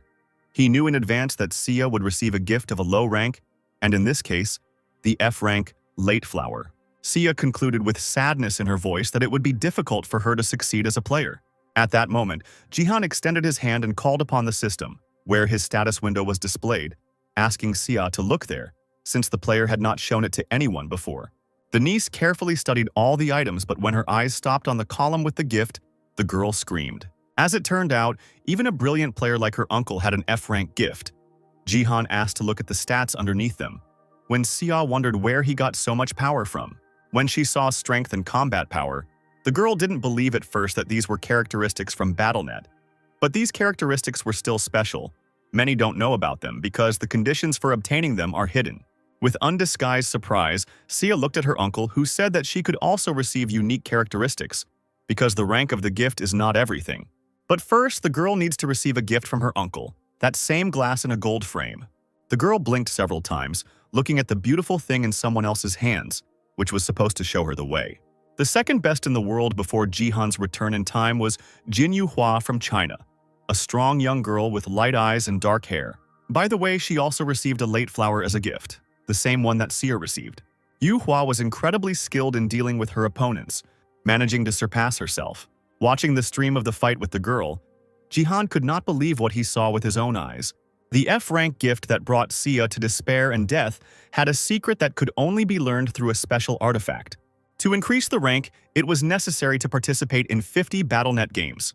Looking through the glass, Sia cried out in delight, realizing that the gift could be improved. Smiling, the uncle admitted that his niece's gift was simply amazing, especially now that the special artifact had worked. A rank. Olympus Hermes monocle that allows one to see the true nature of a gift. It was made from repairing the broken monocle of a C-rank envoy. Jihan used the emergency recovery and made a monocle recently as a gift to Sia for her birthday. It's surprising that you can increase the rank, but the effect itself is good. Thanks to the additional development speed, the effectiveness of Sia's training will increase twofold. This was great, because the girl would quickly receive a rare characteristic that the player had talked about earlier. Hermes' monocle slowly disappeared from Sia's face, turning into pixels, hiding from the real world. Jihan moved closer, encouraging his niece that she certainly had every chance of becoming one of the best players. Sia's voice wavered as she smiled timidly, and for a second her uncle was puzzled. The niece could not hold back her tears from these words because she was sure that she would not be able to live with such a burden on her heart. The girl was already crying loudly, still not believing that she had received a good gift. Jihan smiled warmly again, confirming Sia's words. He wondered how long she had prayed for such a chance. Not only did the father turn out to be a scoundrel who abandoned the girl, declaring that he had no daughter. For strangers, Sia's life was a source of gossip, and the more pressure they put on her, the more she wanted to cope with everything. But not as the abandoned daughter of the Sword King, but as the player Yun Sia. She was probably very afraid of receiving a useless gift. Through eyes blurred from crying, the girl watched as the scarf slowly flew towards her. She took a deep breath and picked up her handkerchief. Jihan said that the girl had to go through a lot. It was not easy, so there was no need to hold back her tears. She blew her nose loudly into the cloth and muttered that there was no more time to cry, no time even to laugh. Taking the scarf away from her face and sniffling, Sia confessed to Jihan that she had always felt how amazing he was, as if the guy knew the future, to which he only smiled reservedly, saying that he was just lucky. Sia stretched on the couch and said that now that the alarm had come, she felt hungry. Jihan got up and went to the kitchen, saying that he could cook something. He turned around as he walked and winked at his niece, promising that it would be tastier this time. Now the uncle has prepared a lot of things for the festive dinner in honor of the girl's birthday. Meanwhile, at the Taewon Daily office, the villainous Hiso couldn't recover from what happened. As it turned out, with the help of his fire ability, Jihan taught the girl a lesson. He burned all the hair on her head, including eyelashes and eyebrows, and now the former beauty of the school was cursing the player with all her might. She didn't know how to explain everything to her parents, and when the driver entered the office without warning, Hiso pulled her hat over her head with screams and yelled at the man. The man held out a phone containing surveillance footage, and Hiso snatched the phone from his hands, ordering her uncle to get out. Through curses and angry tears, the girl looked for dirt on the family she hated, in order to find at least something against them. After some time of searching, she froze, and a smirk appeared on her dry lips. The camera in the gift room captured Sia's puzzled and joyless face as she looked at the system screen. Hiso chuckled, because her ex-girlfriend looked like she was about to burst into tears at any moment. This would be a great shot for an article. Pulling her hat down over one eye, the girl continued to look at what was filmed on the surveillance cameras. She was sure that C had received an F-rank gift, and how well she had exposed herself by making such an expression. The heiress of the publishing house seemed to go even more mad and did not come to her senses. She laughed villainously, anticipating how she would destroy Sia. Meanwhile, streamer Golden Light, Shiny, has completely lost his peace from unrequited love and a broken heart. The guy told his viewers how helpless he felt in recent days after he was not chosen by the one he desperately wanted to get closer to. After all, in the last battle, Shiny fought against an ugly and vile fire mage and stupid dirty eagles. He, the Golden Light, dealt with everyone who dared to disturb Jihan. The blonde jumped dramatically from his chair and tossed his hair, declaring that he had realized everything. Shiny pressed his shaking hands to his chest. Clutching the collar of his shirt, he exclaimed that he should become the legendary player's manager. The ugly face of the strongest zombie appeared in front of the screens. Then the golden ray destroyed the monster. At that moment, the blonde begged Jihan to read his message. The guy himself selflessly fought against the BattleNet monsters, and the Phoenix arrow helped him in this. Jihan swung the arrow and pointed his other hand at his opponents, thus combining his powers and the powers of the artifact, defeating the living dead. The audience mocked those who were on Jihan's team. A few guys sat on the sidelines eating popcorn. Jihan, with the help of divine arts and the lightning step of the flickering sky, was able to effectively attack the living dead. The system announced the end of the game. San Jihan took first place. As the player climbed up to the crystal on the tower, his idle teammates discussed how hard it was for them to finish their popcorn, and that they should add onions and caramel next time. Jihan summoned a status window. His level increased to 25, and the guy himself could now participate in the Silver League battles. Jihan received the title of Ruler of Bronze for completing the league with the highest percentage of victories. Jihan entered the world top 100 of the Bronze League. On August 28th, there will be a battle for promotion among the top players. These people are the most successful in BattleNet. They will fight in the battle for promotion to ensure their passage to the next league. The goal of the players from the top 100 ranking is the Silver League, and the system has also added a special condition. Players will fight until there is only one left. The fight for promotion was, in fact, a game of survival, and sometimes there were only 2 players left. The game ended only when one participant remained, and not half, and the best one in the ranking was determined. The audience watched closely as Jihan studied the list of 100 players hanging in front of him. The player's eyes narrowed when he saw one of the names. The guy suspected that this person would be here. It had been a long time since he had seen the future head of the America First Guild. Baron Williams was one of the top 100 players in the Bronze League here. Jihan expected that this time they would meet earlier, but maybe a little later. The player had never been able to defeat Baron before, and now he wondered if he would lose to the man. The decisive factor that allowed Jihan to be among the top 100 players was his unique indicator: strength.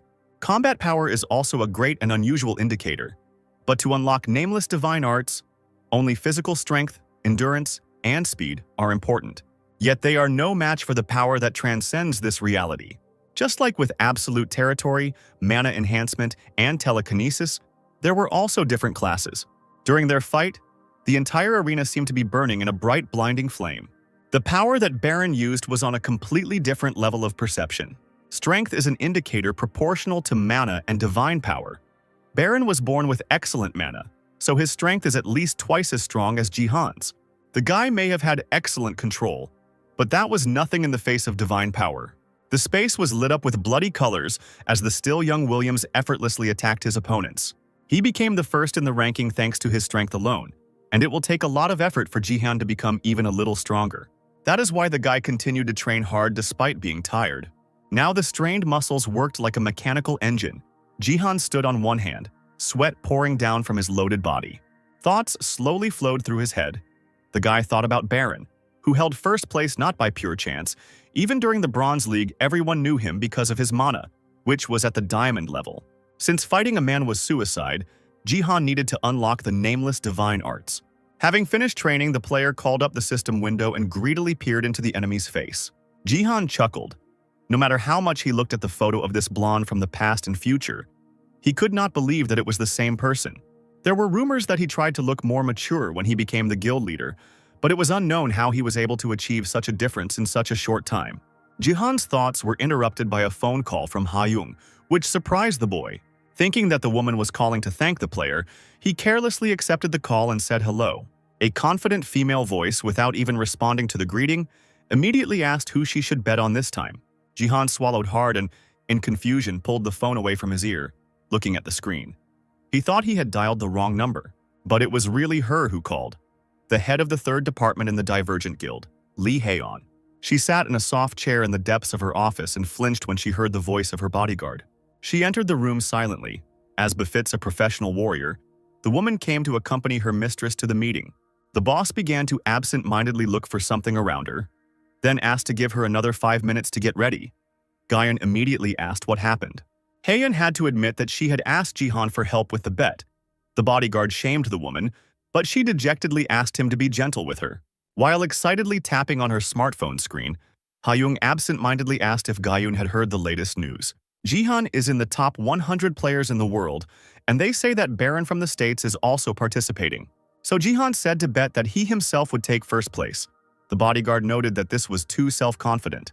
However, as she thought about it, she thought out loud that it would not be easy for Baron to defeat someone who was flying around, raining down blows. The woman turned her gaze to Ha-young when she said with a sly tone in her voice that their thoughts coincided. Raising an eyebrow, she showed her interlocutor the screen of her mobile phone, asking if it would be more profitable to bet on Baron. Gayen rolled her eyes as the lady began to talk out loud about her doubts about the choice of a potential winner, since Jihan's prediction of the outcome of the battles between Japan and Korea was accurate. The bodyguard was about to object when suddenly she was asked how she was doing.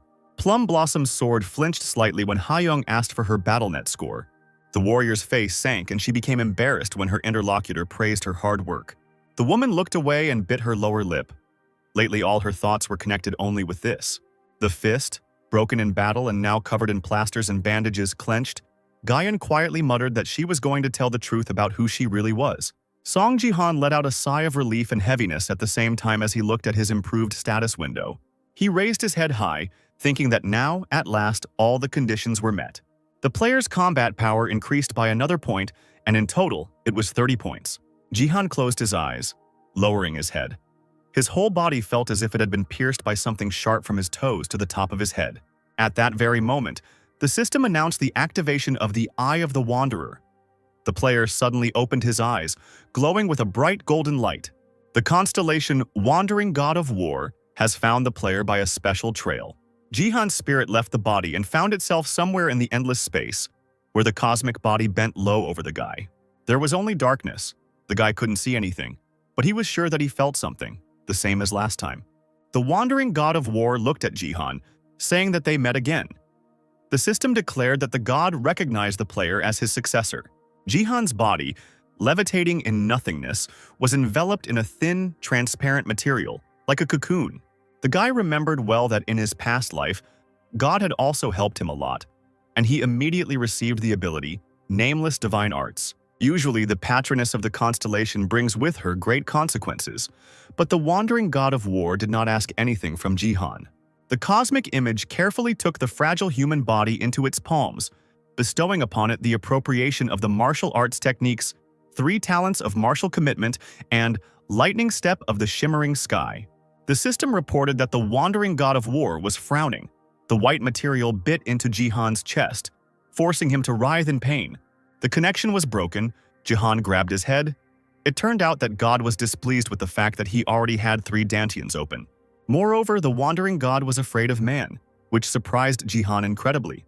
The guy's face showed genuine bewilderment, and the inheritance of martial arts techniques ceased. The Wanderer's eye began to glow, and small lightning bolts began to spread out from Jihan's face. The constellation Wandering God of War returns back, and a flash of deafening pain pierces the player's body.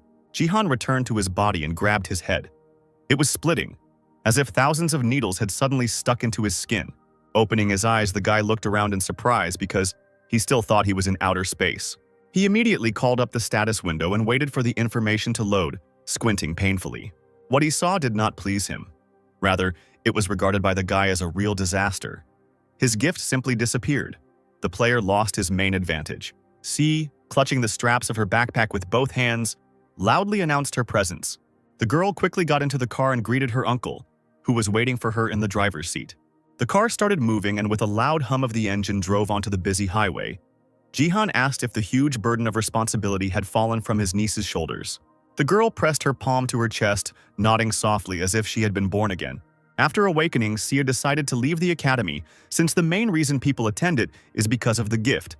And after awakening, students often leave. Sia decided that she would receive lessons from her uncle no matter what.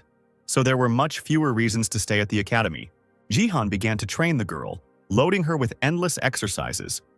She would not have any more troubles. While Sia was dreamily looking out the window, she didn't notice how lost in thought her uncle was. The corners of Jihan's lips turned down. He thought that the main problem now was himself. Tomorrow there should be a battle among the top 100 players. The guy not only lost the eyes of the Wanderer, but also completely lost the chance to inherit the nameless martial arts. They now have S rank, not SSS, plus 2 more techniques. While Jihan was wincing, he didn't notice that Sia noticed his mental suffering. She timidly noticed that her uncle was in a bad mood, assuming that it was because of the fight for advancement. Distracted for a moment, Jihan nodded. Rather, he was worried about the uncertain future.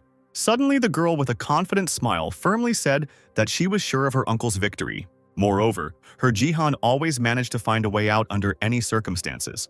Breathing out easily, Sia said that she wasn't even worried. Her uncle would probably come home and say that he was first again.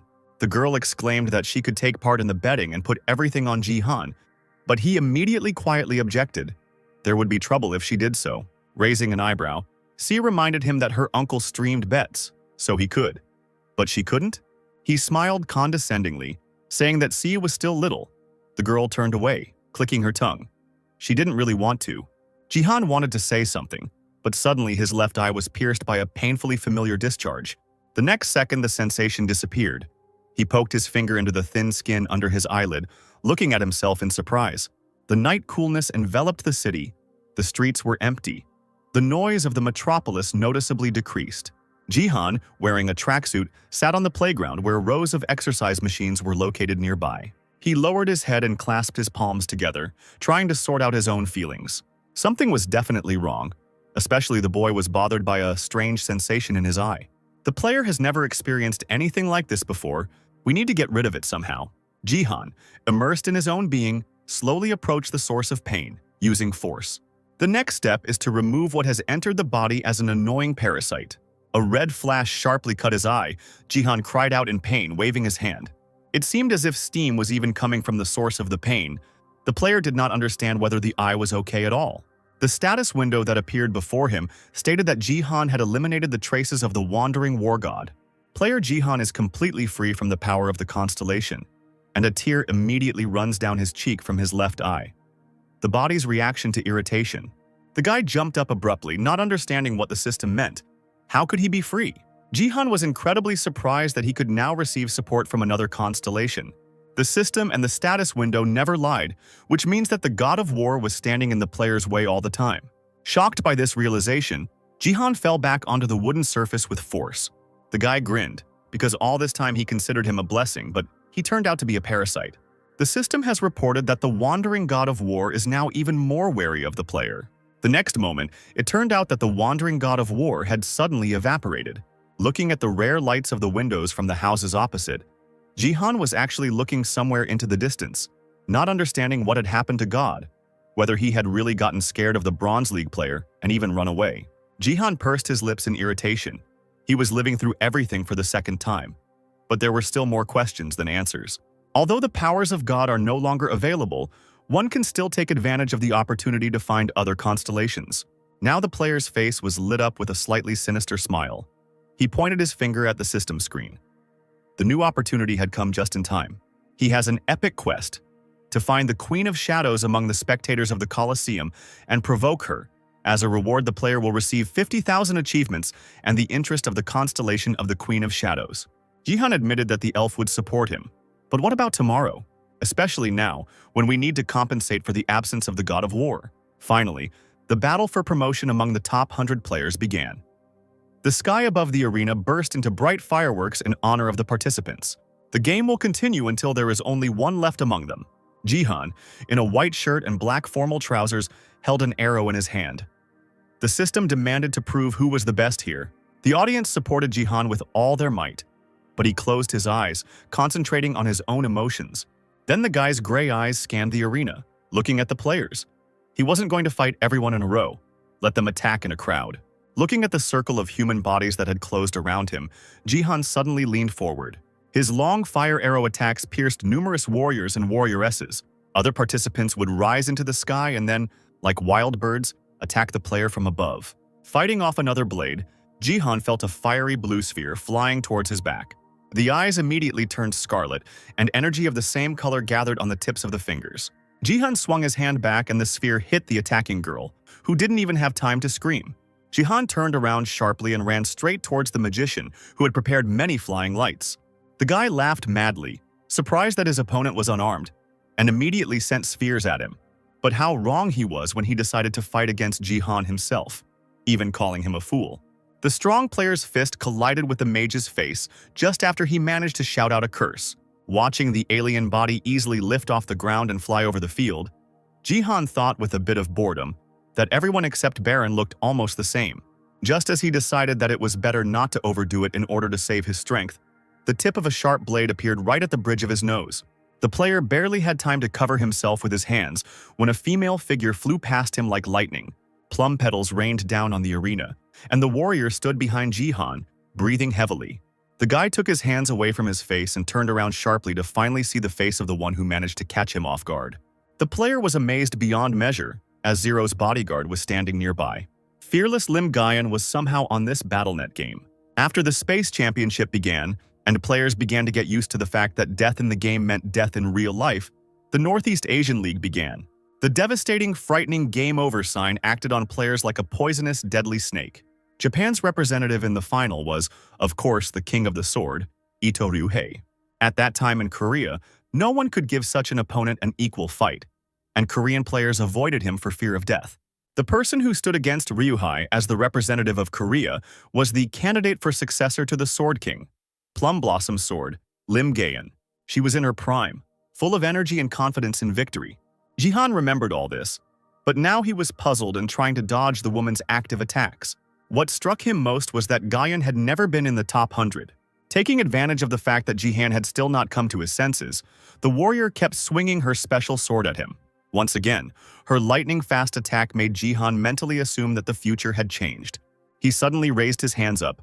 Then Gayun, baring her teeth, tried to hit the player with the handle. But she didn't expect that her opponent would suddenly lower his hands and jump closer. Lightning Step of the Shimmering Sky. Jihan used this ability, and a bright blue light struck Gaian's face. Then, using force, the guy called the arrow that he had lost earlier while the warrior was in the grip of energy. Then Jihan managed to get his hands on the Phoenix arrow and moved forward. Breaking free from the bonds of the alien energy, the warrior grabbed her side and clenched her teeth, preparing to jump back. She was indeed at a distance when Jihan thrust an arrow into the ground. He was amazed that the woman had so much strength, because she was not at all afraid of his attack and rushed forward, swinging her sword. What followed was a real meat grinder. The pink trace from the blade exploded in the air, and it became larger with each passing second. Catching a moment of calm, the player realized that Gayun had upgraded her skills, because her parameters were different from those they had during their last meeting. The warrior looked flawless even in a tough fight. All unnecessary movements disappeared. The blows became heavy, but the gait became lighter. The gaze became sharp and tenacious like a kite's. Jihan barely managed to dodge the multiple attacks inflicted by the woman. Something must have happened during the time they had not seen each other. It was as if someone had possessed the bodyguard. Earlier, Ha-young asked her assistant about her BattleNet account, but at first she didn't want to answer. She also knew that the girl had been constantly sharpening weapons in recent days. Gaian bit her lip and looked away worriedly.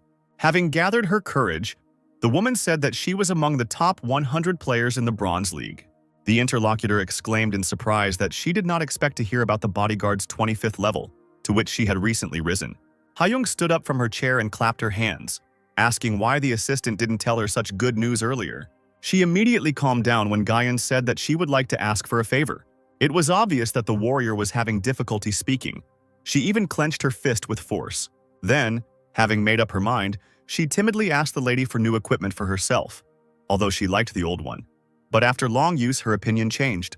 Gaian reached for her blade, saying that it was too heavy for her. She was trying to get used to it, but her hands couldn't cope. The sword is valuable as a gift that Hyung gave, and so the bodyguard apologized for those words. But not only was Hyeon not offended, she exclaimed that Gyeon had gone crazy since she hadn't said anything until now. After all, the blade had been bothering the woman all this time and she could have done even better, despite the good score. Haeyeon excitedly shouted that she would get the warrior a new sword, better quality and lighter, even if she had to spend her own money. The woman immediately grabbed the phone, muttering that she would try to find a replacement as soon as possible. She simply waved off other people's questions, saying that everything was fine, and that the bodyguard should try to show everyone the best she could in the fight for advancement. Gyeon realized that Hyung knew that the warrior was comparing herself to Jihan, and even added that she would be able to defeat the player. No matter what anyone says, Plum Blossom Sword has always been a rising star in the Korean Bronze League. She just needs to prove herself. The lady sincerely encouraged her employee with words about how she was able to rise even higher. The warrior smiled shyly, warmly thanking her mistress for these words. And now, finding herself on the battlefield face-to-face with Jihan, Gyeon doubted herself. Looking at the guy, she was afraid that she would not be able to fulfill the promise she had made. The warrior really tried her best, attacking her enemy furiously and savagely. The enemy's golden arrow flickered in the air, in no way inferior to her powerful blade, and a blow flew into the warrior's face. Looking at how confident Jihan was, she knew she couldn't defeat him. The guy, with his characteristic insight, saw in the stranger's gaze the uncertainty of victory.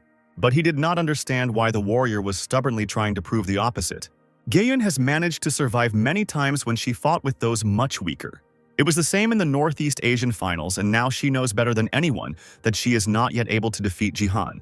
Hearing these words from someone else's lips, the guy slowed down slightly, stepping back. This momentary hesitation cost him the opportunity to attack, and the warrior went ahead, exclaiming that she would probably never be able to win. However, she went on to say that if she gave in, it would definitely be the end for her. And let no woman surpass the currently invincible player now. She will at least try her best to match his skills and fighting ability. Gyeon straightened up and raised her blade upward, her body seeming to repeat the graceful trunk of a plum tree. Jihan froze and lowered his hand with the arrow, looking at the delicate pink dangerous lines unfolding between him and his opponent.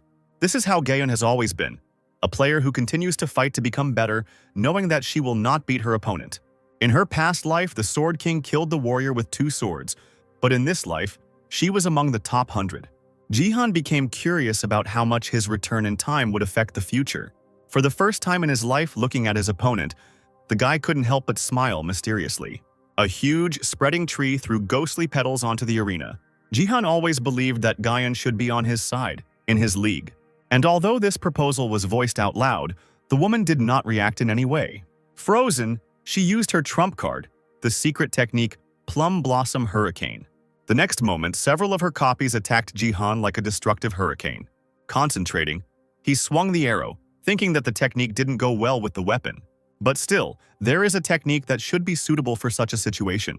These are 3 catastrophes of earthly martial devotion: a 1,000-fold riot, a black man named Clark Jr., a warrior class, and the 3rd-place bronze medalist for the United States, greeted his opponent again, with other team members gathered behind him. Baron Williams, who had both a mage and a support class, was the first in America. The system announced that the game would go on until only one remained. Clark dismissively stated that the world was about to end, and that the player who gave buffs from behind would be their main prospect. Without even letting the man finish speaking, the Baron yawned demonstratively, covering his mouth with his hand. The blonde hissed, stating that Junior was talking a lot for someone who ran around like an ant in a pile of dirt. Baron held the 3rd-place bronze for the United States and immediately ordered his opponents to shut up and attack. In fact, he was a psychopath obsessed with war, and now, having summoned red energy, he threatened to burn everyone with a mad look. Instead of answering, the entire team immediately rushed towards the impudent man, preparing their attacking abilities. But Williams, without saying a word, grabbed Clark's face with his left hand, squeezing the thin skin until it creaked. Pushing the man forward slightly, Baron released so much force that he literally incinerated the other members of the team. Seeing their leader burning alive, they screamed in rage that they had to kill the damn player first. Williams looked back and laughed madly again, his red eyes shining brightly.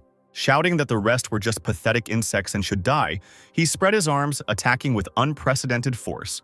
Baron was an incredibly strong player, full of confidence, and no matter how hard anyone tried, they couldn't break him. The man shuddered and turned his head, noticing some unusual movement out of the corner of his eye. He saw how one single player, using his power and weapons, dealt with 10 other participants at once. Even people like Williams worry about Jihan once they see his abilities. It should be said that this was the case even before the guy traveled through time. Jihan had just finished attacking and stopped when Baron approached him. The boy turned his head as William, with his usual male impudence, addressed him.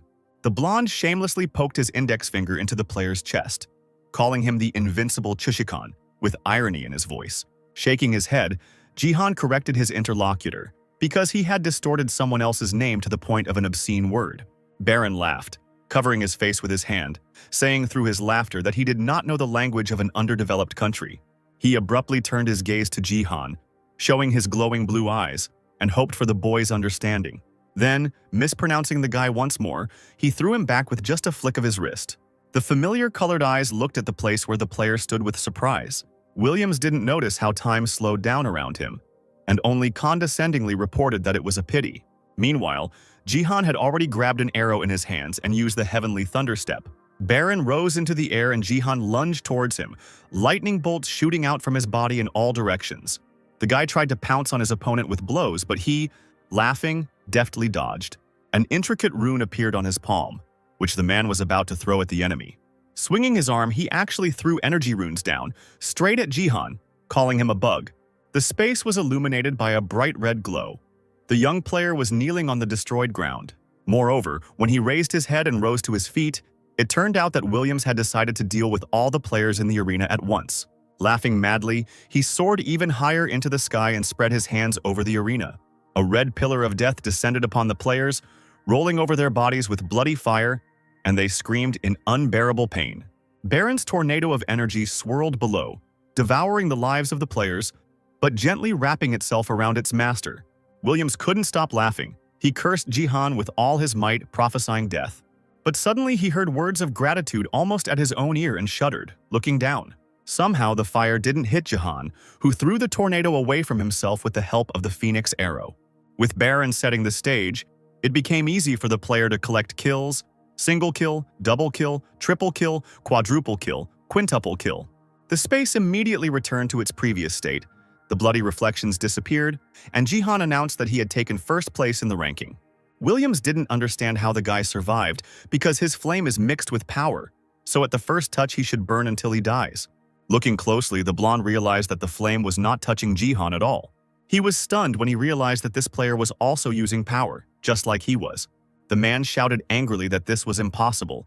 As the owner of 2 status windows, he was the only one who could use the power. He exclaimed that it was a joke, but Jihan shook his head with a smile, saying that Williams was not the only one. Baron looked down with a distorted face, and Jihan continued to say that he was now personally convinced of the insignificance of his opponent's skills.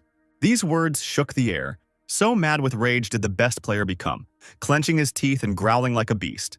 Williams spread his arms again, and waves of furious force spread from his body. The entire arena was surrounded by bloody flames. Baron stubbornly repeated that Jihan was just an insignificant insect. The boy shook his head and raised his hand, muttering that he wouldn't let his opponent do something like that. Moreover, he did not show the man everything he had prepared. A bright crystal appeared in Jihan's palm. Even then, spending the night on the site, he carefully studied the windows of the system. Even if he takes the Queen of Shadows as his constellation, what will he do with the promotion match? The boy thought he needed to fill the hole left by the God of War. It was then that he remembered the crystal fragment that gave the player a one-time divine blessing. And now on the battlefield, Jihan used Crystal Fragment, receiving Divine Blessing. The system announced that all of player Sun Jihan's stats had increased by 50%. Initially, Baron Williams was a common coward, an inconspicuous player. Weak in spirit and body, he was the one who felt fear before the battle. Seeing this, people told him that the presence of such a person here was a waste of talent. The system proposed to combine 2 status windows and 2 classes. Then any player would be able to instantly capture all the battlefield. But Baron chose the support and mage classes. In other words, he supported from the rear. But soon, his status as a coward changed dramatically. The man himself did not suspect when exactly this would happen. As soon as he received the power, he immediately felt completely different signals from his body. Williams began to dominate every game with his massive mana pool, and countless prospects fell at his feet. Those players who were not lucky enough to play against the newly minted winner talked about his new features. Baron has two punishments. The first is Fire Wave, a technique that washes away enemies with a huge wave of flame. And until now, no one who encountered it has survived, but simply merged with the melted interior objects. And now such a thirst for murder has probably shaken the player's common sense. He was so determined to destroy Jihan that he used all his abilities and the force. But now something strange was happening. His opponent suddenly used thousand-fold fury. Everything changed for Baron. His unshakable confidence in his own power was significantly shaken. One piercing blow from Jihan's force destroyed the powerful armor that the blonde had built. Williams, the league's strongest player, had a stupid expression on his face, looking genuinely puzzled. The guy grinned, greedily looking at these familiar features because the future head of the guild seemed so special in appearance. He pushed off the ground and rushed towards Baron, who was frozen in surprise. Inside, he was empty, and his strong shell had cracked. Jihan's powerful punch right to the other man's face. He shouted at his opponent that he was deceiving those around him, hiding his lack of skills. But all the arrogance that was broadcast outwardly was nothing more than a pitiful flash. That was the true face of Baron Williams. When the piercing bright beam of the Phoenix arrow pinned the man to the ground, only a moment passed, and Jihan descended towards the defeated enemy, pinned to the asphalt. With pale lips, Baron weakly asked how Jihan knew about him, if he was saying such things. The player smiled, replying that Williams reminded him of someone he knew closely. No matter how cool or self-confident the person seemed, it was impossible to hide the feeling of inferiority. As the guildmaster, Baron built a false palace around himself out of his own pride, making others believe in his strength. But now, as he sat on the ground, younger than that version, covered in dust, the deprivation that had settled in his heart was revealed. Not wanting to be looked down upon as a man, he improved his body and changed his style, boasting of extravagant skills, but all this was only for self-consolation. All efforts are simply meaningless if a person does not want to change his very essence. Baron struggled to his feet, brushing the dirt off his clothes, and told Jihan that he didn't like other people's arrogance. The guy smiled and replied that he felt the same way, hoping that what happened would serve as a lesson to his interlocutor. He stamped his foot, invoking the ability, stating that enough talk was enough. The end of his fire arrow aimed straight at the man's chest. It was time to end it all. But everything didn't go according to Jihan's plan. With just one movement of his palm, Baron pushed him away. Now the guy's body was shaking from pain and high lightning discharges. He froze in midair, his mouth open in a silent scream. Even the clothes on his chest were scorched by the high temperature. Baron seemed to have recovered from the humiliating attack, now using his second lightning punishment. Unlike Fire Wave, where mana is spread over a large area, this high-level skill compresses mana and pierces it into a single target. Since the sheer force of compression was more important than control, this technique was perfect for Baron. But who would have thought that Jihan would remain alive even after being shot in the head? Holding the arrow in front of him, the player wondered why he survived. Was it because of his weapon? Williams couldn't help but admit how impressed he was by the other's adaptability, although Jihan could not completely block his blow, which is confirmed by his burnt clothes. However, Williams has now gathered even more strength, saying that even if Jihan managed it once, it does not mean that he will be lucky the second time. The eyes glowed dangerously red, and lightning bolts ran through the entire body. The man was going to give it his all. Stretching out his hand, he showed his opponent how much power he had. Flashes of blue and red flickered around his body as the blonde rose high above the arena. The other participants, watching the fight, were happy that Jihan would soon meet his death. Everyone was sure that he would not be able to block this blow, and the audience predicted defeat for the guy. But the disbelief of others did not prevent the player from seeing the winner in himself. This happened because right now the Shadow Queen, a dark elf, was looking at the guy. Jihan returned the gaze and smiled broadly. He gripped the handle of the fire arrow tightly in his hands and took a few steps back. The player took his position despite his own injuries. He was more confident than ever. The moment Baron used lightning against him, something amazing happened.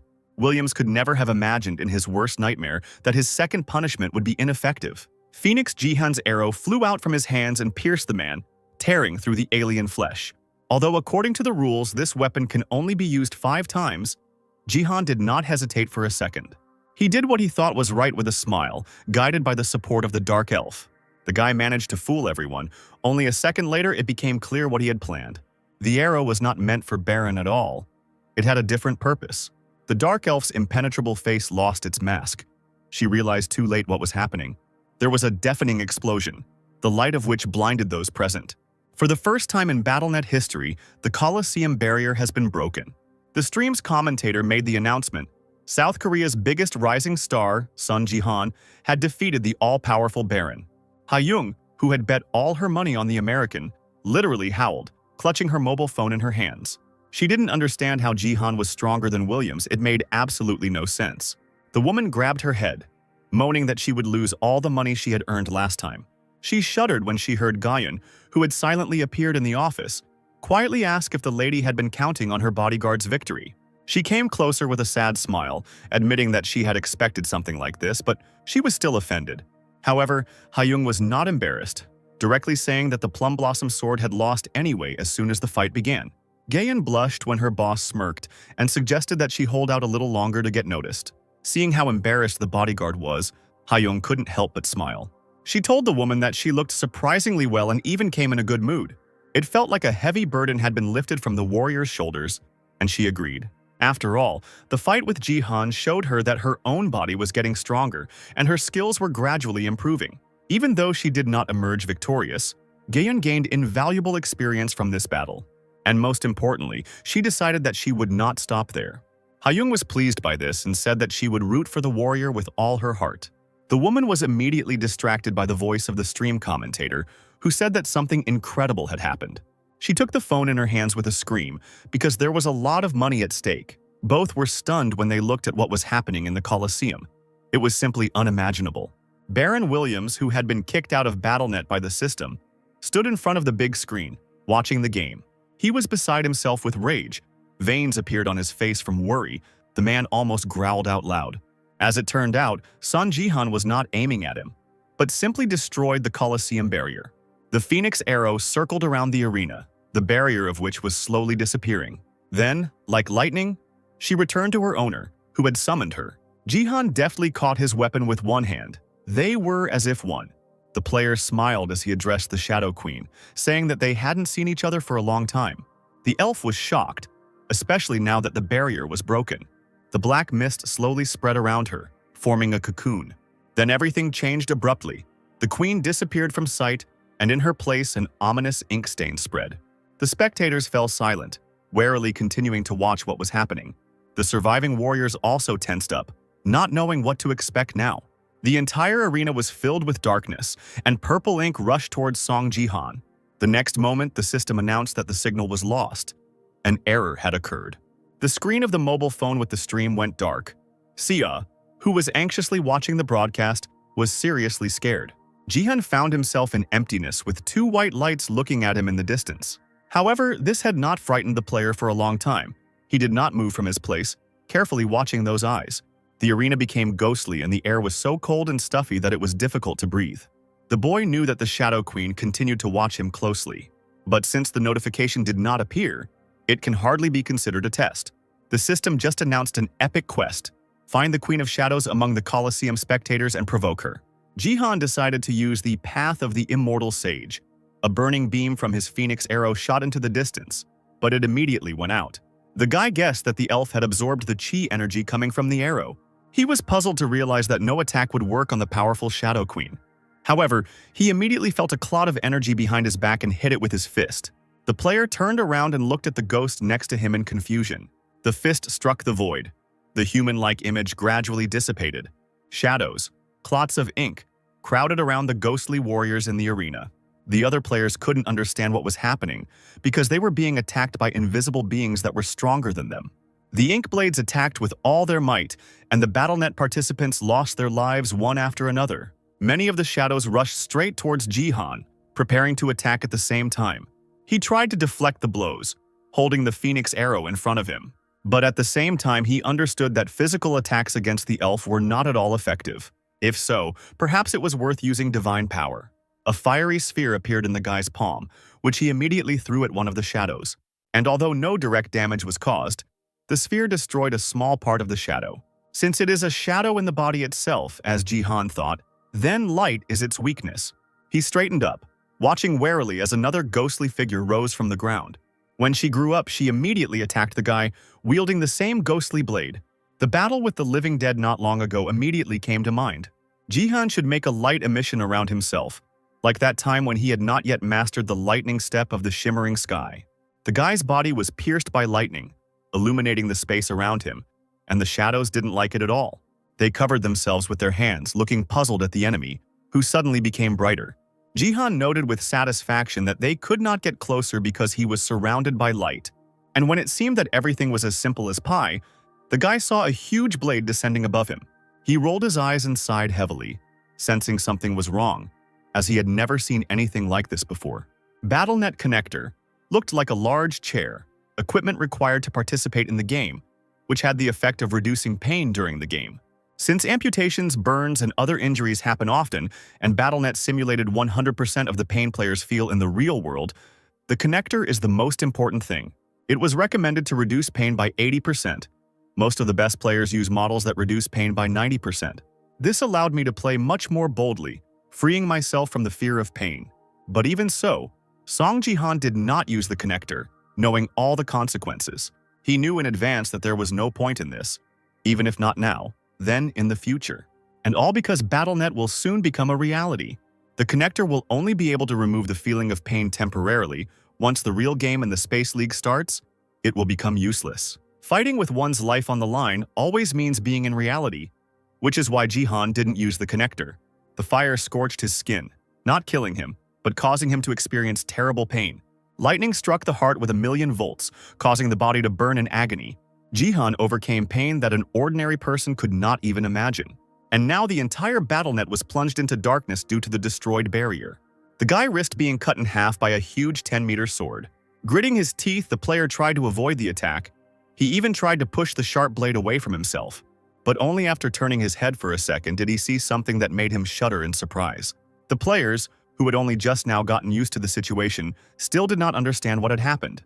For some reason, the huge shadow hanging over the arena only attacked Jihan. Being twice the size of a human, she attacked the player with all her might. White glowing eyes continuously followed Jihan's movements. He, after another defensive move, landed on one knee, breathing heavily. The guy assumed that the fight would be unequal and knew what to prepare for. But this shadow turned out to be too huge, and now there was a difficult task ahead to overcome it. Things were going badly. If the guy continued to evade, he would not have long to live. And all because this substance from the darkness is only of interest to Jihan. The attack on Baron has put the guy in the spotlight, and now many players will want to take advantage of the opportunity to get rid of him. Jihan could not remain on the defensive because danger now awaited him at every step.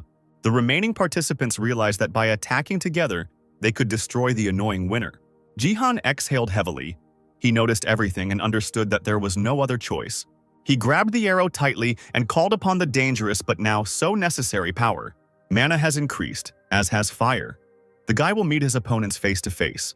A bright flame illuminated the shadow for a moment, its ghostly eyes widening in surprise. Jihan raised his hand with an arrow high and looked forward, his entire body engulfed in flames. The guy warned that he would destroy the darkness and create light if the shadows wanted to hide him. Jihan realized that it was time to use the nameless divine arts, the 3 talents of martial devotion. Heaven.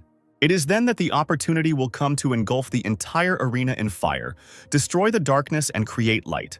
With the help of great mountain pressure, the boy managed to direct a stream of fire into the center of the arena. Runes lit up on the sharp end of the arrow, increasing the flow of flame.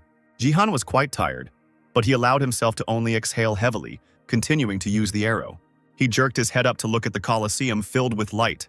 Indeed, the player managed to achieve his goal. The entire arena was engulfed in flames. After making sure that everything was as he wanted, Jihan thought about the other players. As it turned out, they ran away when they saw the flames. One of the warriors remembered his father's words. Avoiding a losing battle is the surest path to victory. Now that the others had retreated, only the Shadow Queen remained. Having lost her elven shell, or hiding it, the elf watched the player like an evil shadow. Suddenly, Jihan realized that the flame had disappeared once again, and instead, darkness surrounded him. He shook his head, thinking that the queen would be difficult to calm down. It seemed that this would not end until the real body was in order. The player decided it was time to put an end to this, tightening his grip on the Phoenix arrow. The 3 DNTNs rebooted, and the guy's figure was filled with bright light. It is necessary to use high-level martial arts, such as the 3 talents of martial devotion and nameless divine arts. The player might not succeed, but he knew he might not get another chance. Of course, nothing can be done perfectly given his current level. This was the solution. You can simply add the power of the Phoenix Arrow. It was not for nothing that Jihan acquired this weapon. His head cleared up, and the guy looked at the arena with a completely different look. Phoenix Fire activates when thrown, making the arrow stronger as it returns to the owner's hands after use.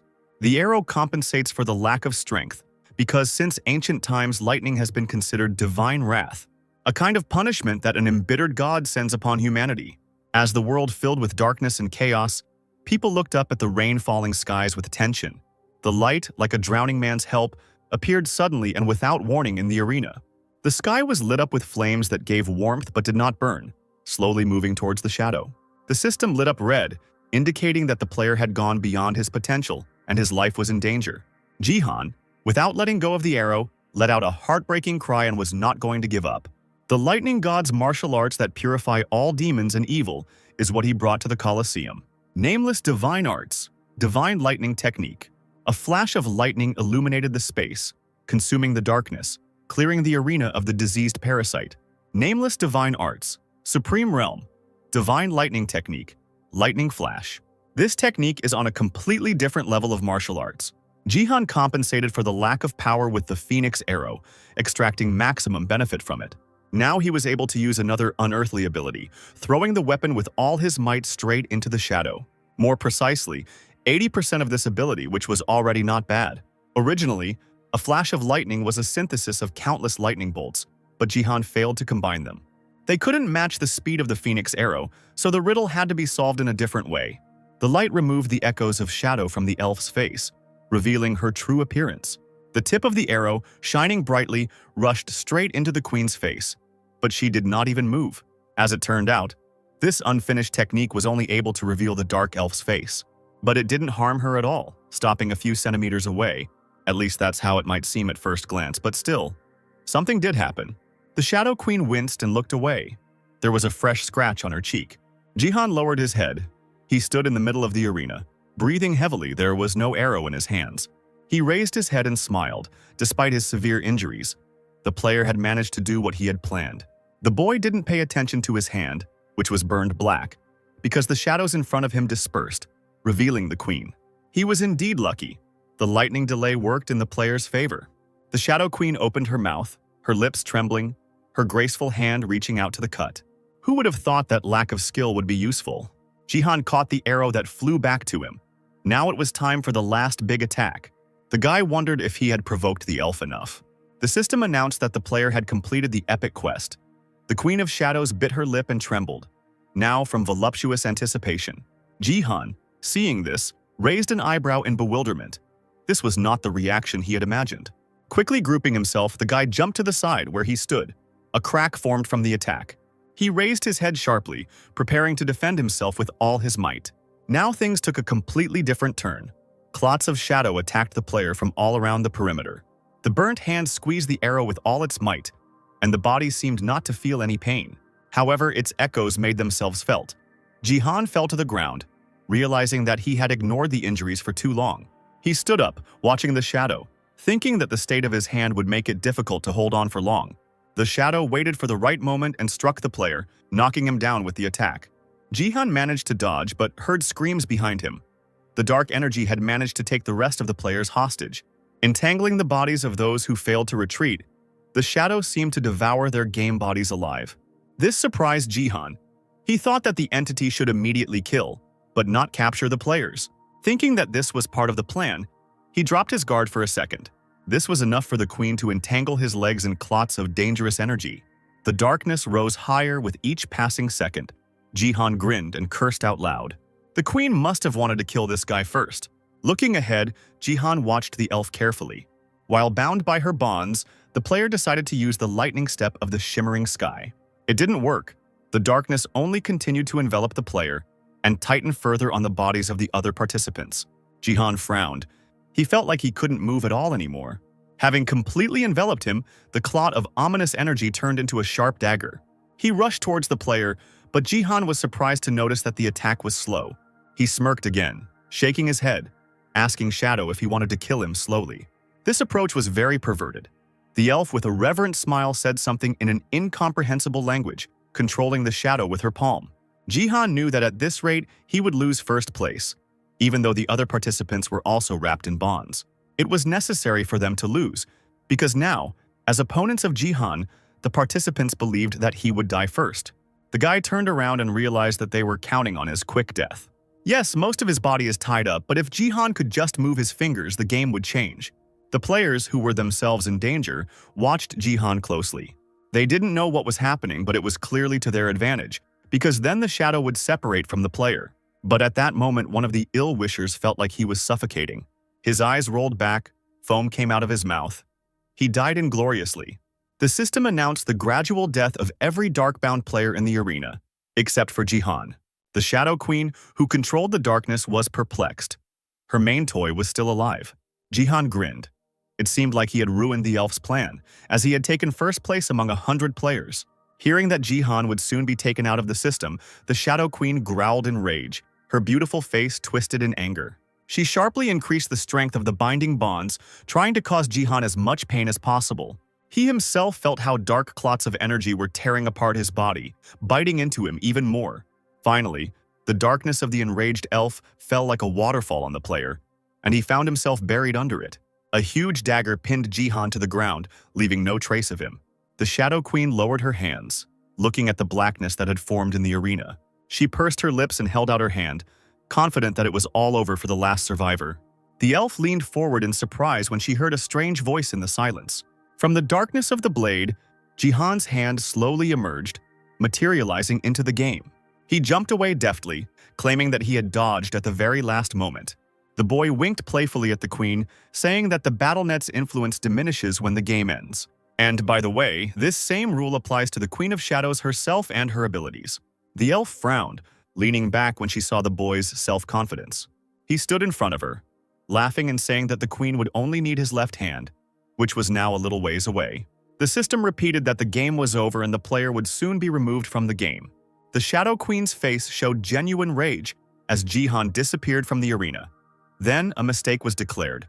The sun shadow mark was applied to the player's left hand. Jihan took off his shoes and sprawled on the floor, exhausted after the hard game. Lying on the floor, the guy was breathing heavily. This game had taken all his strength. Limgayan, Baron, and then the Queen of Shadows. A whole marathon. The player's eyes snapped open as he realized that there were consequences. Just a little more, if he had been just a second late, and the player would have been finished. Before the Shadow Queen's sword touched the boy, he managed to concentrate all his strength in his fingers. The hero needed only a few movements, despite being constrained by the darkness. The other participants standing behind him watched with longing to see what the recognized hero would do, and he sought to cut the arteries leading to the hearts of these traitors. Jihan was afraid that the queen would take advantage of the moment, but everything turned out well. The elf only trembled slightly, looking at the player, who turned out to be not such a weakling. Jihan closed his eyes dreamily, thinking about how lucky he was to have lost only his left arm. However, he is absolutely sure that that huge sword would have finished him off. Sighing, Jihan slowly stood up. He didn't want to get caught up in such a game. Smiling, he immediately called upon the system to check the status window. For the work he had done, he was at least well rewarded. 1 million achievement points, bonus experience points, and his level was raised to 5th. The player received the title King Among Kings, Bronze, also an increase in stats in the silver line, an increase in experience. Moreover, Jihan received 10,000 points for winning this BattleNet game. Then, for a special achievement, taking first place without a gift, he was awarded additional achievement points. In the end, the player was helped by the fact that he eventually lost the God of War. The player noticed something out of the corner of his eye and was stunned because he absolutely did not expect to see traces of the game on himself. As it turns out, the consequences of the battle carry over into the real world. Although there was no damage to the arm, the fabric on the shirt was torn where the arm had been lost in the game. What surprised the guy even more was that the sleeve was torn after some time in the real world. A strange thought flashed through his head, causing the guy to shudder in fear. Is it possible that all players will now suffer the same fate as the BattleNet effect? Jihan did not understand how this was possible, because all the participants were at the learning stage.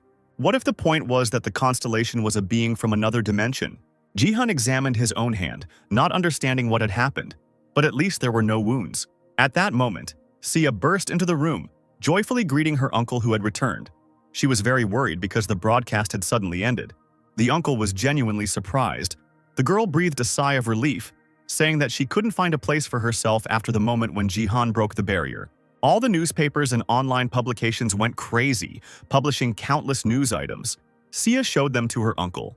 The girl asked with interest whether the elf she had found was the Queen of Shadows. The guy nodded. He added that thanks to his niece, he completed the task, and she immediately beamed with delight. Sia had barely muttered that her efforts had not been in vain when her gaze shifted to her uncle's hands. When asked what was wrong with his arm, the guy tried to change the subject, answering that he himself didn't know why the sleeve was torn. The next moment, Sia covered her face with her hands in shock as her uncle's hand began to turn black, becoming covered in darkness, paralyzing her body. Jihan turned his head and shuddered, looking at his forearm. He could not have expected this. After a few moments, the entire hand turned dark. The system detected the curse.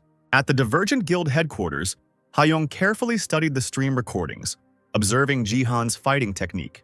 It's amazing that the guy beat Baron, but what's even more amazing is what happened next. The player's movements were simply incredible. He seemed to have easily destroyed the barrier, especially since everything happened in the Bronze League, and what to expect from the player in the future. The guild needed to hire Jihan. No matter what it took, the guy was getting stronger every day, but this fight made him too famous. The player was already being considered by other guilds at high meetings, considering him a valuable lot. Even in New York in the America First Guild building, orders were given to contact Jihan. The same thing happened in France. Just like in Japan, Tokyo, on the advice of Takeda's manager, was against the issue of recruiting a guy. A man in a business suit asked how to do this because the task was problematic. The guy did not want to join the guild for any amount of money. He slammed his palm down on the table, declaring that it was impossible to do so because of the Sword King. His interlocutor smiled, saying that the man shouldn't worry. He had one idea. There was a way to keep the Sword King in a special place and recruit Jihan in the meantime. Meanwhile, the organization has already called in a special person who will help them achieve their goals. Ryuhei watched as his lover was taken away by a private helicopter. He looked depressed because the woman didn't say where she was going. She smiled softly, asking in a seductive voice not to worry so much. The helicopter blades scattered the special scent of her enchanting abilities into the air. The man painfully closed his eyes. Ito Shizuru ordered that they would love each other again. Ryuhei opened his pink-tinted eyes and nodded slowly. He wished his mistress to be careful, and she waved her hand with a smile. Ito Shizuru looked, as always, absolutely flawless, and she knew that anyone would love her. The guards let the woman go ahead, calling her a goddess, and she smiled politely. Closing her eyes in pleasure, Shizuru noticed the clear sky, a perfect time for a visit. Her own beautiful almond-shaped eyes lit up with a bright pink color. Seiya watched in horror as Jihan's hand darkened, and he himself did not understand what was happening. It seemed as if the boy heard a soft female voice in his ears calling him by name. A new day had dawned, and the sun was shining on the tall building of the Sword King. An elderly man from the South Korean government, the head of the BattleNet department, Kim Namtae, had just arrived and was telling someone about it on the phone. He walked out of the elevator listening to his interlocutor thank him for his help. Namtae Nikto's assistants bowed as the man stepped out of the elevator, saying that he should have taken care of everything. He smiled, promising his invisible interlocutor to repay him for all his efforts. Namtae promised that he would pass on the message to the two who ruined Taewon-dae's reputation, referring to Jihan and C. The guest was served a small table with sweets. Jihan did not expect that the head of the BattleNet department himself would visit them. He laughingly apologized that he could not visit the family more often. The man took a sip of juice when asked why he had come. Namtae reported that the BattleNet department decided to reward Jihan for all his achievements. However, the reasons for the visit did not end there. The man said with a smile that Jihan and Sia needed to formally apologize to Taewon-dae. He added that Jihan attacked CEO Taewon-dae's family members while looking at the family's surprised faces. If both signed a contract to appear in their advertising campaign and publicly apologized, they said they would forgive the family. As soon as Namtae said that it was kind of the publishing house, Jihan firmly said that he refused. He stood up from the table, causing the man to cry out in confusion, then added that he could leave if that was what he had come for. Namtae shouted that he was the head of the department and Jihan had no right to leave. Seeing that the guy was leaving, the man used a surefire way to stay. He announced that he was preparing to publish an article about his sister. After all, this is Taewon-dae, not some small firm. They can destroy a person if they want. Even though Jihan manages to save face through donations, People still look down on him due to his connection with the Sword King. The guy should be grateful that he was even given the chance to bring about his changes. Without turning around, Jihan used the force to lift the glass of juice into the air and pour it onto Namtai's head. Jihan made several movements with his hand, continuing to tilt the glass. The man was beside himself with rage, covered in sticky liquid, but continued to silently listen to the guy. Jihan was about to lower his hand when Namta burst into a stream of dirty curses and insults at him. He stood up abruptly from the table, shouting at Jihan, who did not understand the seriousness of his actions and dared to threaten the head of the South Korean Department of BattleNet. The man, choking on his own saliva, threatened Jihan, who had made enemies of both the press and the South Korean government. Jihan and Sia had already left the table, looking at the man who was threatening to publish a devastating article about Sia. The niece and uncle looked at each other and smiled. Sia didn't care at all. Namtae returned to the Taewon Daily headquarters, wiping his face with a handkerchief and cursing at Jihan.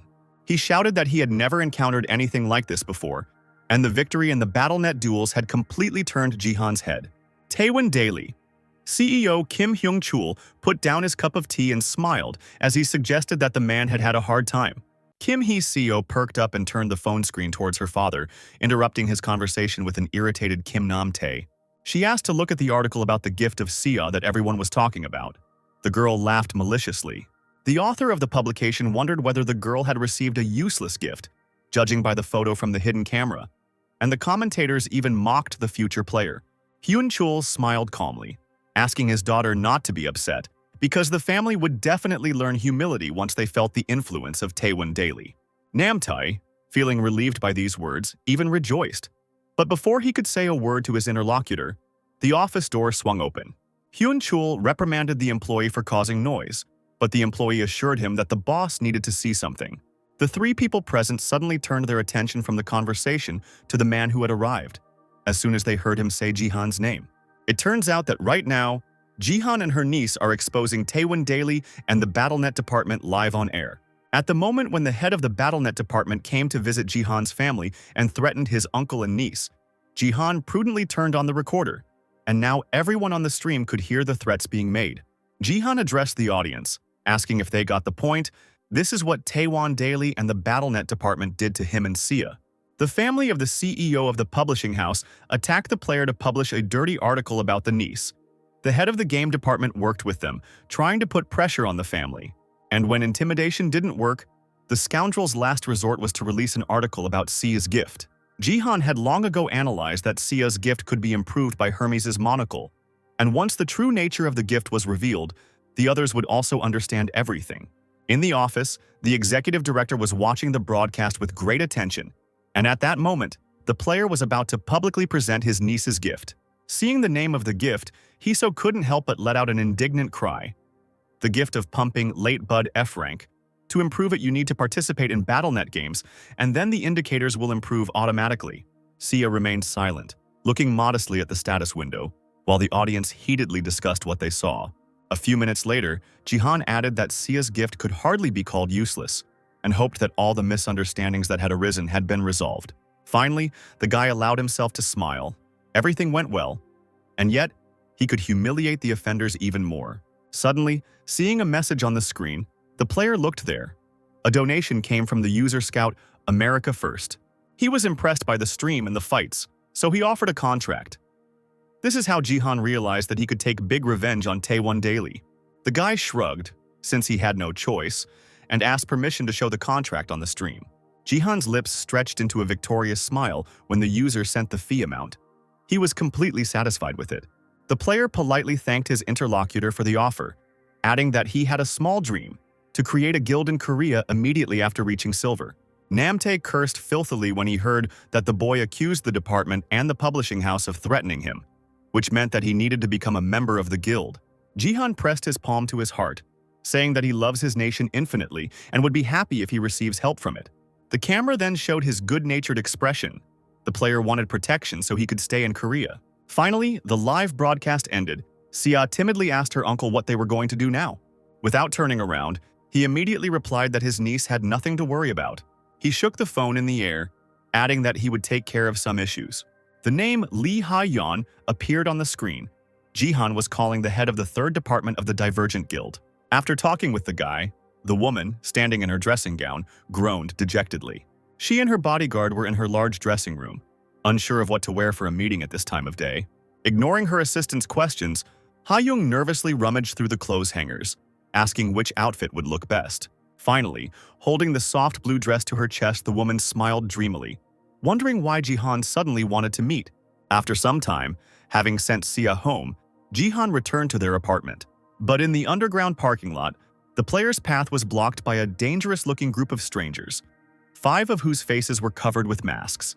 Jihan tried to distract them by suggesting that these guys weren't just a group of ninja cosplayers passing by. As soon as he asked if the BattleNet department or Thowen Dai had sent them, the boys immediately took out their weapons from their sheaths, one of them creating a small flame on his palm.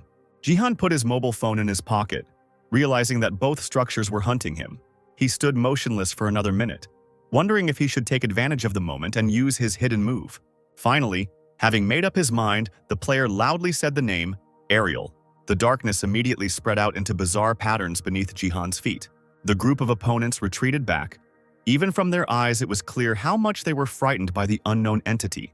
The eyes made of bright lightning narrowed dangerously as something like a dark cloud rose above Jihan, calling him an insolent person who had summoned more to fight the lower parasites.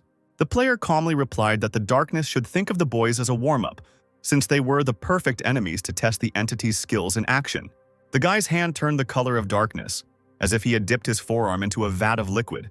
Jihan ingratiatingly said that they were in a dark underground parking lot. The player stretched out his night-black fingers and wiggled them as he smiled at his opponents. Less than half an hour had passed before dark clots were hovering over the attacking group.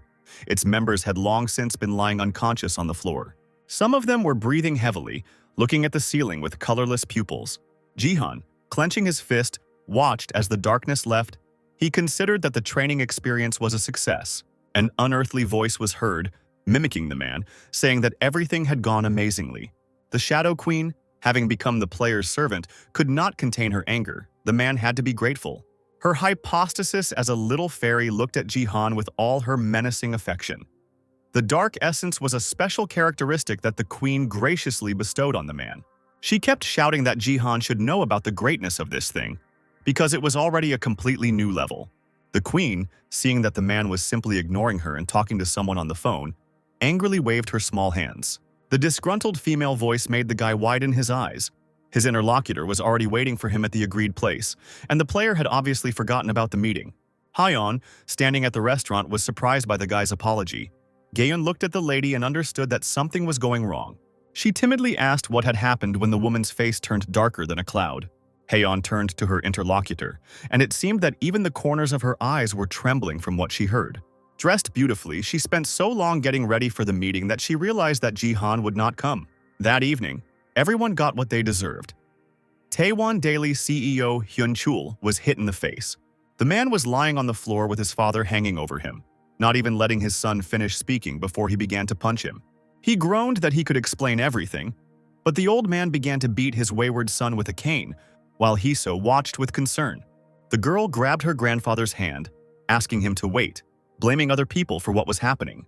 But instead of understanding, Hiso received a slap in the face from her own loved one, which she did not expect at all. Hiso fell to the floor, and the old man began to scold her, saying that the girl was his only granddaughter and he raised her in love and prosperity. Taewon Daily's CEO Kim Taewon was furious that the girl dared to cause him such trouble. The son and granddaughter sat on their knees before the head of the family, who ordered them to correct the situation with the falling stocks. Hiso was overwhelmed with incredible resentment and bitterness. She hid her face under her cap, angrily clenched her teeth, not daring to object. The girl's face was covered in veins from the tension, and she mentally blamed Sia for ruining her perfect plan. Standing in the battlefield arena, Sia, clad in armor, flinched. It seemed to her that someone shouted her name. For the girl, this was her first time on the battlefield in the Colosseum, looking at the status window in confusion, not knowing whether she should start fighting now. Sia scratched her cheek dejectedly, completely not understanding the rules of the game. A new player had already appeared behind her, joining the battle, and was carefully studying the girl's figure. Do Hyungyun, a dark-haired warrior, was delighted at what he saw, mistaking Sia for an inexperienced newcomer. He was the cousin of Do Hyukyu of the Divergent Guild, and possessed dexterity and a gift rank of A, which increased the dexterity stat by 25 points. The boy chose Sia as his first victim, intending to attack her from behind. The player let out a furious scream and swung his blade, threatening to knock Sia out of the game. But when the sword collided with Sia's armor, Hyugyu's face stretched out in surprise. The girl herself was surprised that the armor of the long-lived turtle of rank A and the bracers of craft steel of the same rank saved her from the attack. Moreover, the girl swung her hand, using a hand strike, and the alien blade flew into the air. The opponent's hand trembled, and he moved back in fear, looking at the girl with suspicion. The blade landed easily in Sia's palm, and she mockingly thanked him for the first kill. Having jumped over the body, the warrior found herself behind the defeated enemy. She straightened up and turned around with a smile, the blade in her hand slowly disappearing after its owner. Jihan watched his niece closely from the system screen. Taking a sip of tea, the guy smiled contentedly. His pupil had done well for her first time. The Shadow Queen behind him hissed. She didn't understand how one could praise such a primitive appearance. Jihan shrugged, reminding the disgruntled elf that her master was also a representative of a primitive species. The queen stamped her foot again, shouting that she was here to fulfill a great mission entrusted to her by her true form, and the man should be grateful for the support. Apparently, the guy really didn't understand what a famous and great power he now possessed. He looked at his hand, remembering how scared he had been along with Sia when it had darkened. A bloody system screen appeared in front of the guy, and the notification didn't seem so bad. Of unknown rank, the curse would consume some of the player's stats until the curse was lifted. Sia clutched her uncle's arms, asking what was going on and what consequences it would have on Jihan. Jihan was silent. He himself did not know, but the message window was similar to the one that objects had. Finally, he decided to take advantage of emergency rehabilitation. The player extended his mutilated hand in front of him, and an image of a ghostly hammer appeared above it, restoring the sun's shadow. He was surprised when the system announced that the sun's shadow rank was too high, only partial recovery was possible. His forearm suddenly snapped, and Jihan almost howled in pain, trying to take advantage of the emergency recovery. Several long, agonizing moments passed, and then suddenly the pain subsided. The system window returned to its usual blue color, and it was announced that the curse had been lifted. Furthermore, the true nature of the curse was unlocked. Along with this notification, the blackness left the player's wrist. Jihan was stunned when he saw the clear skin of his hand, and the former spell had now turned into the SS rank skill, Sun Shadows, the constellation Shadow Queens, and could also be transformed into a shadow sword. Sia pounced on her uncle with questions, but he only smiled, noting that he was fine. But suddenly, in the ensuing silence, an otherworldly voice was heard calling the man pathetic. The darkness itself crawled across the floor in a huge spot, the Queen of Shadows, sparkling with pale eyes of lightning. Having made a circle, the entity turned and floated in black curls towards those present. Jihan immediately ordered Sia to leave, but the entity gathered like a cloud above their heads, turning into a small whirlwind, seemingly not intending to attack. The vortex became more and more active, and finally a small figure emerged from it, a miniature copy of the Shadow Queen with a stern look. Jihan and Sia stepped back, frightened by those small evil eyes. The clone of the constellation Queen of Darkness gracefully dropped to the floor, tapping her small shoes on the surface. She announced that the Queen's true form found the human's skills amusing and ordered her to assist the player in his endeavors.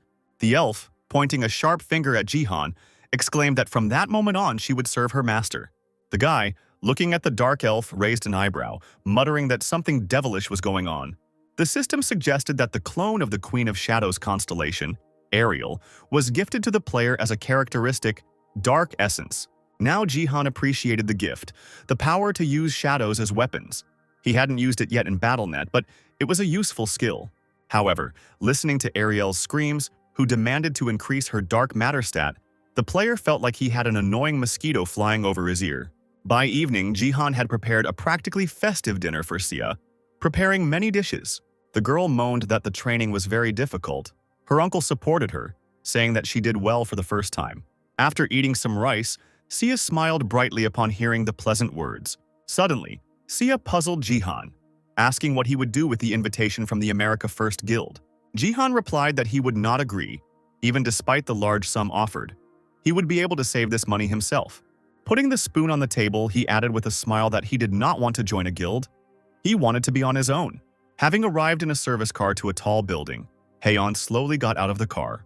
With a sharp movement, she took off her glasses, revealing to the world the frowning thin eyebrows on her beautiful face. A little later, Haeyeon, sitting at the table, cried out in amazement upon hearing the words of her interlocutor. Jihan calmly held a cup of tea in his hand and decided to repeat what he had said earlier. The guy offered Haeyeon to become the master of the guild he was going to found. The woman screamed indignantly at the player who dared to come to her house to hire her as a master, to which Jihan responded that she would only be a master in name. Haeyeon exclaimed that she belonged to the Divergent Guild. Jihan retorted that she was only a sales manager and not a player. The woman covered her face with her hand, grimacing. She believed that the guy himself should be the master. The role of the guild master needed someone with outstanding skills. Someone like Haeyeon, as she herself believed, would be better suited for the role of manager, which is what Jihan was thinking about when he offered her the role of master.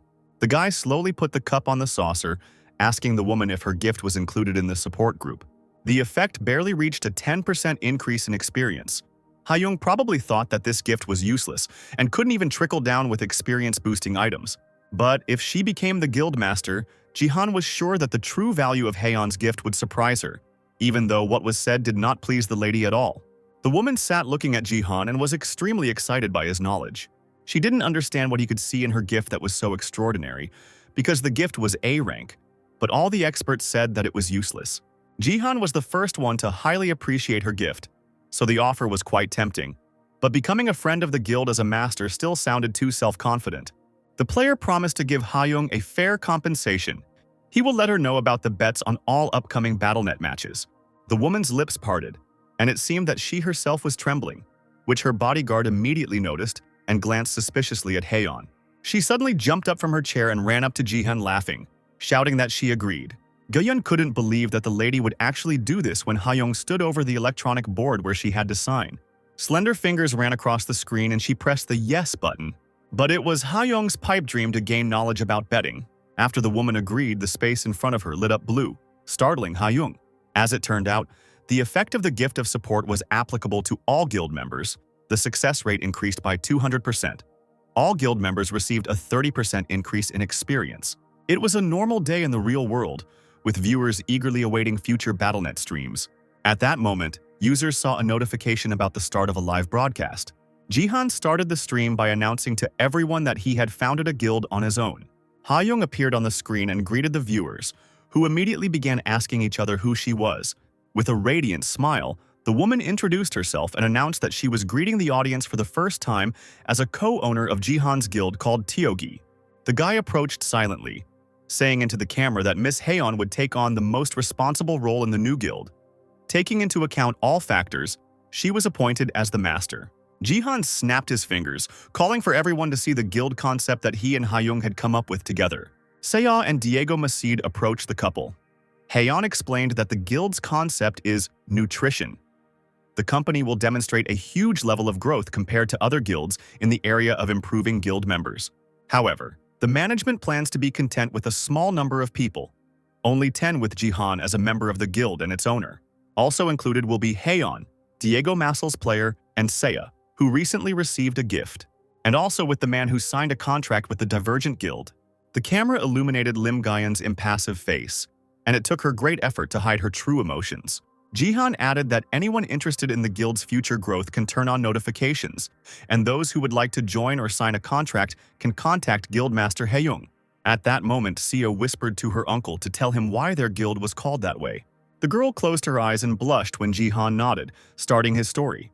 They say that big ships take a long time to build, and that great talents grow slowly, so the team began calling themselves Big Ships. A large explosion was heard in the arena of the Colosseum, causing flashes of fire. Baron Williams, in his prime, looked at the flames with equally bright eyes, his hand outstretched. Jihan stood among the flashes, pressing his hand to himself. The man found this view too boring. However, the guy, despite his clothes and face stained with soot, was not going to give up. But this got Baron quite excited. He gathered the islands of fire in his palm, grinning angrily, and exclaimed that it was time to end this. The man then extended his hands and long, bloody streaks of flame flew towards Jihan. An explosion, stronger than before, appeared in the place where Jihan stood. For the umpteenth time, the arena was filled with smoke. Williams began to look around, egging his opponent on, asking if this was all he could do. Jihan, without saying a word, pushed off the ground and pounced on the man. The player didn't even have time to touch Baron before his eyes widened in horror. Williams raised 2 fingers up without even turning around and directed an impossibly high lightning bolt at Jihan. The boy fell to the ground with a dull thud, his whole body shaking from the deadly attack. The system announced the end of training. The player's body slowly disappeared from the arena, as did the Colosseum itself. Baron smirked, never turning to face his opponent.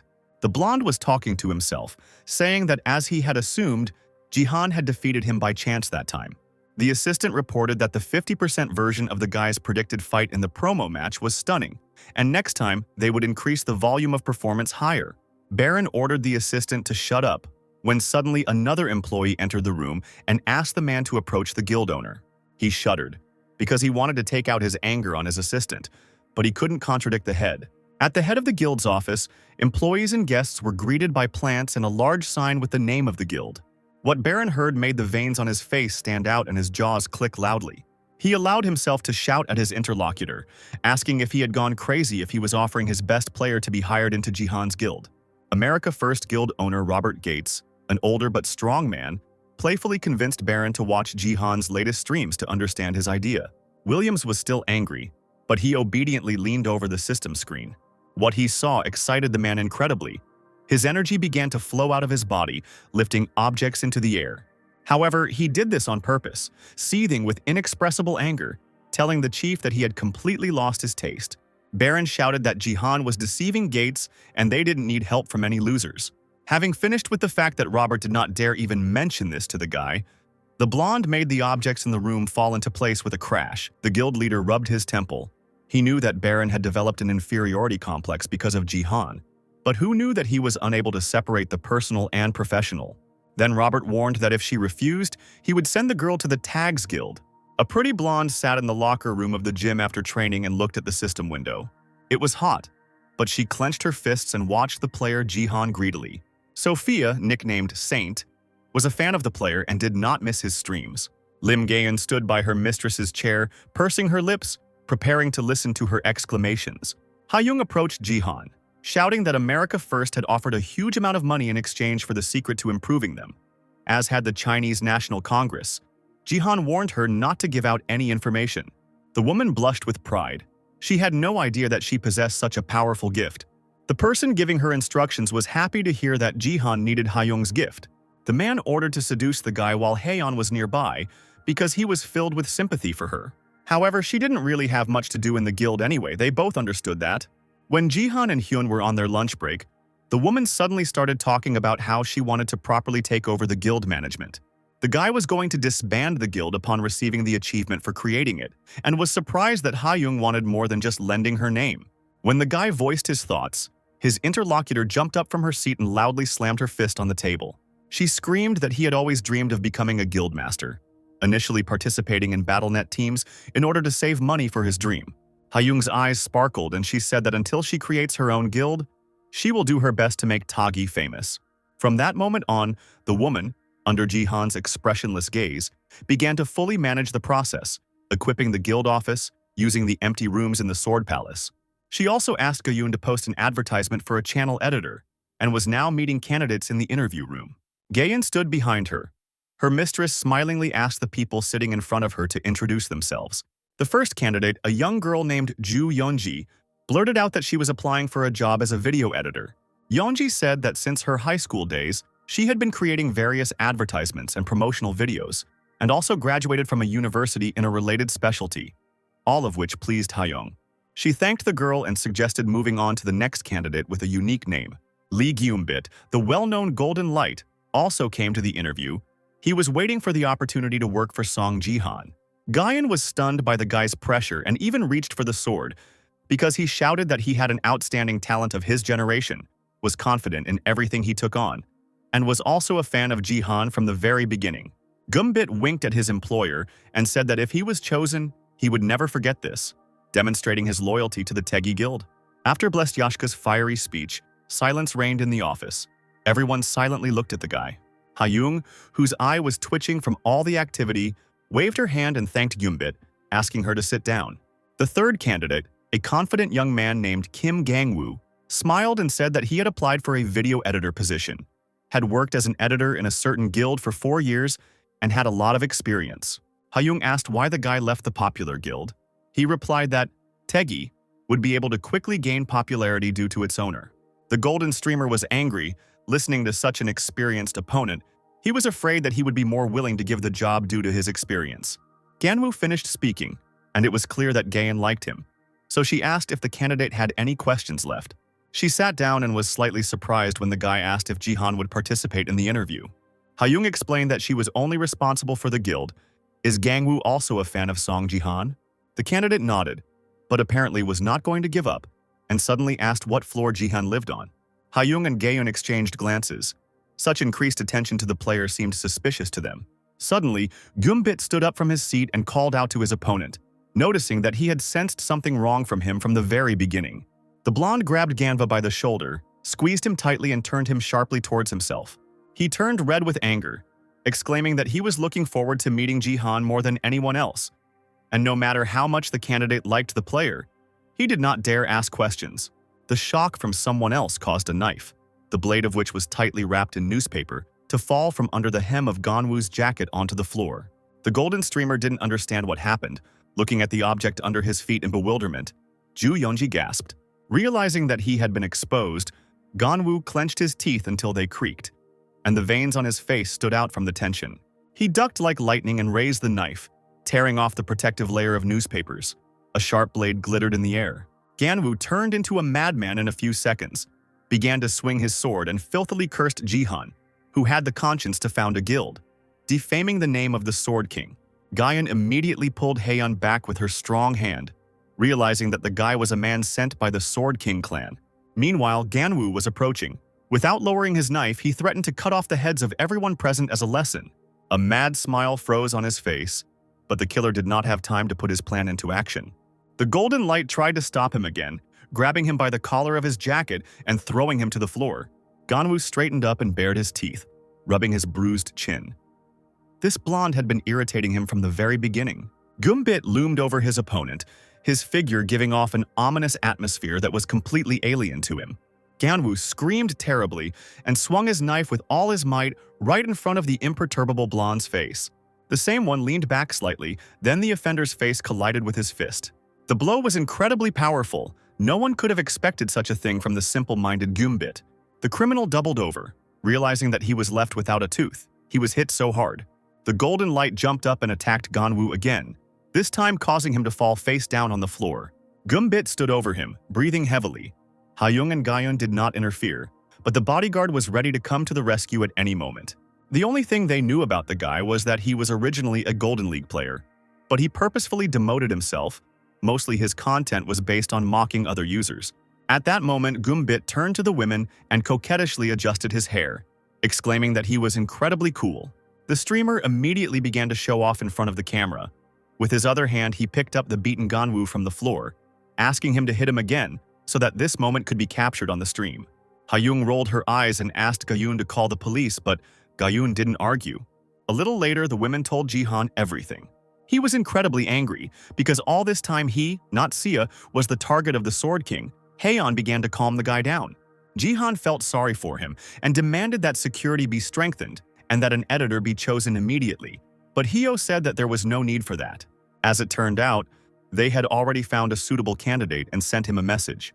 The golden streamer bit his nails as he sat in a chair in front of the monitors, clutching his head, unable to wait for the results. The poor guy even started crying, being sure that he would fail the interview. Perhaps he praised himself too much. Finally, after a few seconds, the dark screen in the blonde's hands lit up. A message arrived, and when Gumbit opened it with shaking fingers, he almost lost consciousness. Moreover, Ju Yeonji also received the same message, although she didn't expect it at all. Takeda Kazuo appeared behind her, rubbing his hands. He said that the girl was simply incredible. He addressed Yeonji respectfully, asking if she was okay after infiltrating the guild as an editor. The girl smirked and adjusted her glasses on the bridge of her nose, saying that there was no need to worry about it. Hiding behind the guise of a simple-minded worker was none other than Ito Shizuru, who was sent to destroy the guild and Jihan. To distract himself from his thoughts, Golden Light tried to play one of the collection of numerous games, but it didn't work out well, so Gumbit quickly gave up, resting his chin on his folded hands. Sitting up straight in his chair, He shouted that it was unfair that he had been denied the editor's position, even despite his loyalty to Jihan. One of the viewers suggested that the guy become a bodyguard, as that would suit him better. The blonde clenched his fist. He thought that Jihan was now nervous about the attacks that could befall him. Gumbit vividly imagined how from now on, he would go in a different direction and become a bodyguard protecting Jihan. Gumbit, hugging a pillow, did not immediately notice how he received a donation and a message that Jihan was now playing peacefully. The guy dropped everything and ran to the monitor, begging the viewers not to leave his stream. A serious battle was raging on the new location. The architecture of this map was amazing. Jihan slowly transformed near the stone buildings, and for a long time the audience could not understand where he ended up. As it turned out, the player had to complete the Silver League mission, and the system welcomed him to Gangnam. The game mode was designated as Invasion, and so far the map has been quiet. Jihan looked at the garden surrounded by stone blocks. In front of him was a red crystal. Something elusive brought on nostalgia. Gayun appeared behind him, asking what the player meant. Lim Gayun and Song Jihan teamed up to complete this mission. However, it can be said that Haeyeon demanded that Gayun go on a mission and raise her level. Jihan smiled, replying that he had only seen this map on live broadcasts. The guy extended his hand to the bodyguard, respectfully informing her that he was looking forward to playing with her. The woman hesitated and was in no hurry to shake his hand. Her jaw muscles were clenching from difficult thoughts. Finally, the corners of Gayun's lips twitched, and she shook the stranger's hand. She still felt uneasy that she was the one hired by the man whom the woman wanted to hire herself. Jihan looked behind her, assuming that the rest of the participants had finished dividing into groups. Gayun was thinking about something and shuddered when she heard someone calling her name. A trio appeared on the map. Young warriors, a team from the guild, Reasons for Advancement. They did not expect to see a warrior here. Jihan smiled and waved his hand. He recognized the guild Reasons. The young people literally ran up to those present and began vying with each other to greet Mrs. Gayun. A girl from the team asked how the woman was doing and if she would return to their guild. The warrior herself blushed from such attention, trying to hide her awkwardness. She adjusted her hair behind her ear. One of the guild members remembered falling to his knees in front of Gayun's image. Only a few days had passed since her passing, and he felt so lonely. The guy in love was imagining how Gayun would get into the Silver League. The participant wanted to teach her a lot. He even dreamed about how they would start a real relationship. Suddenly, the boy clicked his teeth in anger. He decided that Jihan was to blame for Gayun leaving the guild. The young girl smiled warmly and offered to explain the rules of the first invasion mission to Jihan and Gayun. During the mission, 10 players are divided into 2 teams, Angel Outpost and Demon Outpost. This is a 5 versus 5 team game. The side that breaks through all 3 lines and destroys the enemy's shrine wins. The outpost that destroyed all 3 lines of defense and the enemy outpost wins. There is a jungle zone outside the defense zone. You need to get rid of the monster and get a boost for it. Jihan realized that this time they were on the demon's side and asked if there was a jungle on their side. The participants were at level 40. They explained that the minimum level of the monsters was 65. They were too strong. The guy in love with Gayun grinned widely, exclaiming that they would succeed. He coughed, as if he was deliberately trying to attract Jihan's attention. As a mage, he slung his staff over his shoulder and dismissively called Jihan a newbie who shouldn't worry about today's mission. He just needed to listen to his elders. The mage told the rest of the team to go to the bottom lane first, while he gave Ms. Gayun and Jihan some advice. He didn't take the players seriously at all, so he glanced at him and suggested that they go on their way. Stopping next to Gayun, the mage pointed to small figures in the distance, explaining that they were minions. Their tactics were simple, but they were causing problems for the Silver League. The woman and her team needed to defeat them.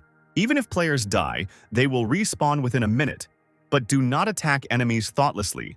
Otherwise, they may move the participants from their position. The player didn't see how Gayun rolled her eyes at his self-confidence, and only adjusted his glasses, saying that it was all very easy. Jihan, standing to the side, at that moment summoned the constellation of the Queen of Shadows. The seal on his hand was activated. He only noted that he simply needed to not die in battle. The magician looked at the guy in bewilderment and was discouraged when he saw the darkness on the player's hand. Jihan moved closer to the minions, who were still moving around the field without noticing him. The player put his hand forward. He was using the dark sword for the first time in BattleNet and did not yet know its effectiveness. The minions finally saw the enemy and immediately began to hum, the crystals that served as their hands moving chaotically. Jihan remembered the power of the Shadow Queen. The one he saw might not be comparable to what he had now. But the guy had no choice.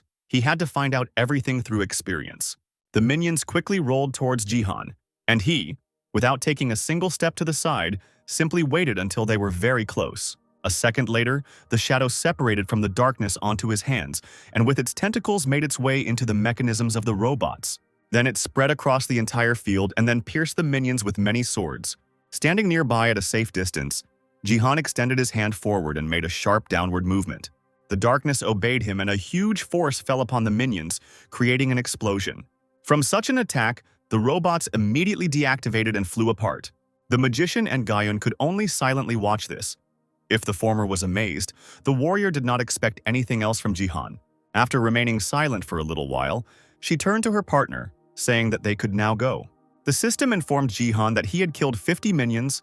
The demonic deity acknowledged him and bestowed a blessing. All stats increased by 20%. The guy decided that at this rate he could clear the jungle alone, and so he turned to Gaiun. He said that he would leave her for 10 minutes and resolutely walked towards the jungle. When asked where he was going, Jihan pointed towards the trees, saying that he would go and level up alone. Then he jumped up and ran straight into the impenetrable thicket.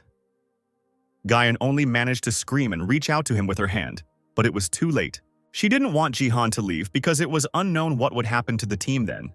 At that moment, she seemed to sense something was wrong and turned around, seeing the magician's hand extended above her head. Deciding that he was trying to attack her, the warrior pulled her blade from its sheath. But a second later, she saw that the magician had simply placed a protective dome over her figure. On the other hand, at that very moment, an attack was being prepared on Gaiun, and only thanks to the magician did she remain unharmed. 5 minutes earlier, the magician was beside himself with rage, calling Jihan a scumbag. He paced the clearing angrily, thinking that he had screwed up because of the guy and had not shown his coolness to Gaiun. Suddenly he stopped, as if he remembered and understood something important. The guy wondered why he needed the middle if he and Gaiun were supposed to take on the upper boundaries and send Jihan to the middle. Jumping high into the air, the magician ran back, considering himself a genius, and let Jihan deal with it alone. He had just approached the woman when he saw that she was completely unaware of the enemy attack. The magician's face showed determination. Now his dear Gaiun was in danger. It was at that moment that he, without a second's hesitation, created a protective dome. By doing this, he prevented the enemies who had set up an ambush at their base from attacking the warrior. The woman was surprised by the magician's foresight and turned to him, who held the dome with trembling hands, assuring her that he would protect his mistress. At that moment, a stream of blood gushed out of his mouth, and the magician screamed desperately. The opponents did not wait and sent a stream of lightning at the guy, thereby distracting him from forming the dome. Teammate Gaiun fell to the floor. His body shaking from the discharges, the warrior continued to call the guy. She ran up and crouched down next to him. While the alien body gradually disintegrated into pixels, the magician whispered that he was sorry and he only wanted to protect the woman. The magician's hand reached out to Gaiun's face. He whispered that it was too late to talk, but it was still worth it. Tears gathered at the corners of the boy's eyes as he weakly confessed his feelings to Gaiun. She didn't know what to say in response, stunned by such a confession. The drama of the situation was diluted by those same attacking opponents. They looked at the couple in bewilderment, knowing that the magician would soon be reborn on the field.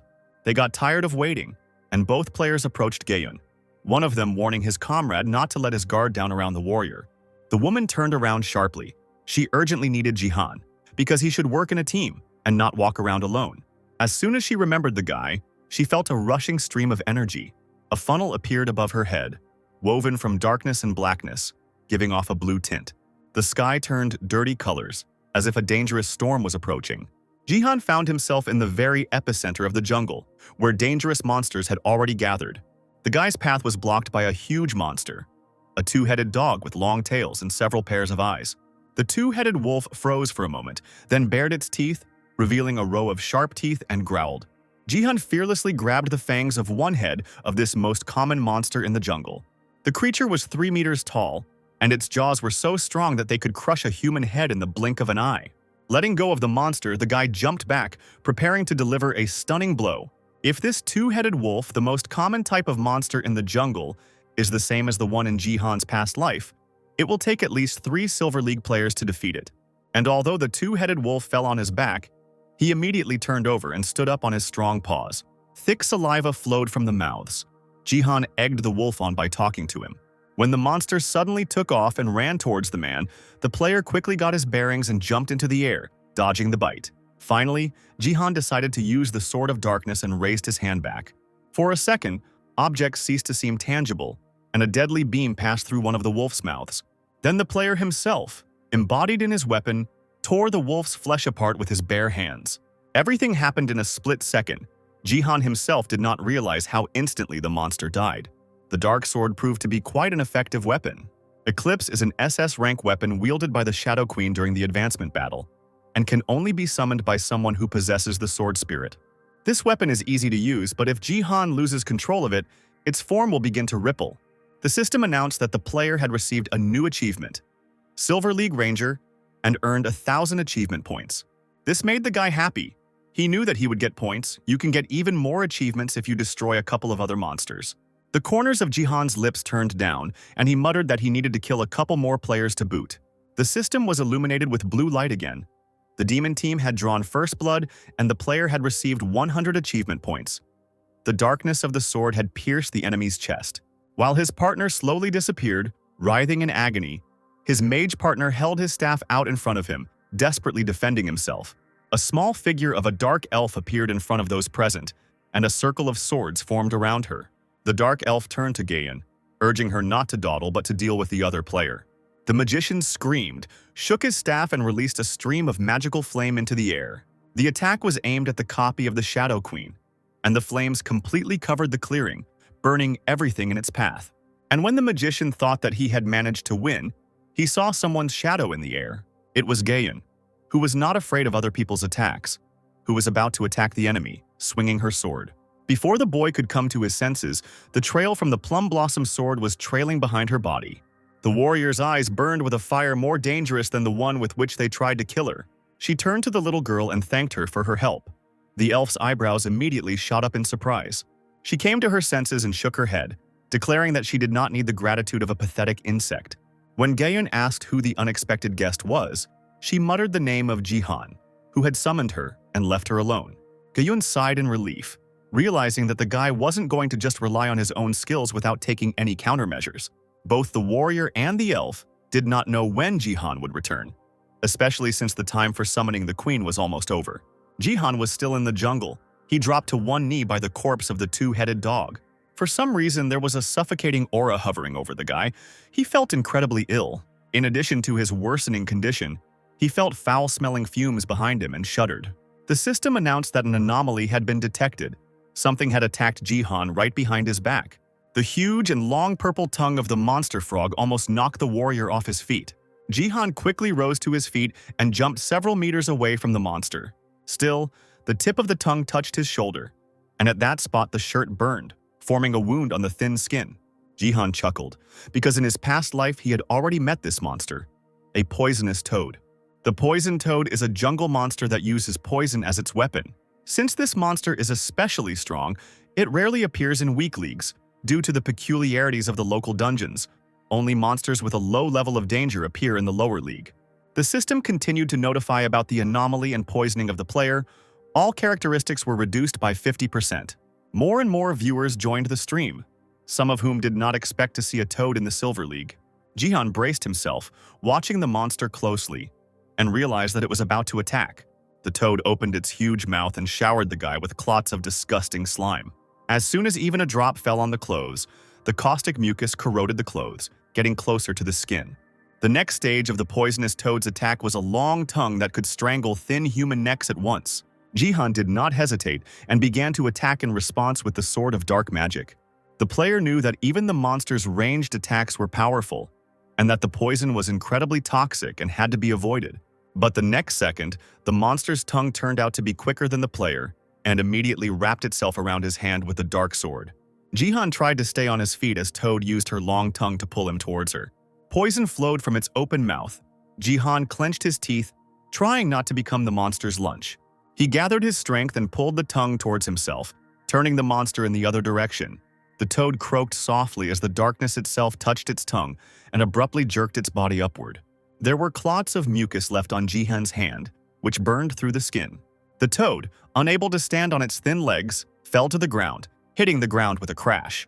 Watching his opponent, Jihan breathed heavily, but did not allow himself to relax. His attack had angered the monster considerably, and now the toad, rising to its paws, opened its mouth wide, spewing whole splashes of poison from its body. It was unimaginable how much was pouring out of that huge body. Jihan gripped the dark sword tightly, looking at the poisonous tornado passing over his head. All the liquid that the toad was spewing out of itself flew in a heap straight at the player. The spectators were seriously worried about the user, while the monster sat a few meters away and stared at one point without blinking. The toad croaked in confusion when it saw the living player, as soon as all the slime had flowed to the ground. Jihan was in a protective dome, thanks to many reinforcements. Next, he needed to deal with the monster. The player directed many swords of darkness at her. The dark blades entered the huge greenback one by one, like butter. The toad fell to the ground again, but even now it was simply unconscious. Jihan leaned forward. He couldn't believe that even after this the monster remained alive. The toad's defense is amazing. There was only one thing on my mind: to quickly finish off this monster in order to get extra points. At that moment, the toad came to life and swelled to an incredible size. The audience did not understand what Jihan was trying to do, and he himself understood that something had gone wrong. The monster's eyes glowed in the semi-darkness, brightly, like the headlights of a car. Another moment, and in the very center of the jungle there was an explosion of unimaginable power, which was visible even from afar. The entire area where the battle took place was covered with endless streams of slime. Jihan remained in the game, but he was very ill from the fumes and wounds on his body. The toad self-destructed, but its death brought with it a deadly poison that reduced its stats by 90% for 5 minutes. Jihan thought that he didn't have to wait long for the weakening effect to end. But he was surprised that the achievement window that appeared every time he killed a monster didn't appear. A few minutes later, the guy realized that someone's huge shadow was hanging over him. As it turned out, another huge poisonous toad appeared in the arena. It's too dangerous to face one. While the deadly poison debuffs are still active, Jihan will lose all collected buffs if he dies. Losing all his achievements would be a sad experience. Maybe he should go somewhere and get some more power-ups. Suddenly, a noise was heard from afar, which surprised the player. He decided to check where he was and called on the system for help. What he saw made him happy, and a smile lit up his wounded and tired face. The time to reach the line had almost come. The user himself was at the bottom point of the map. At this time, the archer from the opposing team was accurately handling her bow and arrows. The guild members who had left Gayun came under attack, and the warrior was hit by an enemy arrow. Her figure disappeared into thin air and the archer was left alone with the enemy team. The two players on the angel side thought they had almost captured the demons. Perhaps the Reason Guild wasn't that strong. The mage on the opposing side realized that she had to hold off her opponents on the upper line. As soon as they began their advance, they felt the ground beneath their feet begin to shake. As if from nowhere, Jihan appeared in front of them, and the creature rushed upward after him.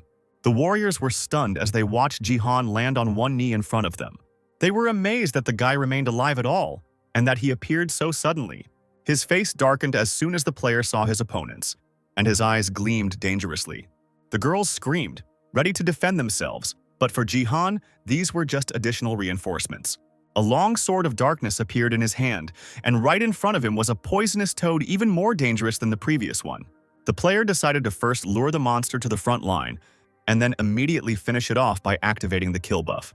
But Jihan was confused by the fact that the toad did not react in any way even to his presence. Suddenly, the monster turned very red. There was an aura of love in the air. Even the spectators noticed it. Jihan was stunned, looking with disbelief at the huge monster, which became embarrassed under his gaze. But, apparently, the love quickly passed, and the toad opened its huge mouth, spewing out dark energy. Jihan turned sharply and ran away with all his might. It was too late. That this was what preparation for the attack looked like. Now that both Jihan and the monster appeared at the main location, the rest of the warriors were amazed by their appearance. The toad instantly inflated itself, and poisonous fumes began to waft into the air directly from the pores of its skin. Two members of the opposing team immediately grabbed their throats, and blood began to flow from their mouths. The system announced that poison had been detected, and players fell to their knees and began to choke. But Jihan continued to stand in front of the monster, which surprised his opponents. One warrior looked up in surprise when she saw the tip of the dark sword in front of her. Jihan, smiling radiantly, rushed towards her with his sword at the ready, apologizing for killing his opponents. He dealt with the warriors in a few swings of his swords, and even the monster did not understand his motives. The effect of the sending was removed. Jihan breathed a sigh of relief. Now he could relax. He thanked the killed players because, thanks to their death, the system will award an increase in stats. The toad, meanwhile, crouched low to the ground and growled barely audibly. The next moment, she croaked loudly and once again opened her mouth wide, shooting out shards of poison in all directions. Jihan immediately decided to use the unlimited triple talent ability. He fell upon the toad with a blow like the pressure of a great mountain peak. The shooter from his allied team, covered in layers of dust, only hiccuped in surprise. No one understood what had happened, and the toad was already slowly disappearing from the battlefield. The system announced that Jihan had destroyed the poisonous toad. His characteristics would increase significantly, and he had also completed the hidden quest Conqueror of the Jungle. And for this he received 1,000 points. The guy saw the side quest Traces of the Apostle and turned to the archer, who was shaking off the dust. Jihan explained that he had been in the jungle for a long time and knew nothing about the situation on the front line. As it turned out, Guyun helped the team break through to the first line. With the middle line, everything turned out to be more difficult. The man pointed to the crowd of minions, saying that they were the only ones left to deal with. Jihan looked around the space filled with small robots and nodded. He was ready to fight, and a long blade immediately appeared on his hand from the darkness.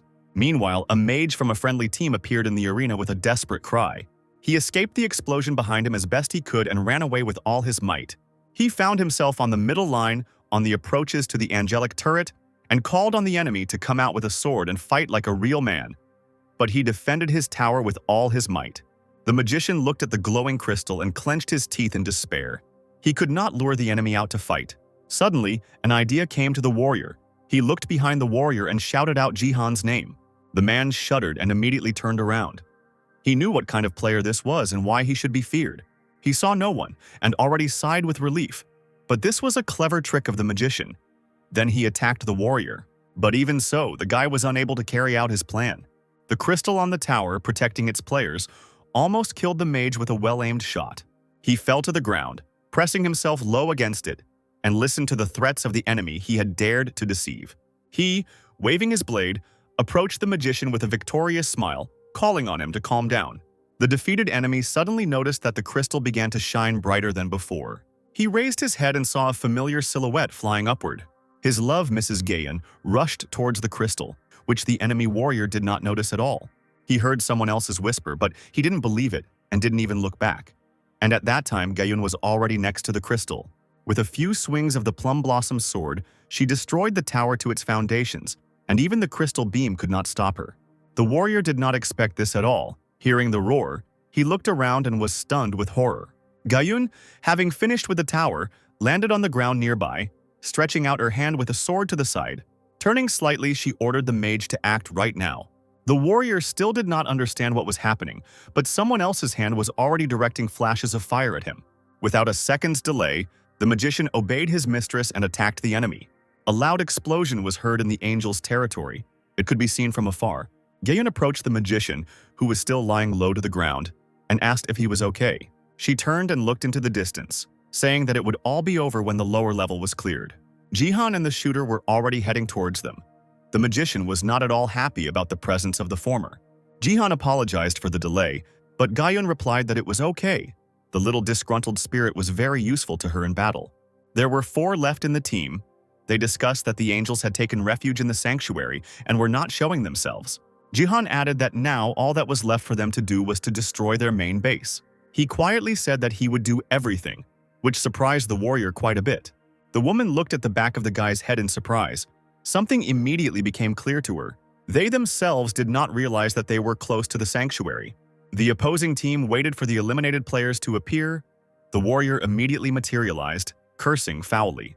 The participants began to talk among themselves, but after a few seconds they noticed that Jihan was heading towards them. They started laughing when the guy raised the dark sword over his head.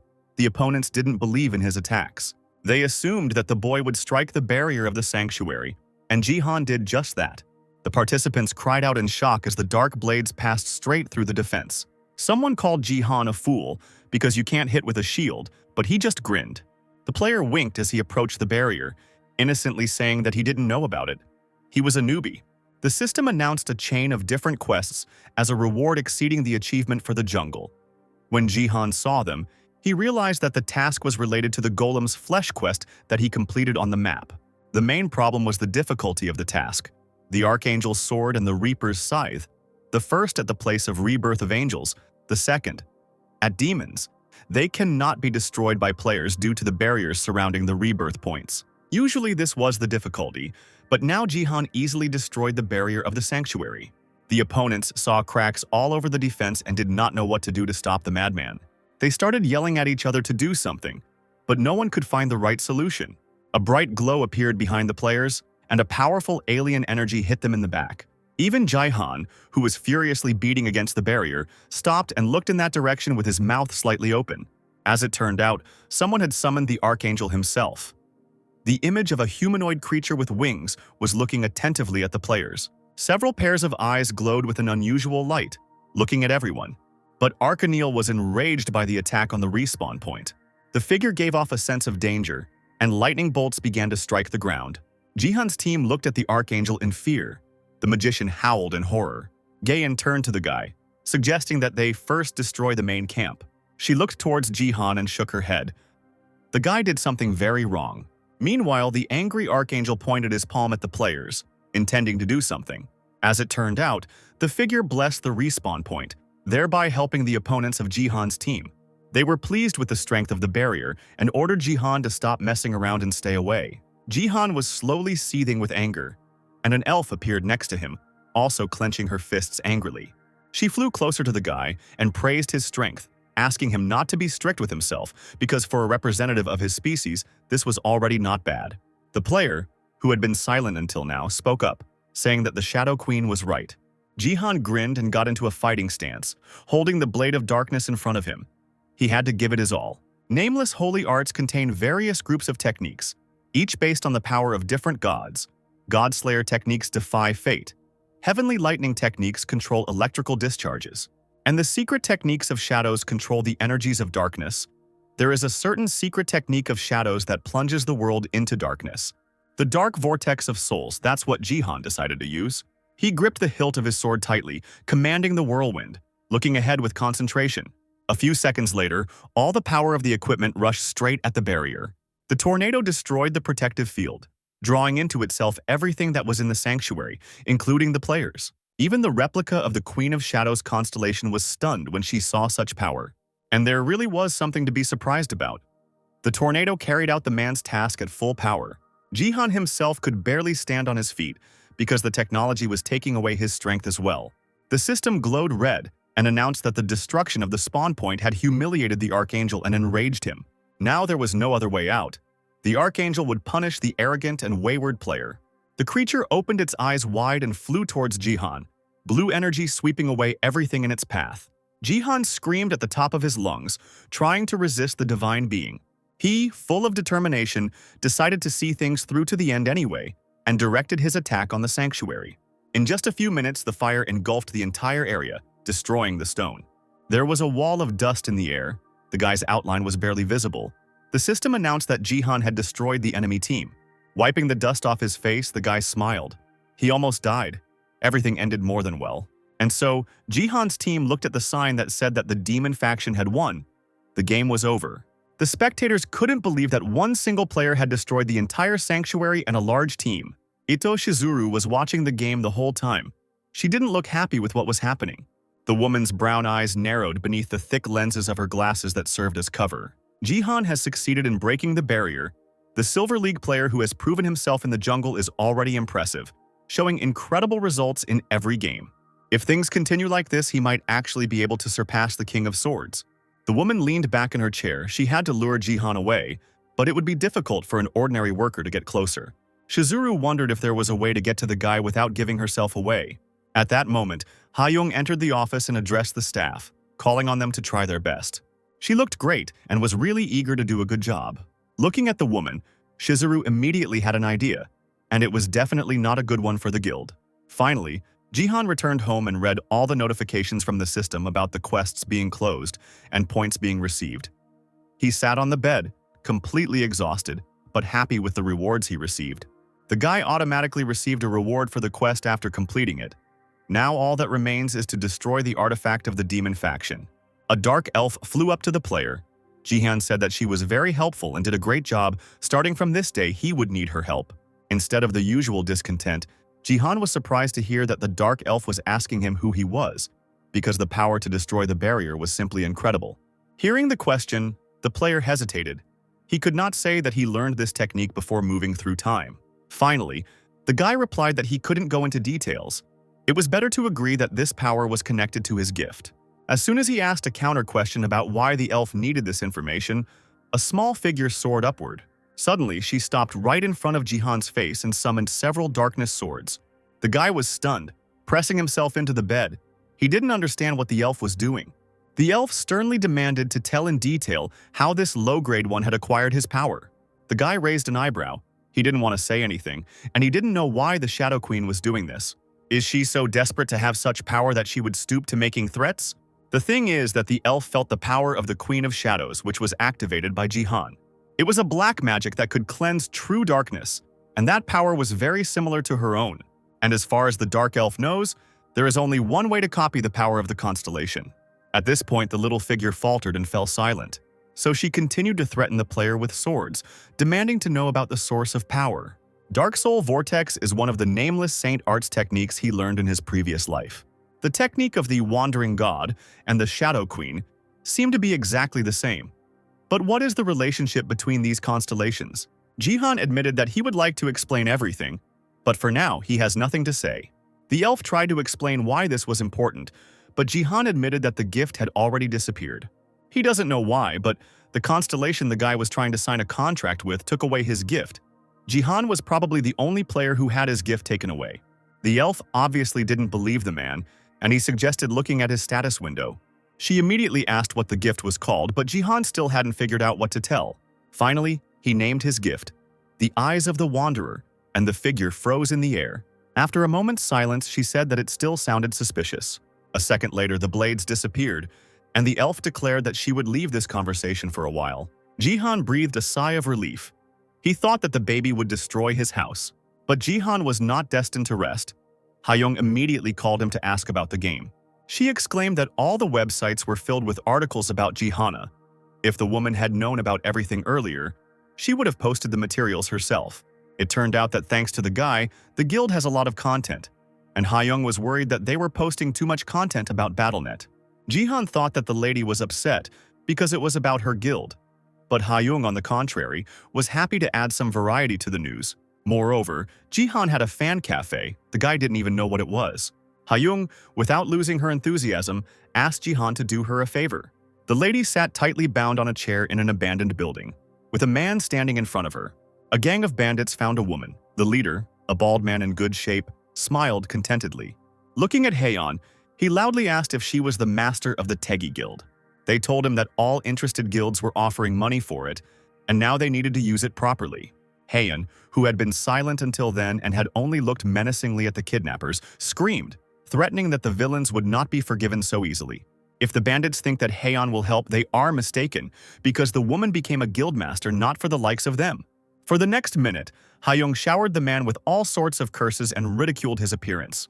The bandit ran away in tears, and one of his subordinates threatened the lady with reprisals for insulting her master. If a woman thinks that someone will come and save her, then she is very much mistaken. This abandoned building is not even indicated on the map, and if you search for the missing person using GPS, the data will be inaccurate. The man had barely managed to fall silent when a loud voice was heard in the ensuing silence. Haeyeon was dumbfounded, and the bandits turned around in confusion because they didn't expect anyone to find them here. Son Jihan himself, dressed in an expensive suit, came to Hayoung's aid. The bandits immediately pointed their pistols at the guy, and the leader ordered that Jihan be killed immediately. The sounds of gunshots were heard. The criminals really intended to kill the guild owner. The bullet flew too close to the guy's face. It seemed that nothing could be done. But Jihan was a very powerful man. With one hand, he deflected the bullets from himself with the help of his energy. The guns fell from the stranger's hands, and the men, in horror, called the guy a monster. Finally, the main bandit took out a huge gun, putting everything on the line to deal with Jihan. He threatened to blow up the guy along with the building, and almost put the plan into action. But the target launched at Jihan turned back, heading straight for the bandits. There was an explosion and the screams of men, and Jihan approached Haeyeon to untie her and save her. The woman asked how they found her, and the guy fell silent. A few seconds later, Jihan pulled out a sparkling smartphone from his jacket pocket. All thanks to this space mobile phone, which gives accurate measurements and location data, Jihan can find the lady anywhere. Hyung let out a cry of excitement as she named a brand of phone with a flexible display and a new cushioning layer that was much smoother and more durable than other flip phones. This whole show and kidnapping was nothing more than an advertisement. Hyung jumped up from the sofa and started clapping, while Sia, crying with laughter, fell onto the pillows and covered her face with her hands. She raised her finger up and through her tears called her uncle a good actor. It was a pity to look at Jihan. He noted that the advertisement turned out to be too pretentious, but Hyung assured that everything was fine. She shook the phone in Jihan's face, assuring him that this product was incredibly good and that they even used the Akashic Records in its development. Akashic Records is an SS-tier item that can be obtained in the Platinum League. At the beginning of BattleNet, no one could figure out how to use it due to the specific description of the item. But the price jumped up when companies figured out how to use it to enhance devices. Ariel appeared out of nowhere and asked irritably if the Akashic Records were really used for this garbage. Haeun ticked, offended by this statement, and the elf just shook her head, calling the humans pathetic, who were wasting valuable resources. Jihan asked if there were other ways to use the chronicles. Ariel nodded. There was a knock on the door. Hyung said it was a film crew. Sia immediately volunteered to open the door. Today, the guild is supposed to film Jihan's training at the Sword Palace. Upon meeting the guests, Hyung exclaimed that she forgot to tell them something. A group of editors from the Tags Guild will help with the filming.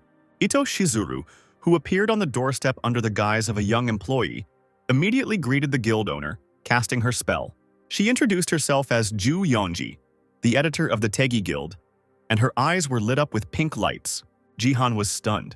He couldn't answer anything, looking at the girl. Hyung called out to Jihan, noticing that he froze. The guy shuddered. He was surprised that the guys volunteered to help with the filming. Yeonji bowed, stating that she was a fan of Jihan and wanted to meet him at least once, so she asked the lady for permission to help. She extended her palm, asking permission to shake the guy's hand. Jihan looked at the outstretched hand, still not answering. Finally, as if waking up, he responded with a handshake. A satisfied smile spread across the girl's face. Suddenly, the girl jumped, the response energy piercing her entire body. A red sign appeared before her eyes. The target was resisting. Now it was Ito Shizuru's turn to freeze without moving. She stepped back in fear, and Hyung, not noticing anything, clapped her hands, suggesting that they go to the training room. She and Jihan went into the hall and Yeonji stood there, rubbing her palm. She had never seen such a notification before. Even the Sword King was affected by her power. So who was Jihan? Sia screamed shrilly, her body taut as a string. Jihan encouraged his niece, who was using her last strength to lift a heavy barbell. Hyung spoke into the microphone, asking to pay attention to the girl's muscles. She asked Jihan what kind of training Sia had.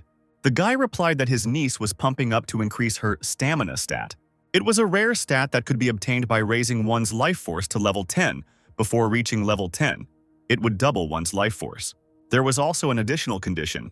The player had to receive it within 100 days from the moment of awakening. Sia will definitely get it, plus a boost from the guild. In addition, the niece trains under the guidance of her legendary uncle. Sia moaned that it was torture, but Jihan assured her that she would not die. Then Khan asked Jihan to show him his personal training. The film crew immediately went to the training room and were surprised to find it empty. Jihan nodded. He didn't need equipment for training. At that moment, the player called Ariel to him. The elf appeared, and the guy asked her to attack with full force. Ariel muttered about the man's insolence and immediately directed dark energy at him. She screamed that Jihan better prepare himself this time as dark arrows flew towards the boy. He warmed up and ran back. Then, like lightning, Jihan jumped from side to side, avoiding the attacks. With the help of his strength, he managed to successfully dodge the arrows. Finally, turning around, he came face to face with Ariel. She flew closer and chuckled contentedly. Both of them put their fists in front of each other. Jihan didn't turn away. His blood-red aura was immediately enveloped by dark energy. Ariel's protective shield exploded under the onslaught of a human fist. A small heart-shaped sticker appeared on the elf's forehead. She squealed that Jihan was an incredible rude person, but he only laughed good-naturedly. Hyung clapped her hands, asking if the fight was over. The player nodded. She laughed, asking if there was any more training, since they hadn't had time to see anything here. Ito Shizuru couldn't believe her eyes. She saw how the attack was coming at the guy from all sides, and he was able to use his powers in a short time and block the attacks. The girl reached for her bag. She took something just in case. Shizuru had those very same Akashic records with her. The scroll was tightly bound, and cast a bright light that did not penetrate the fabric. The girl came closer and called Jihan. She asked with a smile for permission to fix his microphone. The guy nodded and stood up from his seat. Shizuru reached for the guild leader's pocket. As soon as her fingers touched the microphone, the girl used her power again. The eyes sparkled with pink light. The whole space sparkled. Ito Shizuru's gift. Beauty allows her to seduce victims and fulfill their desires. Like Hayung, the gift is related to support. Akashic Chronicles is an artifact that can increase the effectiveness of the gift of support. It was for this moment that the girl kept the scroll in her bag.